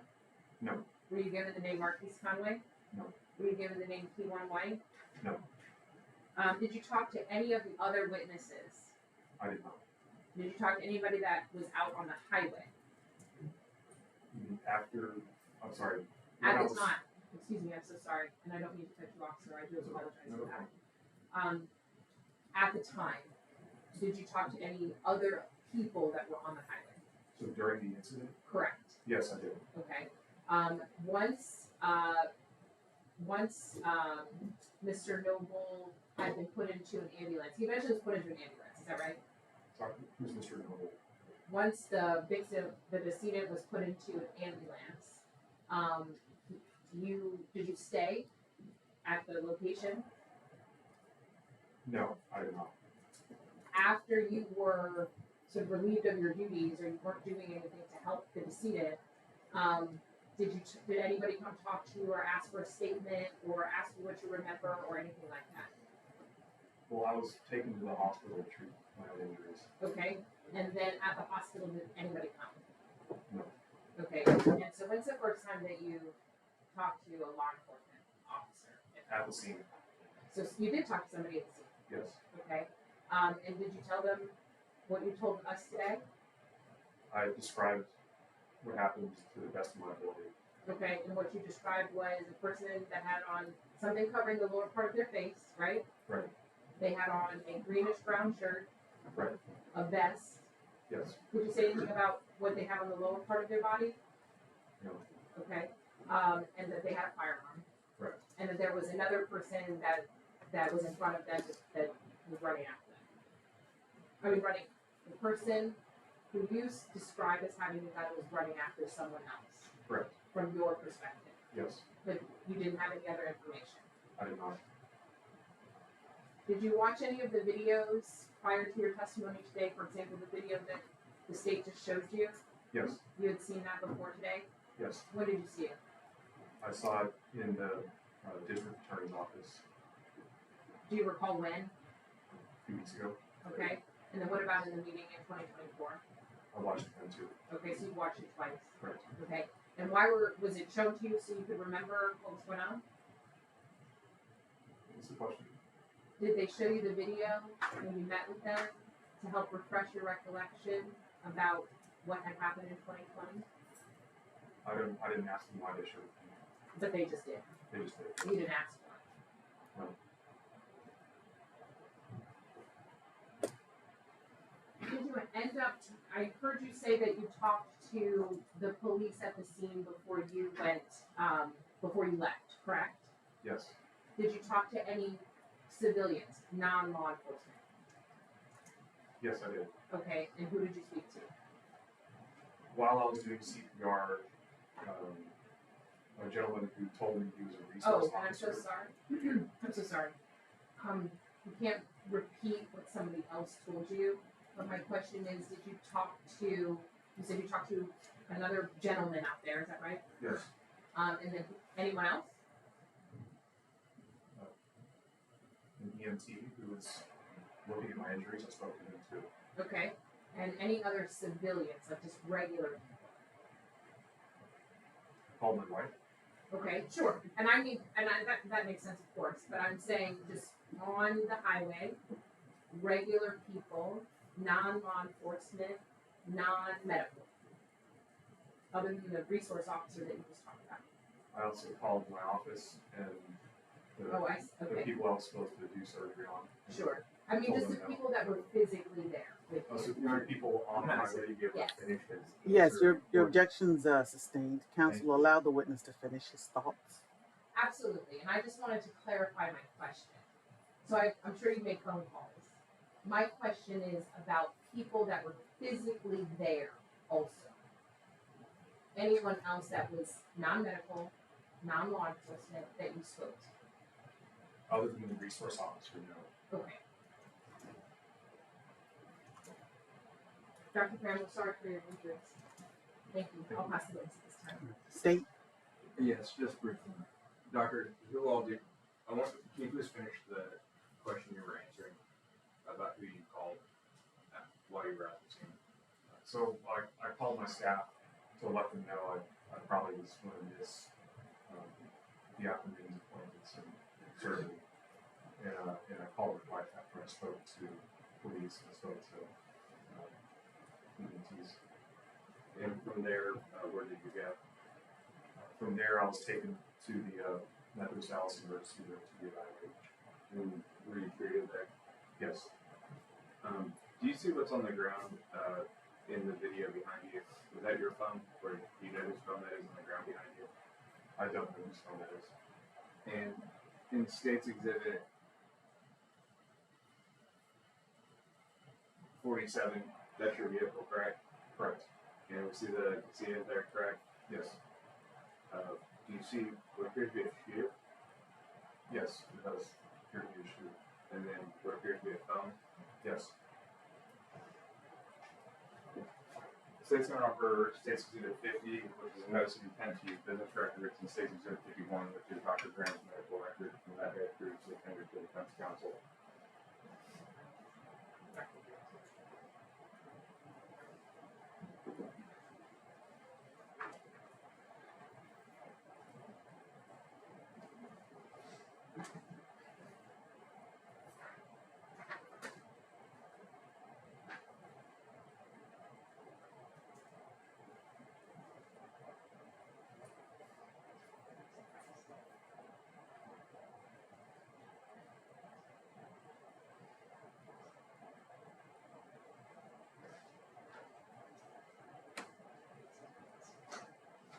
Okay, there's not an objection to it, right? I'm sorry. There's no objection to it. All right, State's Exhibit 50 State's Exhibit 50 is admitted for record purposes only. State's Exhibit 51 is admitted for all purposes. Nothing further from the state. All right, any other questions for this witness? Nothing further from the defense. All right, may this witness be released? No objection from the state. Defense? No objection from the defense. All right, thank you, doctor. You're free to leave.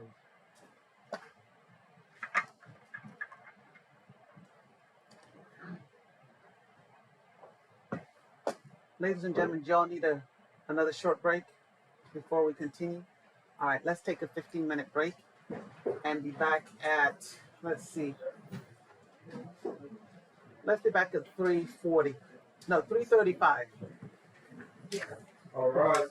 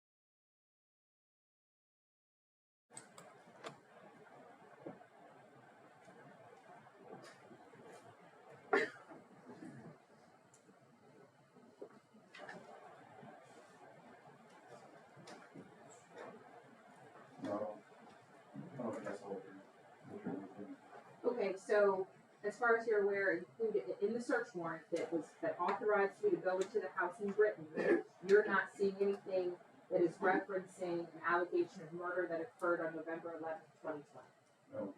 Okay.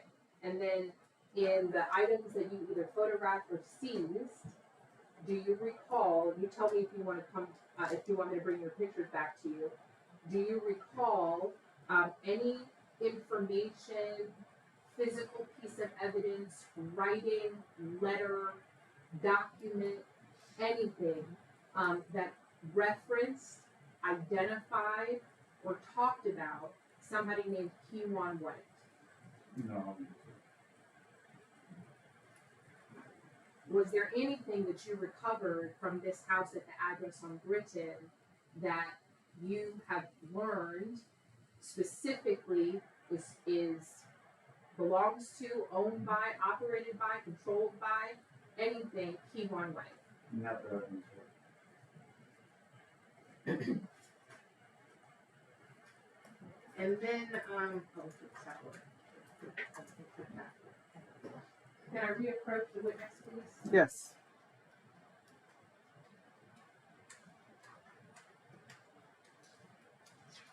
If Your Honor, is this the witness on board hire or is this cross-examination? Because I'm gonna Is this an object- objection? Yes, I'm gonna object that this is outside the scope of the board hire on this witness. Your objection's sustained. Okay. Can you tell me, when that document was signed? Was signed on at 8:59 a.m. on November 19th, 2020. November 9th, can you say it a little louder, sorry? November 19th at 8:59 a.m. Or 2020, okay. So after November 11th? yes. Okay, so it's your so you don't have any information about Kewan White, is that right? That's correct. Your Honor, I'm gonna renew my objection again. This is outside of the board hiring this witness on his knowledge. And these are asked and answered, and this is cross-examination, therefore. Sustained. I'm going to be objecting to, based on the voir dire of this witness, that the search warrant that authorized him to go into to the location located at Britain, none of that talks about a murder allegation occurring on November 11th, 2020. The search warrant was dated November 19th, 2020, after the allegation of murder, and it still doesn't make any reference to the murder. He's already testified that any of the evidence that he seized or photographs that he took don't have anything to do with the Kewan White. He identified somebody named Devin Brown, and therefore I'm going to object to the relevance of any documents or pictures or seized items.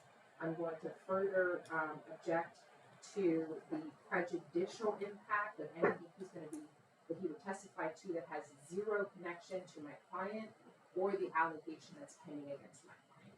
Thank you. State's response? Can I just ask him one question real quick? Yes.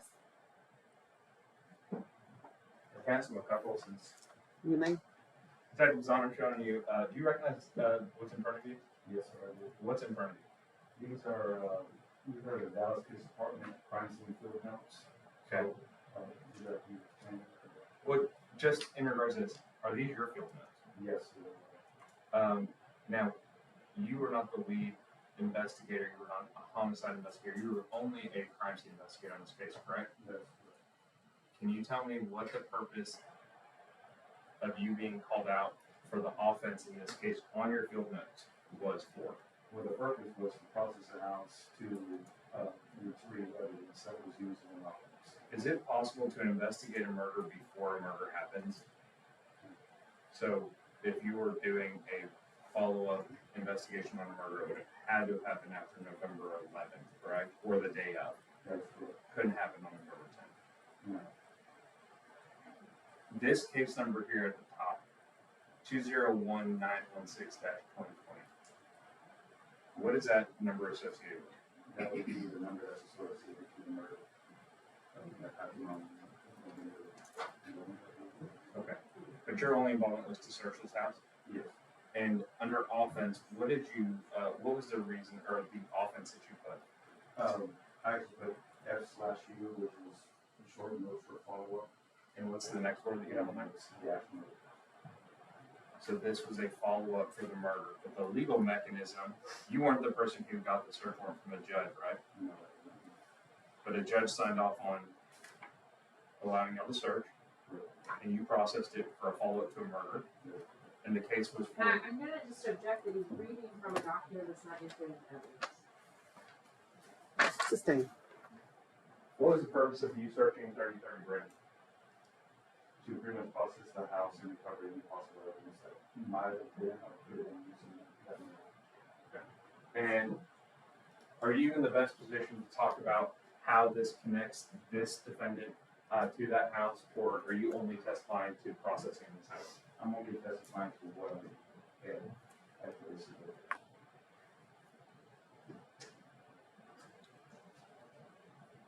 And again, under offense, you had it for, and the case, what was the case that you assigned this to? That this case notes fall under when you upload them? That will always be attached to that murder. So it's part of that murder investigation. Correct. All right, the defendant's objection is overruled. State may proceed. Are states 512 through 611 admitted? Admitted for all purposes. States 511 is admitted for record purposes only. Thank you, Your Honor.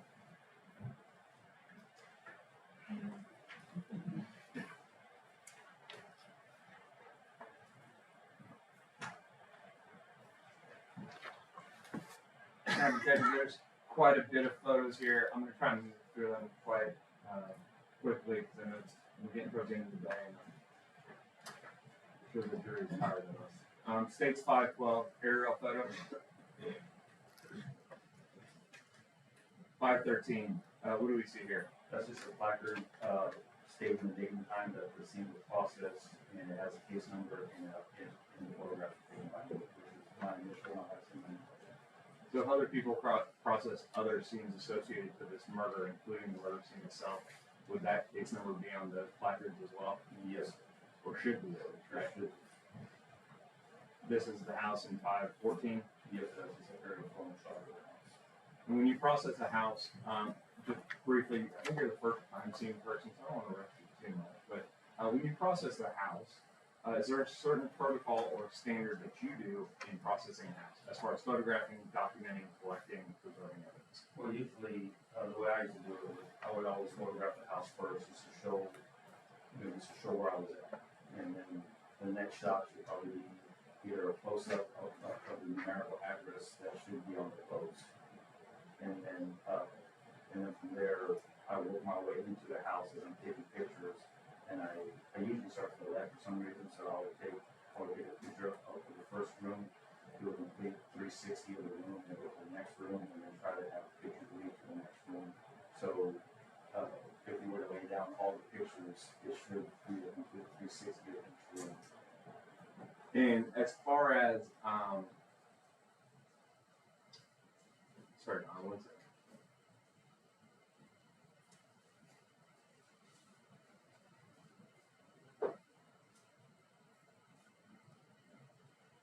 Is it fair to say you took a lot of photos? Yeah, I've always been on before.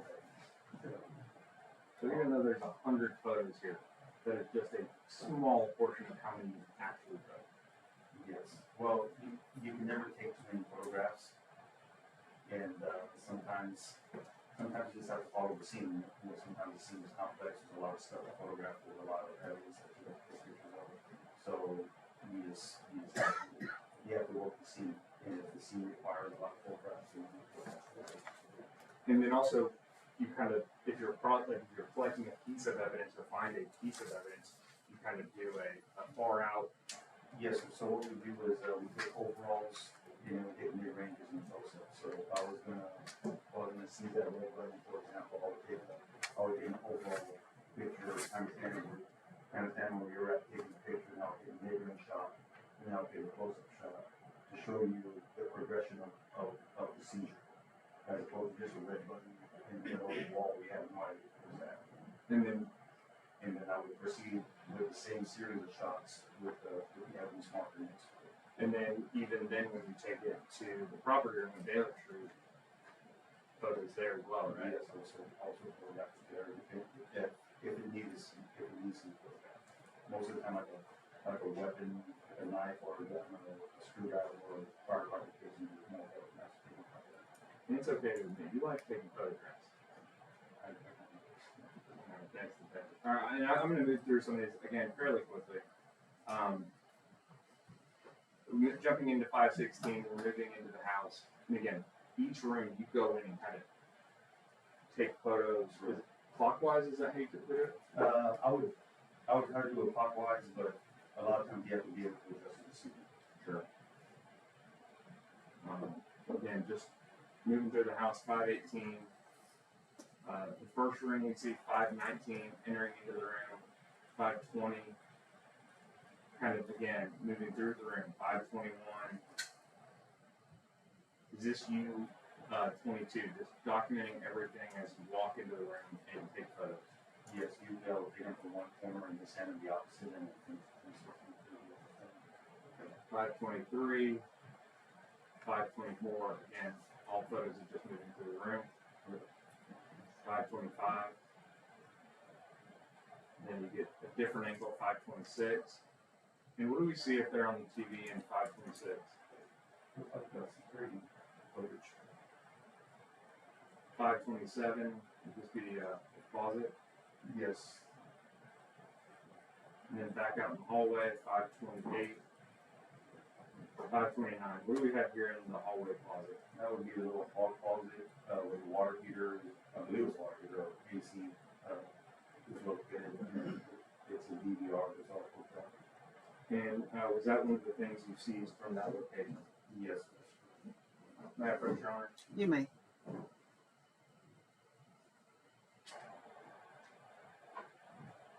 Detective, I'm Shane, has been previously marked as State's Exhibit 708. You recognize State's Exhibit 708? What is State's Exhibit 708? It is a DVR service. This is the DVR. Swan DVR, and this is what you collected. State would offer State's Exhibit 708 for all purposes.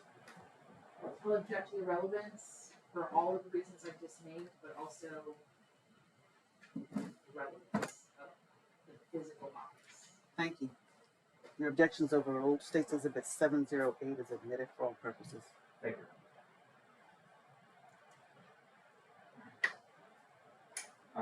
State's Exhibit 530. Now we're moving on from that closet into what appears to be the living room. 531, 532 is now looking into what appears to be a kitchen. Yes. Even from the 533, another angle of that, just different perspective, and then you can see, what do we see in the background? Background would be that little hall closet with the DVR. And then to the left of that, in between that closet and the TV, what do we see? That was not in the hallway. 534, just another angle. 535, is that what we saw back here in 533, all the way in the middle of the photo, towards the back? Yes. So that's that bedroom back there in 535. Yes. Again, you're taking a walk around the room, 537, 538. Do you try to document all these things that you're seeing on the ground taking photos of? Do you try and document them the best you can in all of the photographs that you take? Yes, and we do that for we do a photograph like this to show the scene prior to us manipulating it. And when I say manipulate, I mean by you starting to recover it and starting to search. So we try to show the scene the way it was before we 539, the closet. 540, 541, 542. What type of bags are those?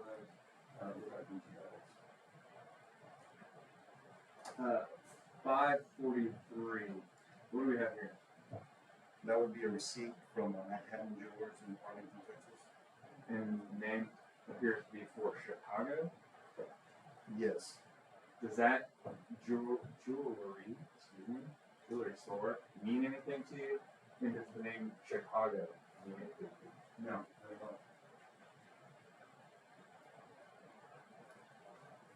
all. But again, you documented that, correct? Correct. Moving back out into the living room, 544. See a small bathroom, it looks like, in the background. Correct.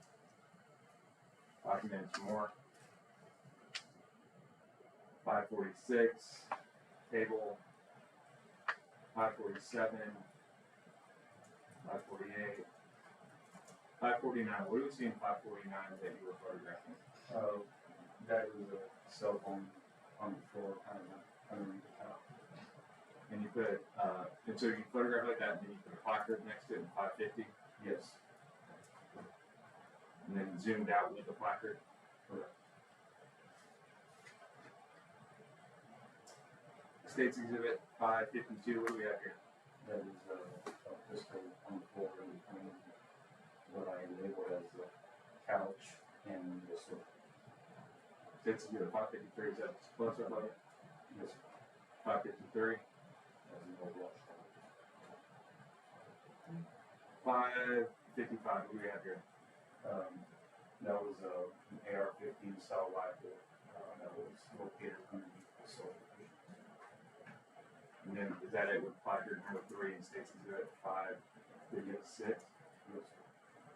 Gunner may I approach? Yes, you may.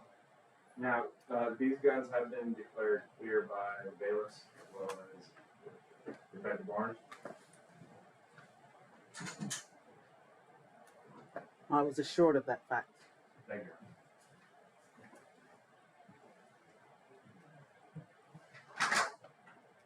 Detective, I'm showing you what's been marked as.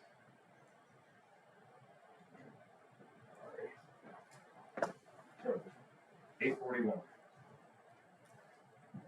States Exhibit 841.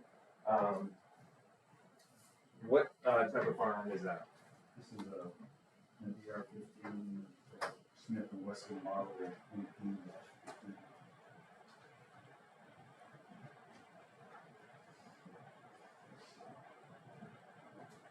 Never have 1 moment, please. Yes.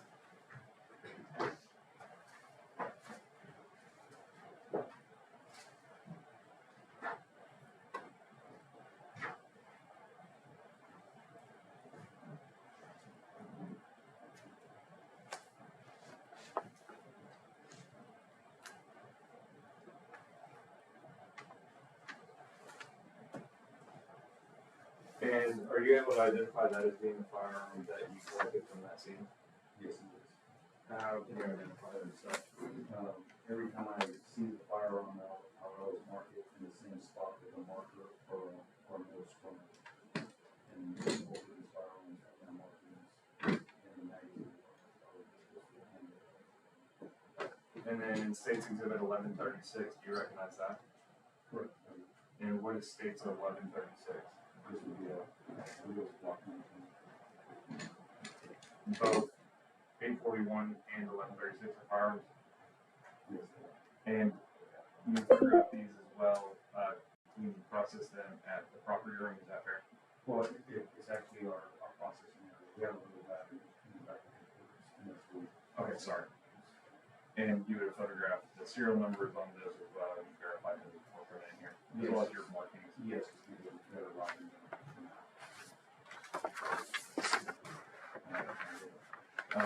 Now, you are a licensed peace officer, correct? Are all crime scenes, are all crime scene personnel, are they all licensed peace officers in the state of Texas? No, we have a sworn licensed peace officer and city investigator. But being a licensed peace officer, that means you have people training, you carry a firearm. Correct. Is a firearm a deadly weapon? Capable of causing serious bodily injury or death? This time around, State of States Exhibit 1136 and 841 for all purposes. May I take the witness on board, Ryder? You may. Detective, is that right? Okay. Those two items that the state just showed to you, you said that you recovered those from the Britton House. And you had testified previously that, there's not an association of a Keywan White to that address, is that correct? Yes. And in your collection or your knowledge of those two firearms, do either one of those firearms have anything to do with the allegation on November 11th, 2020? I didn't have no idea at the time. I was also out there. Are you aware now? I'm aware that they were that they could have been used in the scene, but I was never told. I never got the. Let me stop you right there. Did you just say that you were told that these were used at the scene? Is that what you just said? I guess I did. Is that what you meant to say? I was told that they were believed that they're used at the scene. Do you know now that they were not? Are you aware of that? No, ma'am, I didn't. As far as you know, there's no association with those firearms and Mr. White, is that right? I never had any idea. I was never told that they were that. I was never given the ballistic report, or I never reviewed the ballistic report to show that they were used. Okay, so you don't know. You can't even make a comment about whether they're relevant. I wouldn't say that because I see them and if they weren't important at the time, I wouldn't see them. Okay, but you seized them for a warrant related to guns and drugs, not for a warrant related to investigating a murder, right? I'm going to object again, they're outside the scope of a board ire or a witness. Sustained. I'm going to object to the relevance of the two firearms that were seized at the Britton House, and I'm going to further object to the admission of those firearms as being more prejudicial than probative, and they don't tend to show anything that the state would need to prove as it relates to the allegation from November 11th, 2020. Thank you. Does the state have a further response?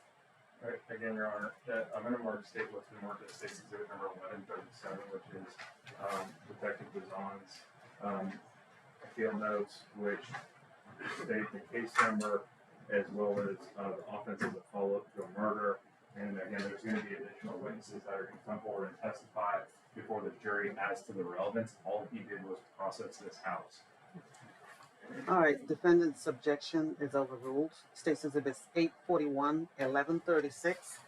And have you shown State's 1137 to the defense? I'm tendering it to defense now and offering it for all purposes based off of false impression that's being left in front of this jury as to the reason Detective Bazan was searching. Regardless of the legal mechanism that allowed them to get into the house, Detective Bazan has testified his purpose of being there. And if they want to question witnesses who did the search warrant, they can do that. But I'm offering that for all purposes based off of false impression that's leaving in front of the jury. And we object. This document contains a whole bunch of other stuff. It contains all kinds of hearsay. And there is no false impression with the jury because he was there pursuant to the search warrant that's already entered into evidence. Okay, does the defense want to redact that document? Sure. Because, Absolutely. okay, you all can get together and see what you want to redact from that document from State's 1137. Otherwise, States 841 and 1136 are admitted for all purposes. Your Honor, to make it even easier, or just for purposes of this, and if the court would like to review that approach, Yes.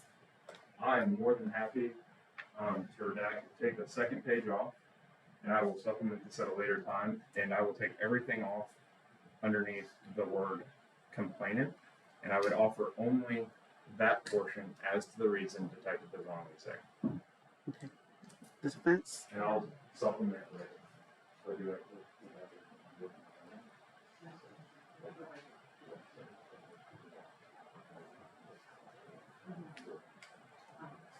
I mean, my objection to this is, I'm objecting to the document, period. Sure. For any reason, any way. Okay, so you're not asking, I thought you said you were requesting a redaction. I want, if it's gonna be entered, I want to redact it, I can't. Okay, so Make is that- what he's redacting I can't tell the court whether or not I'm okay with that or not. I need to be able to review it, I need time to be able to see whether or not I want to counter to what he's offering, I don't know. Would you hand her that document to review?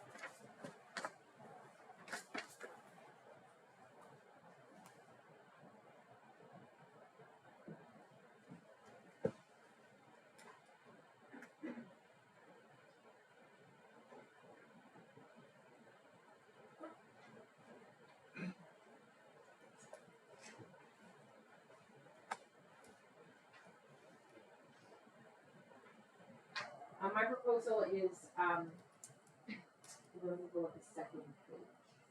That's it? Okay. All right, State's Exhibit 1137 is admitted as redacted. Okay, for all Yes, that's purposes, for all purposes, without the page 2. permission published to the jury, You may. and where it says F/U murdering, that's the third line, right? Detective, yes, I'm sorry. That's correct.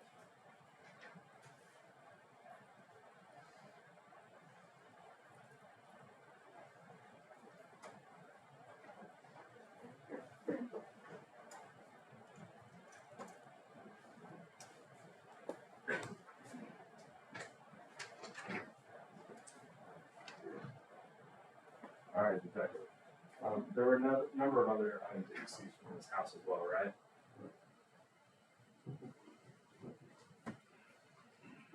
And these are all documented within the photos that you took as well, correct?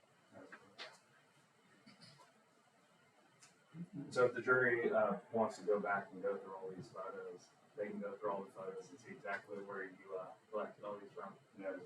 All right. Runner, may I approach? You may. Thank you. Showing some mark that states exhibit 713, 715, 717, 719. Did you say 18 or 19? 13, 713, 715, 717, 719. Odds are 1. Do you recognize 713, 715, 717, and 718? Yes, I would. And what are those exhibits? These are the cell phones that I recovered from the. Did you do, other than collecting them at this location, did you do any of the extraction, cell phone extraction, and or review of the contents from any extractions that may or may not have been done? No, I didn't. Do you have any idea whether there's anything relevant to the murder investigation contained within these phones? No.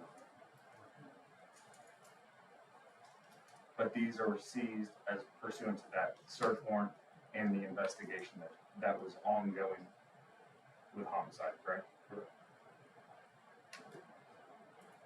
Is the homicide unit different than the physical evidence section?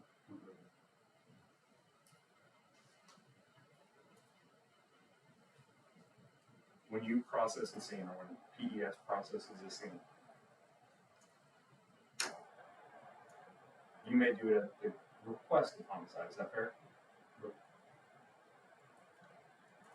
But how you process, or PES in general processes, is based off the protocols and procedures with PES, is that fair?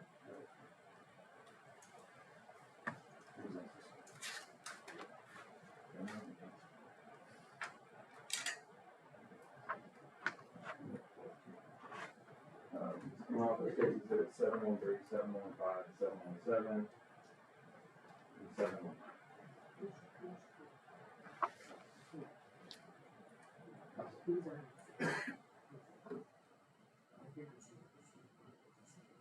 It all goes. Can I take the witness on board iron? Yes, you may. Sir, these phones were seized pursuant to a warrant involving the investigation, based on your warrant, investigation of narcotics sales, correct? I don't know if it's narcotic sales, I just know the warrant crosses the house.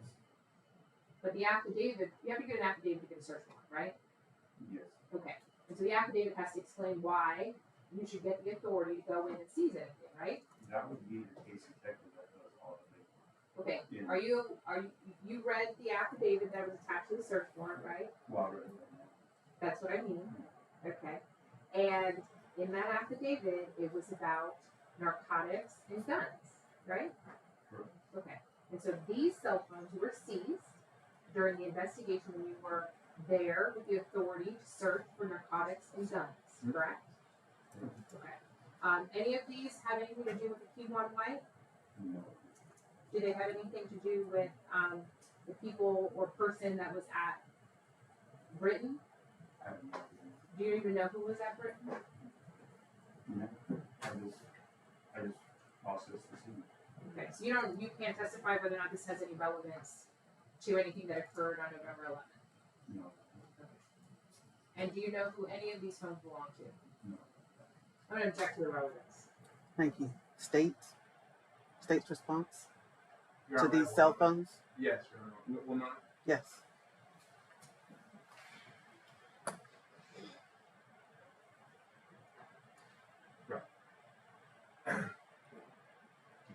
Your Honor, my response is the same as it's been to the previous objections which have been the same objections. Again, there's going to be additional witnesses that are going to testify throughout the course of this trial as to the relevancy of this house and the location. As the court is well aware, we have to provoke the beginning of the chain of custody as well as the end of chain of custody for any type of evidence that may or may not be relevant.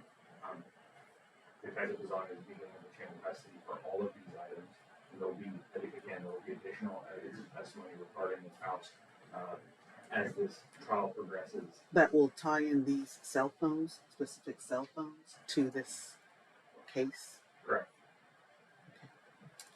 And just in response to that, my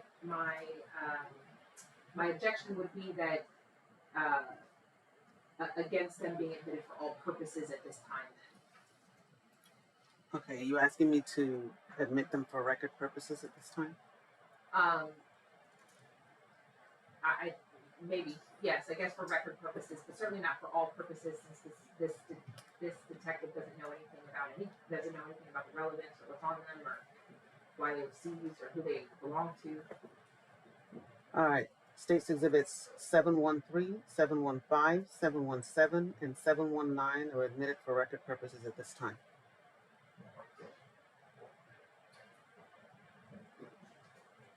Another breaking mistake, Your Honor. Did you pass the witness? Yes, ma'am. All right. Defense? Yes, Your Honor, thank you. Okay, Detective Bazan, and I want to say it correctly, Detective Bazan. Yes. Okay. So again, you were a crime scene investigator for many years with the Dallas Police Department, is that correct? Correct. Okay. Obviously, you're in a different role now, is that correct? But in 2020, you were not only a licensed peace officer, but you investigated crime scenes. Right. Okay. Now, obviously, when you're a part of a investigative team, it's not as if like nobody is sharing any information about anything, right? Correct. I mean, you guys are talking about, this is what we're doing, or this is what the significance is. We're having general conversations as a team, right? Right. And in fact, you, as a crime scene investigator, have to know something about what you're doing, because that's how you're able to make a determination about whether something is relevant and should be seized, or not relevant and not be seized, right? Right. In other words, if you were investigating you know, the kidnapping of a dog, right? You would need to know that because maybe the dog's bowl and the dog's leash and whatever else might be relevant evidence, right? But if you didn't know that, then you wouldn't know that you maybe needed to photograph and seize those things, right? So in this case, you received the authority to search a residence, and let me back up and draw on your extensive police training. You're aware of what it takes to get a search warrant in the United States, right? In other words, and especially a search warrant to go into a house, right? And why is there like an additional level to get a search warrant to go into a house? Like, why is it like a little bit harder to do? Because you have to, I guess the case detective would have to determine what they need, where in the house. And would that case detective also have to say, I believe specifically that there's something going on in this house that may be related to a crime? I've never written a search warrant, but yes, I would assume. Yeah, but you've been a police officer for a while, right? Yes. And you have taken several search warrants to scenes to then go do your job, right?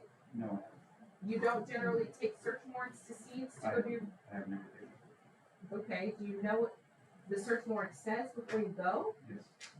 Okay, so you're just saying you don't physically take it with you. I've never written a search warrant. I've only executed one. Okay, but that's what I'm asking you. That you have executed search warrants, and so you know what's required and what it contains in order to get you inside of a house. Right, that's what I'm asking you. My question may have been a little confusing, so I apologize. And so you know that included in a search warrant to get you inside of a house has to be something called an affidavit. Is that right? Sorry, is that I'm right? gonna object to relevancy. The judge has already determined and signed off on the search warrant in this case that there was probable cause to go and search this house based on that judge's knowledge and review of the search warrant and affidavit and signed off on it. I don't know what the relevance is. I don't think that's the direction of defendant's question. Overruled. Go ahead. And so in this instance, you maybe didn't physically take the search warrant paperwork with you, but you reviewed it before you entered into the property on Britton. Is that fair? That's fair. Okay, because you're not gonna go into a property unless you know that you're allowed to legally be there, right? Yes, because my main concern is do I have a warrant? Right.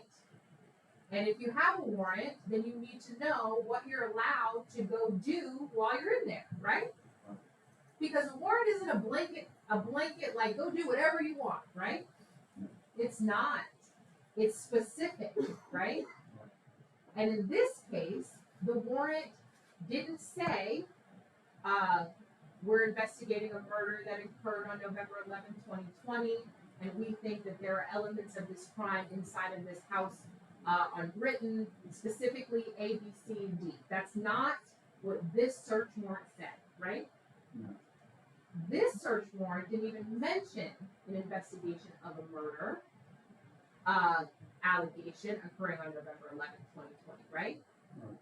This actually had to do with an investigation related to narcotics, right? Right. And I guess guns as well, is it right? It's all kind of narcotics, guns. Okay, and so you then have that knowledge, you go in, and that's what you're looking for, right? Okay. And in this particular case, a specific person was named. Is that right? Sure. And that person was somebody named Devin Brown, right? Right. And in this particular case, no Kewan White was named. Is that right? No, And any of the items that you seized didn't say Kewan White on them. Is that right? Right. None of the firearms that you seized had, that you could tell belonged to Kewan White. not that I know. You don't know whether or not any, or maybe you do now, that any of the firearms that were seized had anything to do with the shooting on November 11th? You know, maybe you know that now. Do you know that now? Yes. Okay. So none of the firearms that you seized had anything to do with the shooting on November 11th, correct? I have no, well, at the time I didn't know. Do you know it now? I'm assuming I know it because we're here, but I was never told that this is this or this is that. I'm Okay. just So here. your testimony is that where you are now. Have you met with the state of Texas before today?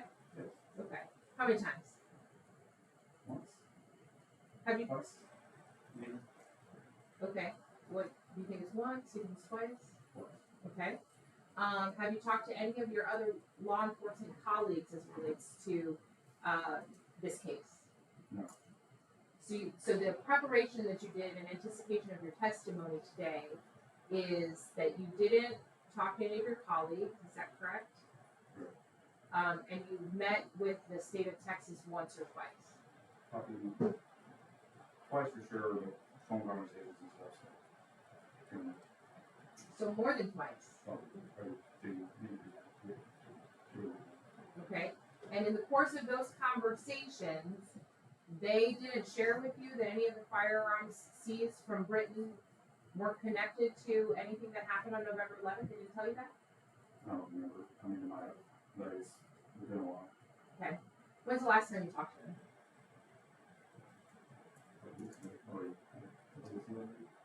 Okay, so it's been a while since you talked to them, but roughly about a couple weeks?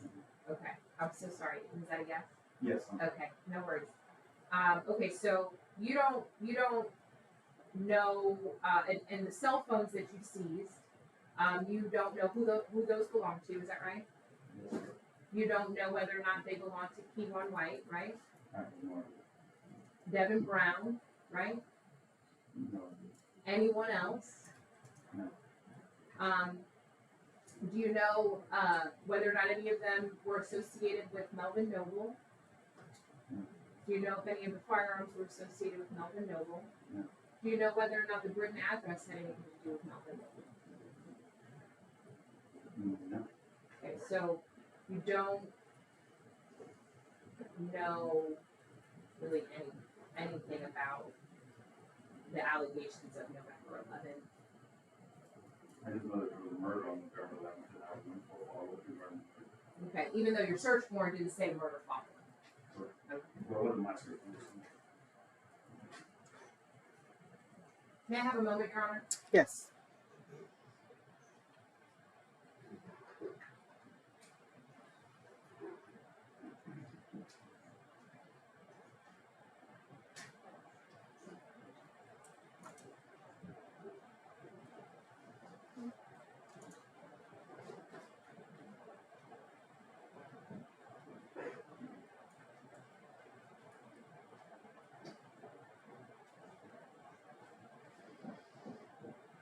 Was there anybody located at the Britain address when you searched it? Like, anybody inside? Yeah. No, it was secured by the parole officer. Okay, so maybe there was, but if they were gone by the time you got there. I guess. Okay, or just you don't know. I don't know. I'll pass it in. State? None of them state, Your Honor. All right. May this witness be released? Okay. Subject to recall. All right. You're free to leave right now, but stay in touch with the state and the defense in case either party wants to recall you, okay? Thank you.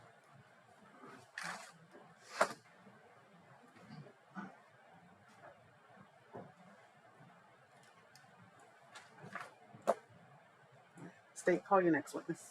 We have a moment to step up there. Yes.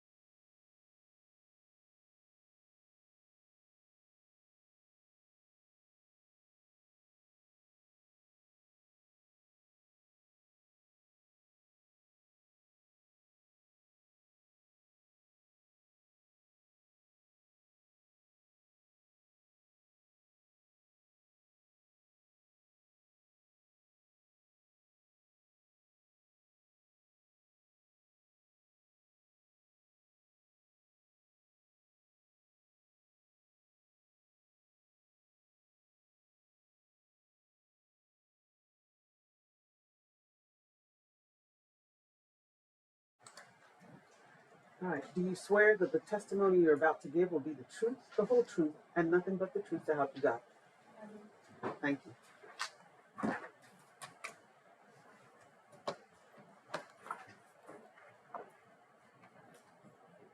State may proceed. Thank you, Your Honor. Can you please state and spell your name for the record?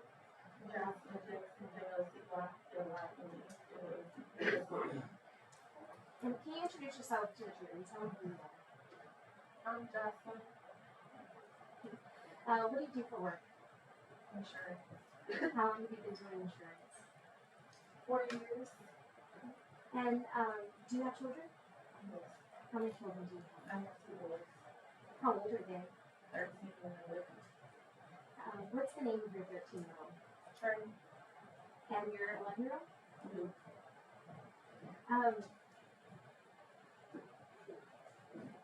Now, Jocelyn, did you want to be here today? No. In fact, you have to be subpoenaed to come here. Is that right? Correct. Have you been harassed about being here today Yes. by the state or other people? Other people? Your boys, are they pretty active? Yes. What do they do? They play football. Both of them? Any other sports? No. Now, did you grow up here in the DFW area? Yes, I did. What part did you grow up in? I'm from Northport. North part? It's like North Dallas area. And what high school did you go to? I went to Lancaster High School When did you graduate? in 2004. Do you roughly remember some of the folks that you went to high school with? Yes. Your oldest son, Trey, is that his real name or is that a nickname? That's his nickname. What's his real name? Devin. And is he named after his father? What's his father's name? Devin. And his last name? Brown. How'd you meet Devin Brown? Through a mutual friend. Do you remember when y'all met? In 2011. So would that have been roughly after you had graduated high school or right before? I think, no, I graduated first. I met him after I graduated. I think it was 2011 I graduated. How'd you meet? Through his friend. Who were those friends, if you remember? His name was Florida. What was that? His name was Florida. Florida? What do you know Devin as, or what do you call Devin? Chicago. Why do you call Devin Chicago? Because he's from Chicago. Pretty self-explanatory, right?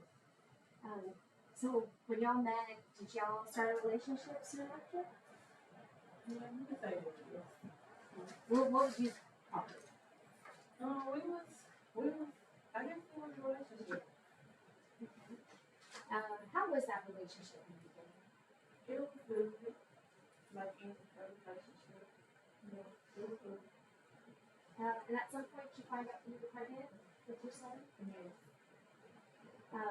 And how was your relationship during your pregnancy? It wasn't really good. Why is that? Because it was just drama. He had an ex-girlfriend that he was talking to, his father on it, and we just used to get to it. But y'all stayed together enough to have a second child, is that right? You had Duke 2 years after you had Trey? 3 years, 2015. At some point, did y'all decide to stop seeing each other? I decided to stop talking to him in 2018, July 2018. Why was that? Because we used to fight a lot. And Like physical fight. Get into it, hit each other, fight. How did you end up ending that relationship? I moved. It was the end of my lease term in my townhome, and I just moved it out of town. I stayed there for like 6 months. And I just stopped talking to him, like, just cold turkey. During this time, were y'all at least communicating about your kids? I was trying to communicate to him about my kids. I was trying to get him to assist with, like, daycare and stuff like that, but it wasn't, he was here. we wasn't like talking like this. No. You know, that's where you didn't even want to let him know where you live. Is that right? Yeah.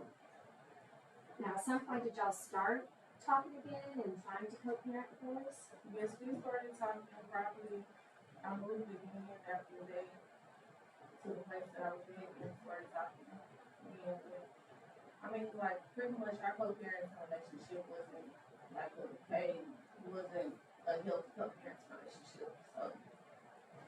Explain what that, if there was a co-parenting relationship, I mean, what that even was. It was more so of me trying to get him to help financially with my kids. We will always have falling outs about that. Getting him, seeing them more, being more active.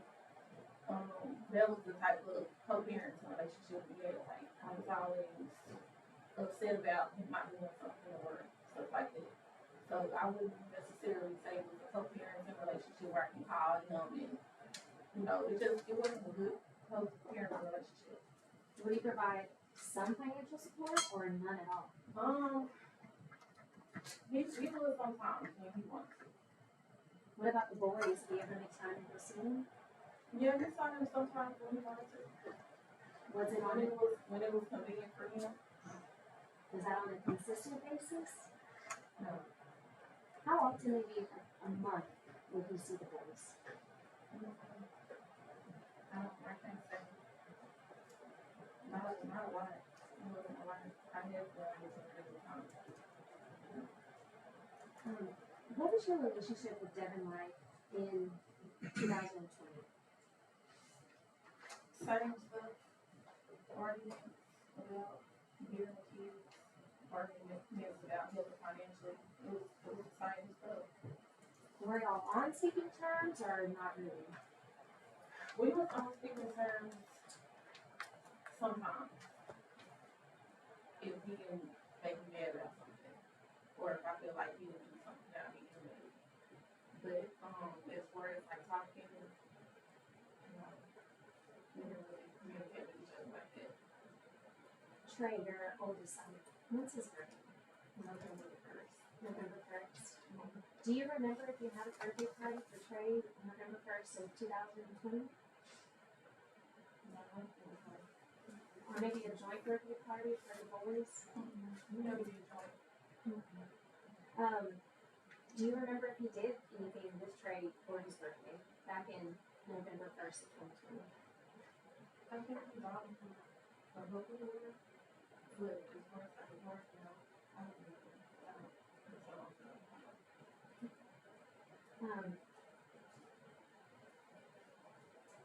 At some point in 2020, did you start seeing other people? Who were you talking with November 2020? And were you known as Melvin Noble? What did you call it? Mama. How did you and Mama meet? We met on social media on Facebook. Do you remember roughly when that was? 2017. So y'all known each other for years. Is that right? So Facebook, as prior to trying to date now, how did y'all introduce each other on Facebook? I think we was in the Facebook group, How Peace and Truth, and I don't know even remember how. I think he inboxed me or inboxed my mom. He inboxed my mom first, then he inboxed me. We exchanged numbers, and that's how we began to talk. What was it like in 2017? I mean, were y'all meeting up with each other then, or how were y'all? We wasn't meeting up. We were just on the phone talking sporadically. I called him, he called me, that's how we text. What were the conversations like? Just talking about stuff on social media. And did that relationship grow over the years? No, well, when you say grow, you can do that. Well, how did you get from maybe talking on the phone every now and then to something more serious?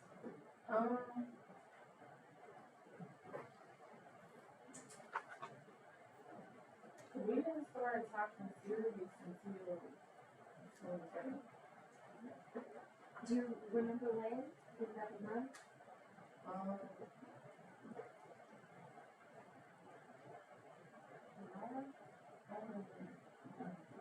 Now, what made you decide to finally start talking to him seriously? We had each other on Snap. I was still fake, and he wanted to fake, so it came about fake. We had each other on Snap about fake. We talked for like a long time, and then it went from there. You remember the kind of things that y'all used to talk about? Everything, this whole life story. How was he when he was with you? Very goofy, very talkative, very, he just talked a lot. He just always had stories to tell. Was he funny? Yeah, he was funny. Did he make you laugh? When you said that you were selling plates, you came to get a plate, and we're talking about food? Yeah. What kind of food would you make? That day? Or in general, you're selling plates? I was trying to test something out. So I didn't really sit in place to try to see if I could make myself. Like, that particular time I made like some chicken and baked chicken, But it was just like a little test on it. It wasn't something that I was doing for a long time. I was like, I'm gonna see if I can sell plates. And so, yeah. And then when he came over to come get that plate, y'all ended up talking for a long time? Yes. And how did your relationship progress over the months? We started going out instead of going home and hanging out. We would come to the house, to my house, and take me for my family. And he liked playing Connect Four? Yeah, he was really good at Connect Four. So during that time, he was like the Connect Four warrior to my family. So he would come over there and play Connect Four, take their money, and it was just a big thing. So, yeah, I think that's really how we ended up talking to him, because I think how he interacted with my family. And I don't really bring people around like that. So I was like, okay, they like them, so. Cool. And when you say Connect Four, I mean, we're talking about the old school, with the little circles, one team is red, one team is yellow? Yeah. But he was really good at that Connect Four? Yeah, he was good. Did you ever play with him? I wasn't good enough. I wasn't interested in Connect Four. I was good. Now, you said you come over and talk to your family. Do you have a big family? I do. Okay, how many brothers and sisters do you have? I have one brother and I have two sisters. And in fact, y'all all have the same first initial, is that right? Correct. Now, how did that start? Like, how all y'all have the same first initial? My dad's name is James. Jackson. So, we all got James.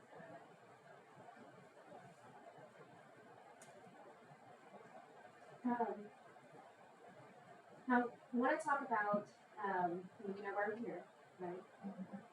I want to talk about November 10th.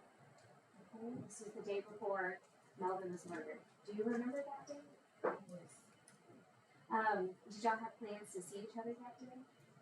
Yes, we had plans the day before. He was telling me he was flying down. He was in California. He said he was going to come to my house when he was in California. Do you remember what he was doing in California? Music stuff. And I got music stuff. And November 10th, do you happen to remember if that was a Tuesday? It was. About what time did he come to your house on November 10th? And he came early. I think he was around 11, 5:30. He was there in the day. It was early. And did he end up staying until the following day? Yes. Do you remember what y'all were doing day of November 10th? We was talking. We was just, I really don't remember. We was talking about cooking night, but talking, just chilling. He ended up staying the night with you? Yes. Do you remember roughly about what time he left on November 11th? I'm gonna say it was around 11. Were the boys, were your boys with you that Yes, day? they were. And remember, it was COVID time, so were they in school or they were being schooled through the computer? They was going to school virtually. How did your boys like Melvin? They liked him. They was starstruck. They liked him. Now, at some point, your oldest son, Trey, did he ask you if he could go see his dad? Yes, he did. But he asked if he said he could come up. And did you allow that to happen? No. Why not? Because I had to talk to his dad, you know, he left, and I was just to the point where I was like, you know, either be help with him or not. So I was like, no, I have to talk to him. So he can't see how he can pick that up. So had he been in the boys' lives or seen them recently? No. This was kind of out of the blue? Yes.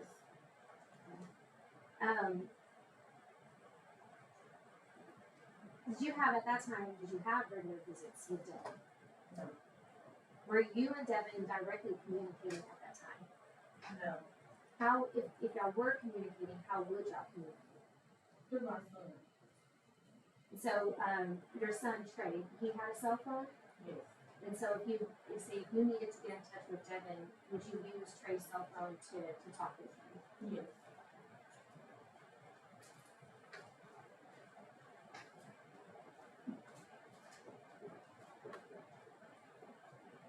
How old was Trey in November 11th of 2020? How old was he back then?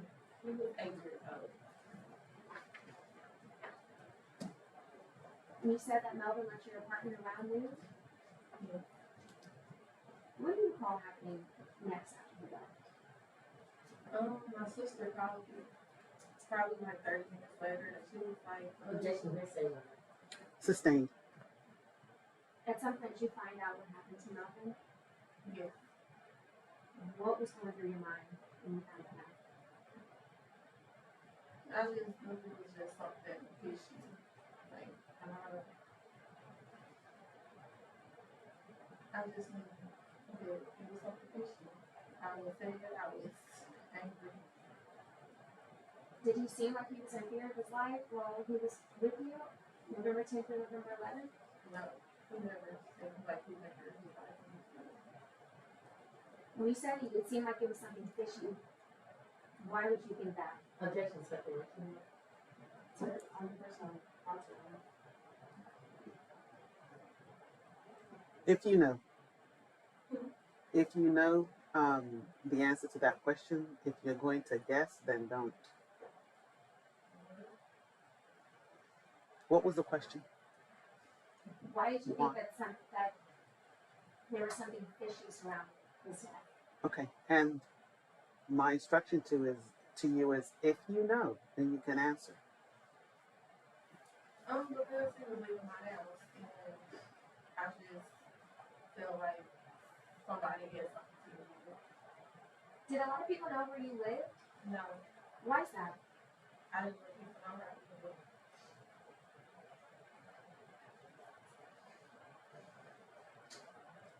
At some point, did you or a family member contact police on November 11th?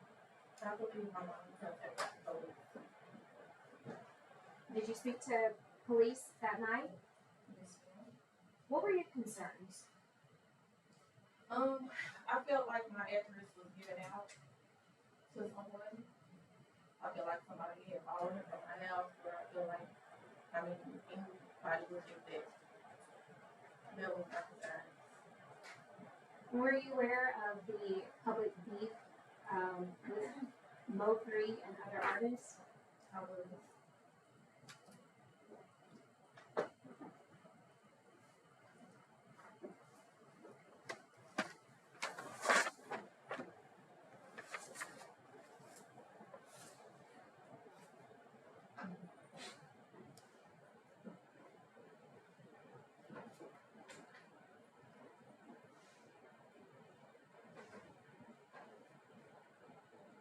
You want to grab a please? Yes, you may. Okay, you said you met with police officers on the night of November 11th, is that right?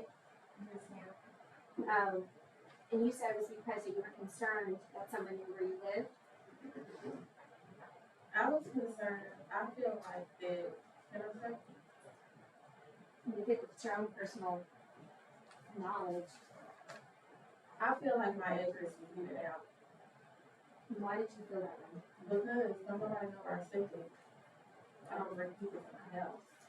And the only person that knows where I stay is my kids did, so I feel like my efforts was given out.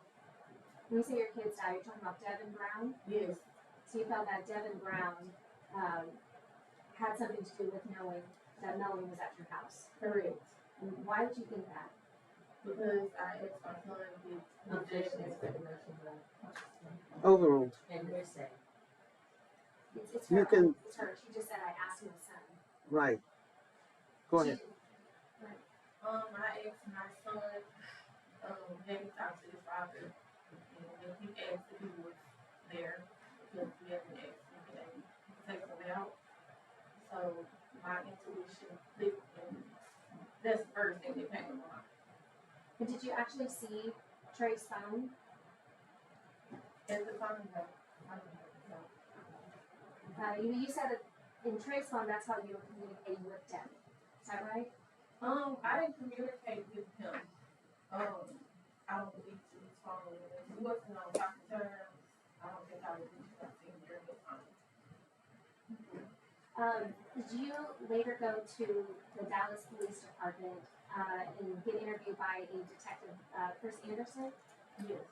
And did you remember bringing your phones, both your phone and your son's phone, to that interview? I do. And what was the point of doing that? To show that I didn't have anything to do with it, and to show for the police to do whatever investigation they need to do to move me out. Your Honor, Coach? You may.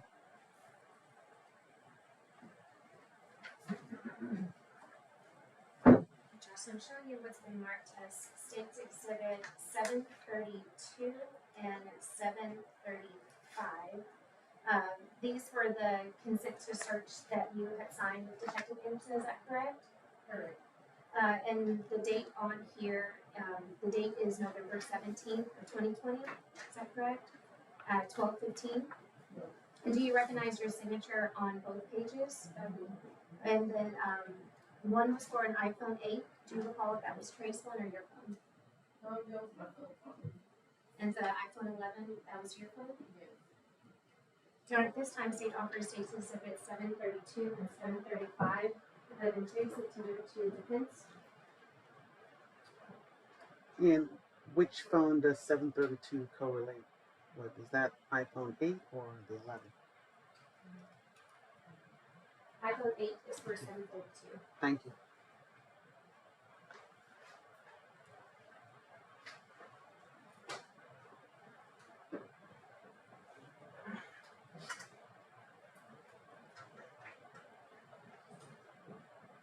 No objections to 732 and 735. All right, thank you. State's Exhibits 732 and 735 are admitted for all purposes.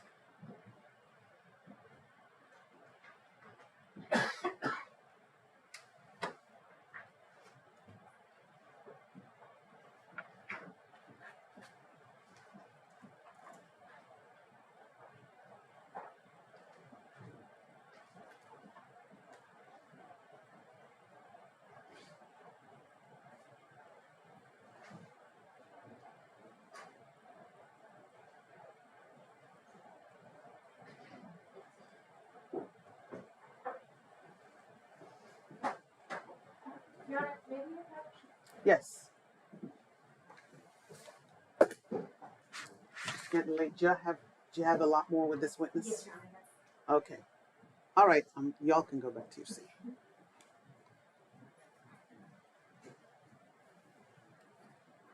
All right, ladies and gentlemen, it looks like we're not about to finish with this witness anytime soon with the state. So we're going to resume tomorrow at 8:30. Please, y'all be here at 8:30. And we'll start as soon as possible, soon as you arrive, okay? You're still under my instructions. Please do not go on social media. Everybody needs to sit down. I'm still addressing the jury. Okay. You're not to do any sort of social media research, just like I said before. Don't talk to each other. And we'll see you back here at 8:30 in the morning. Thank you. All rise.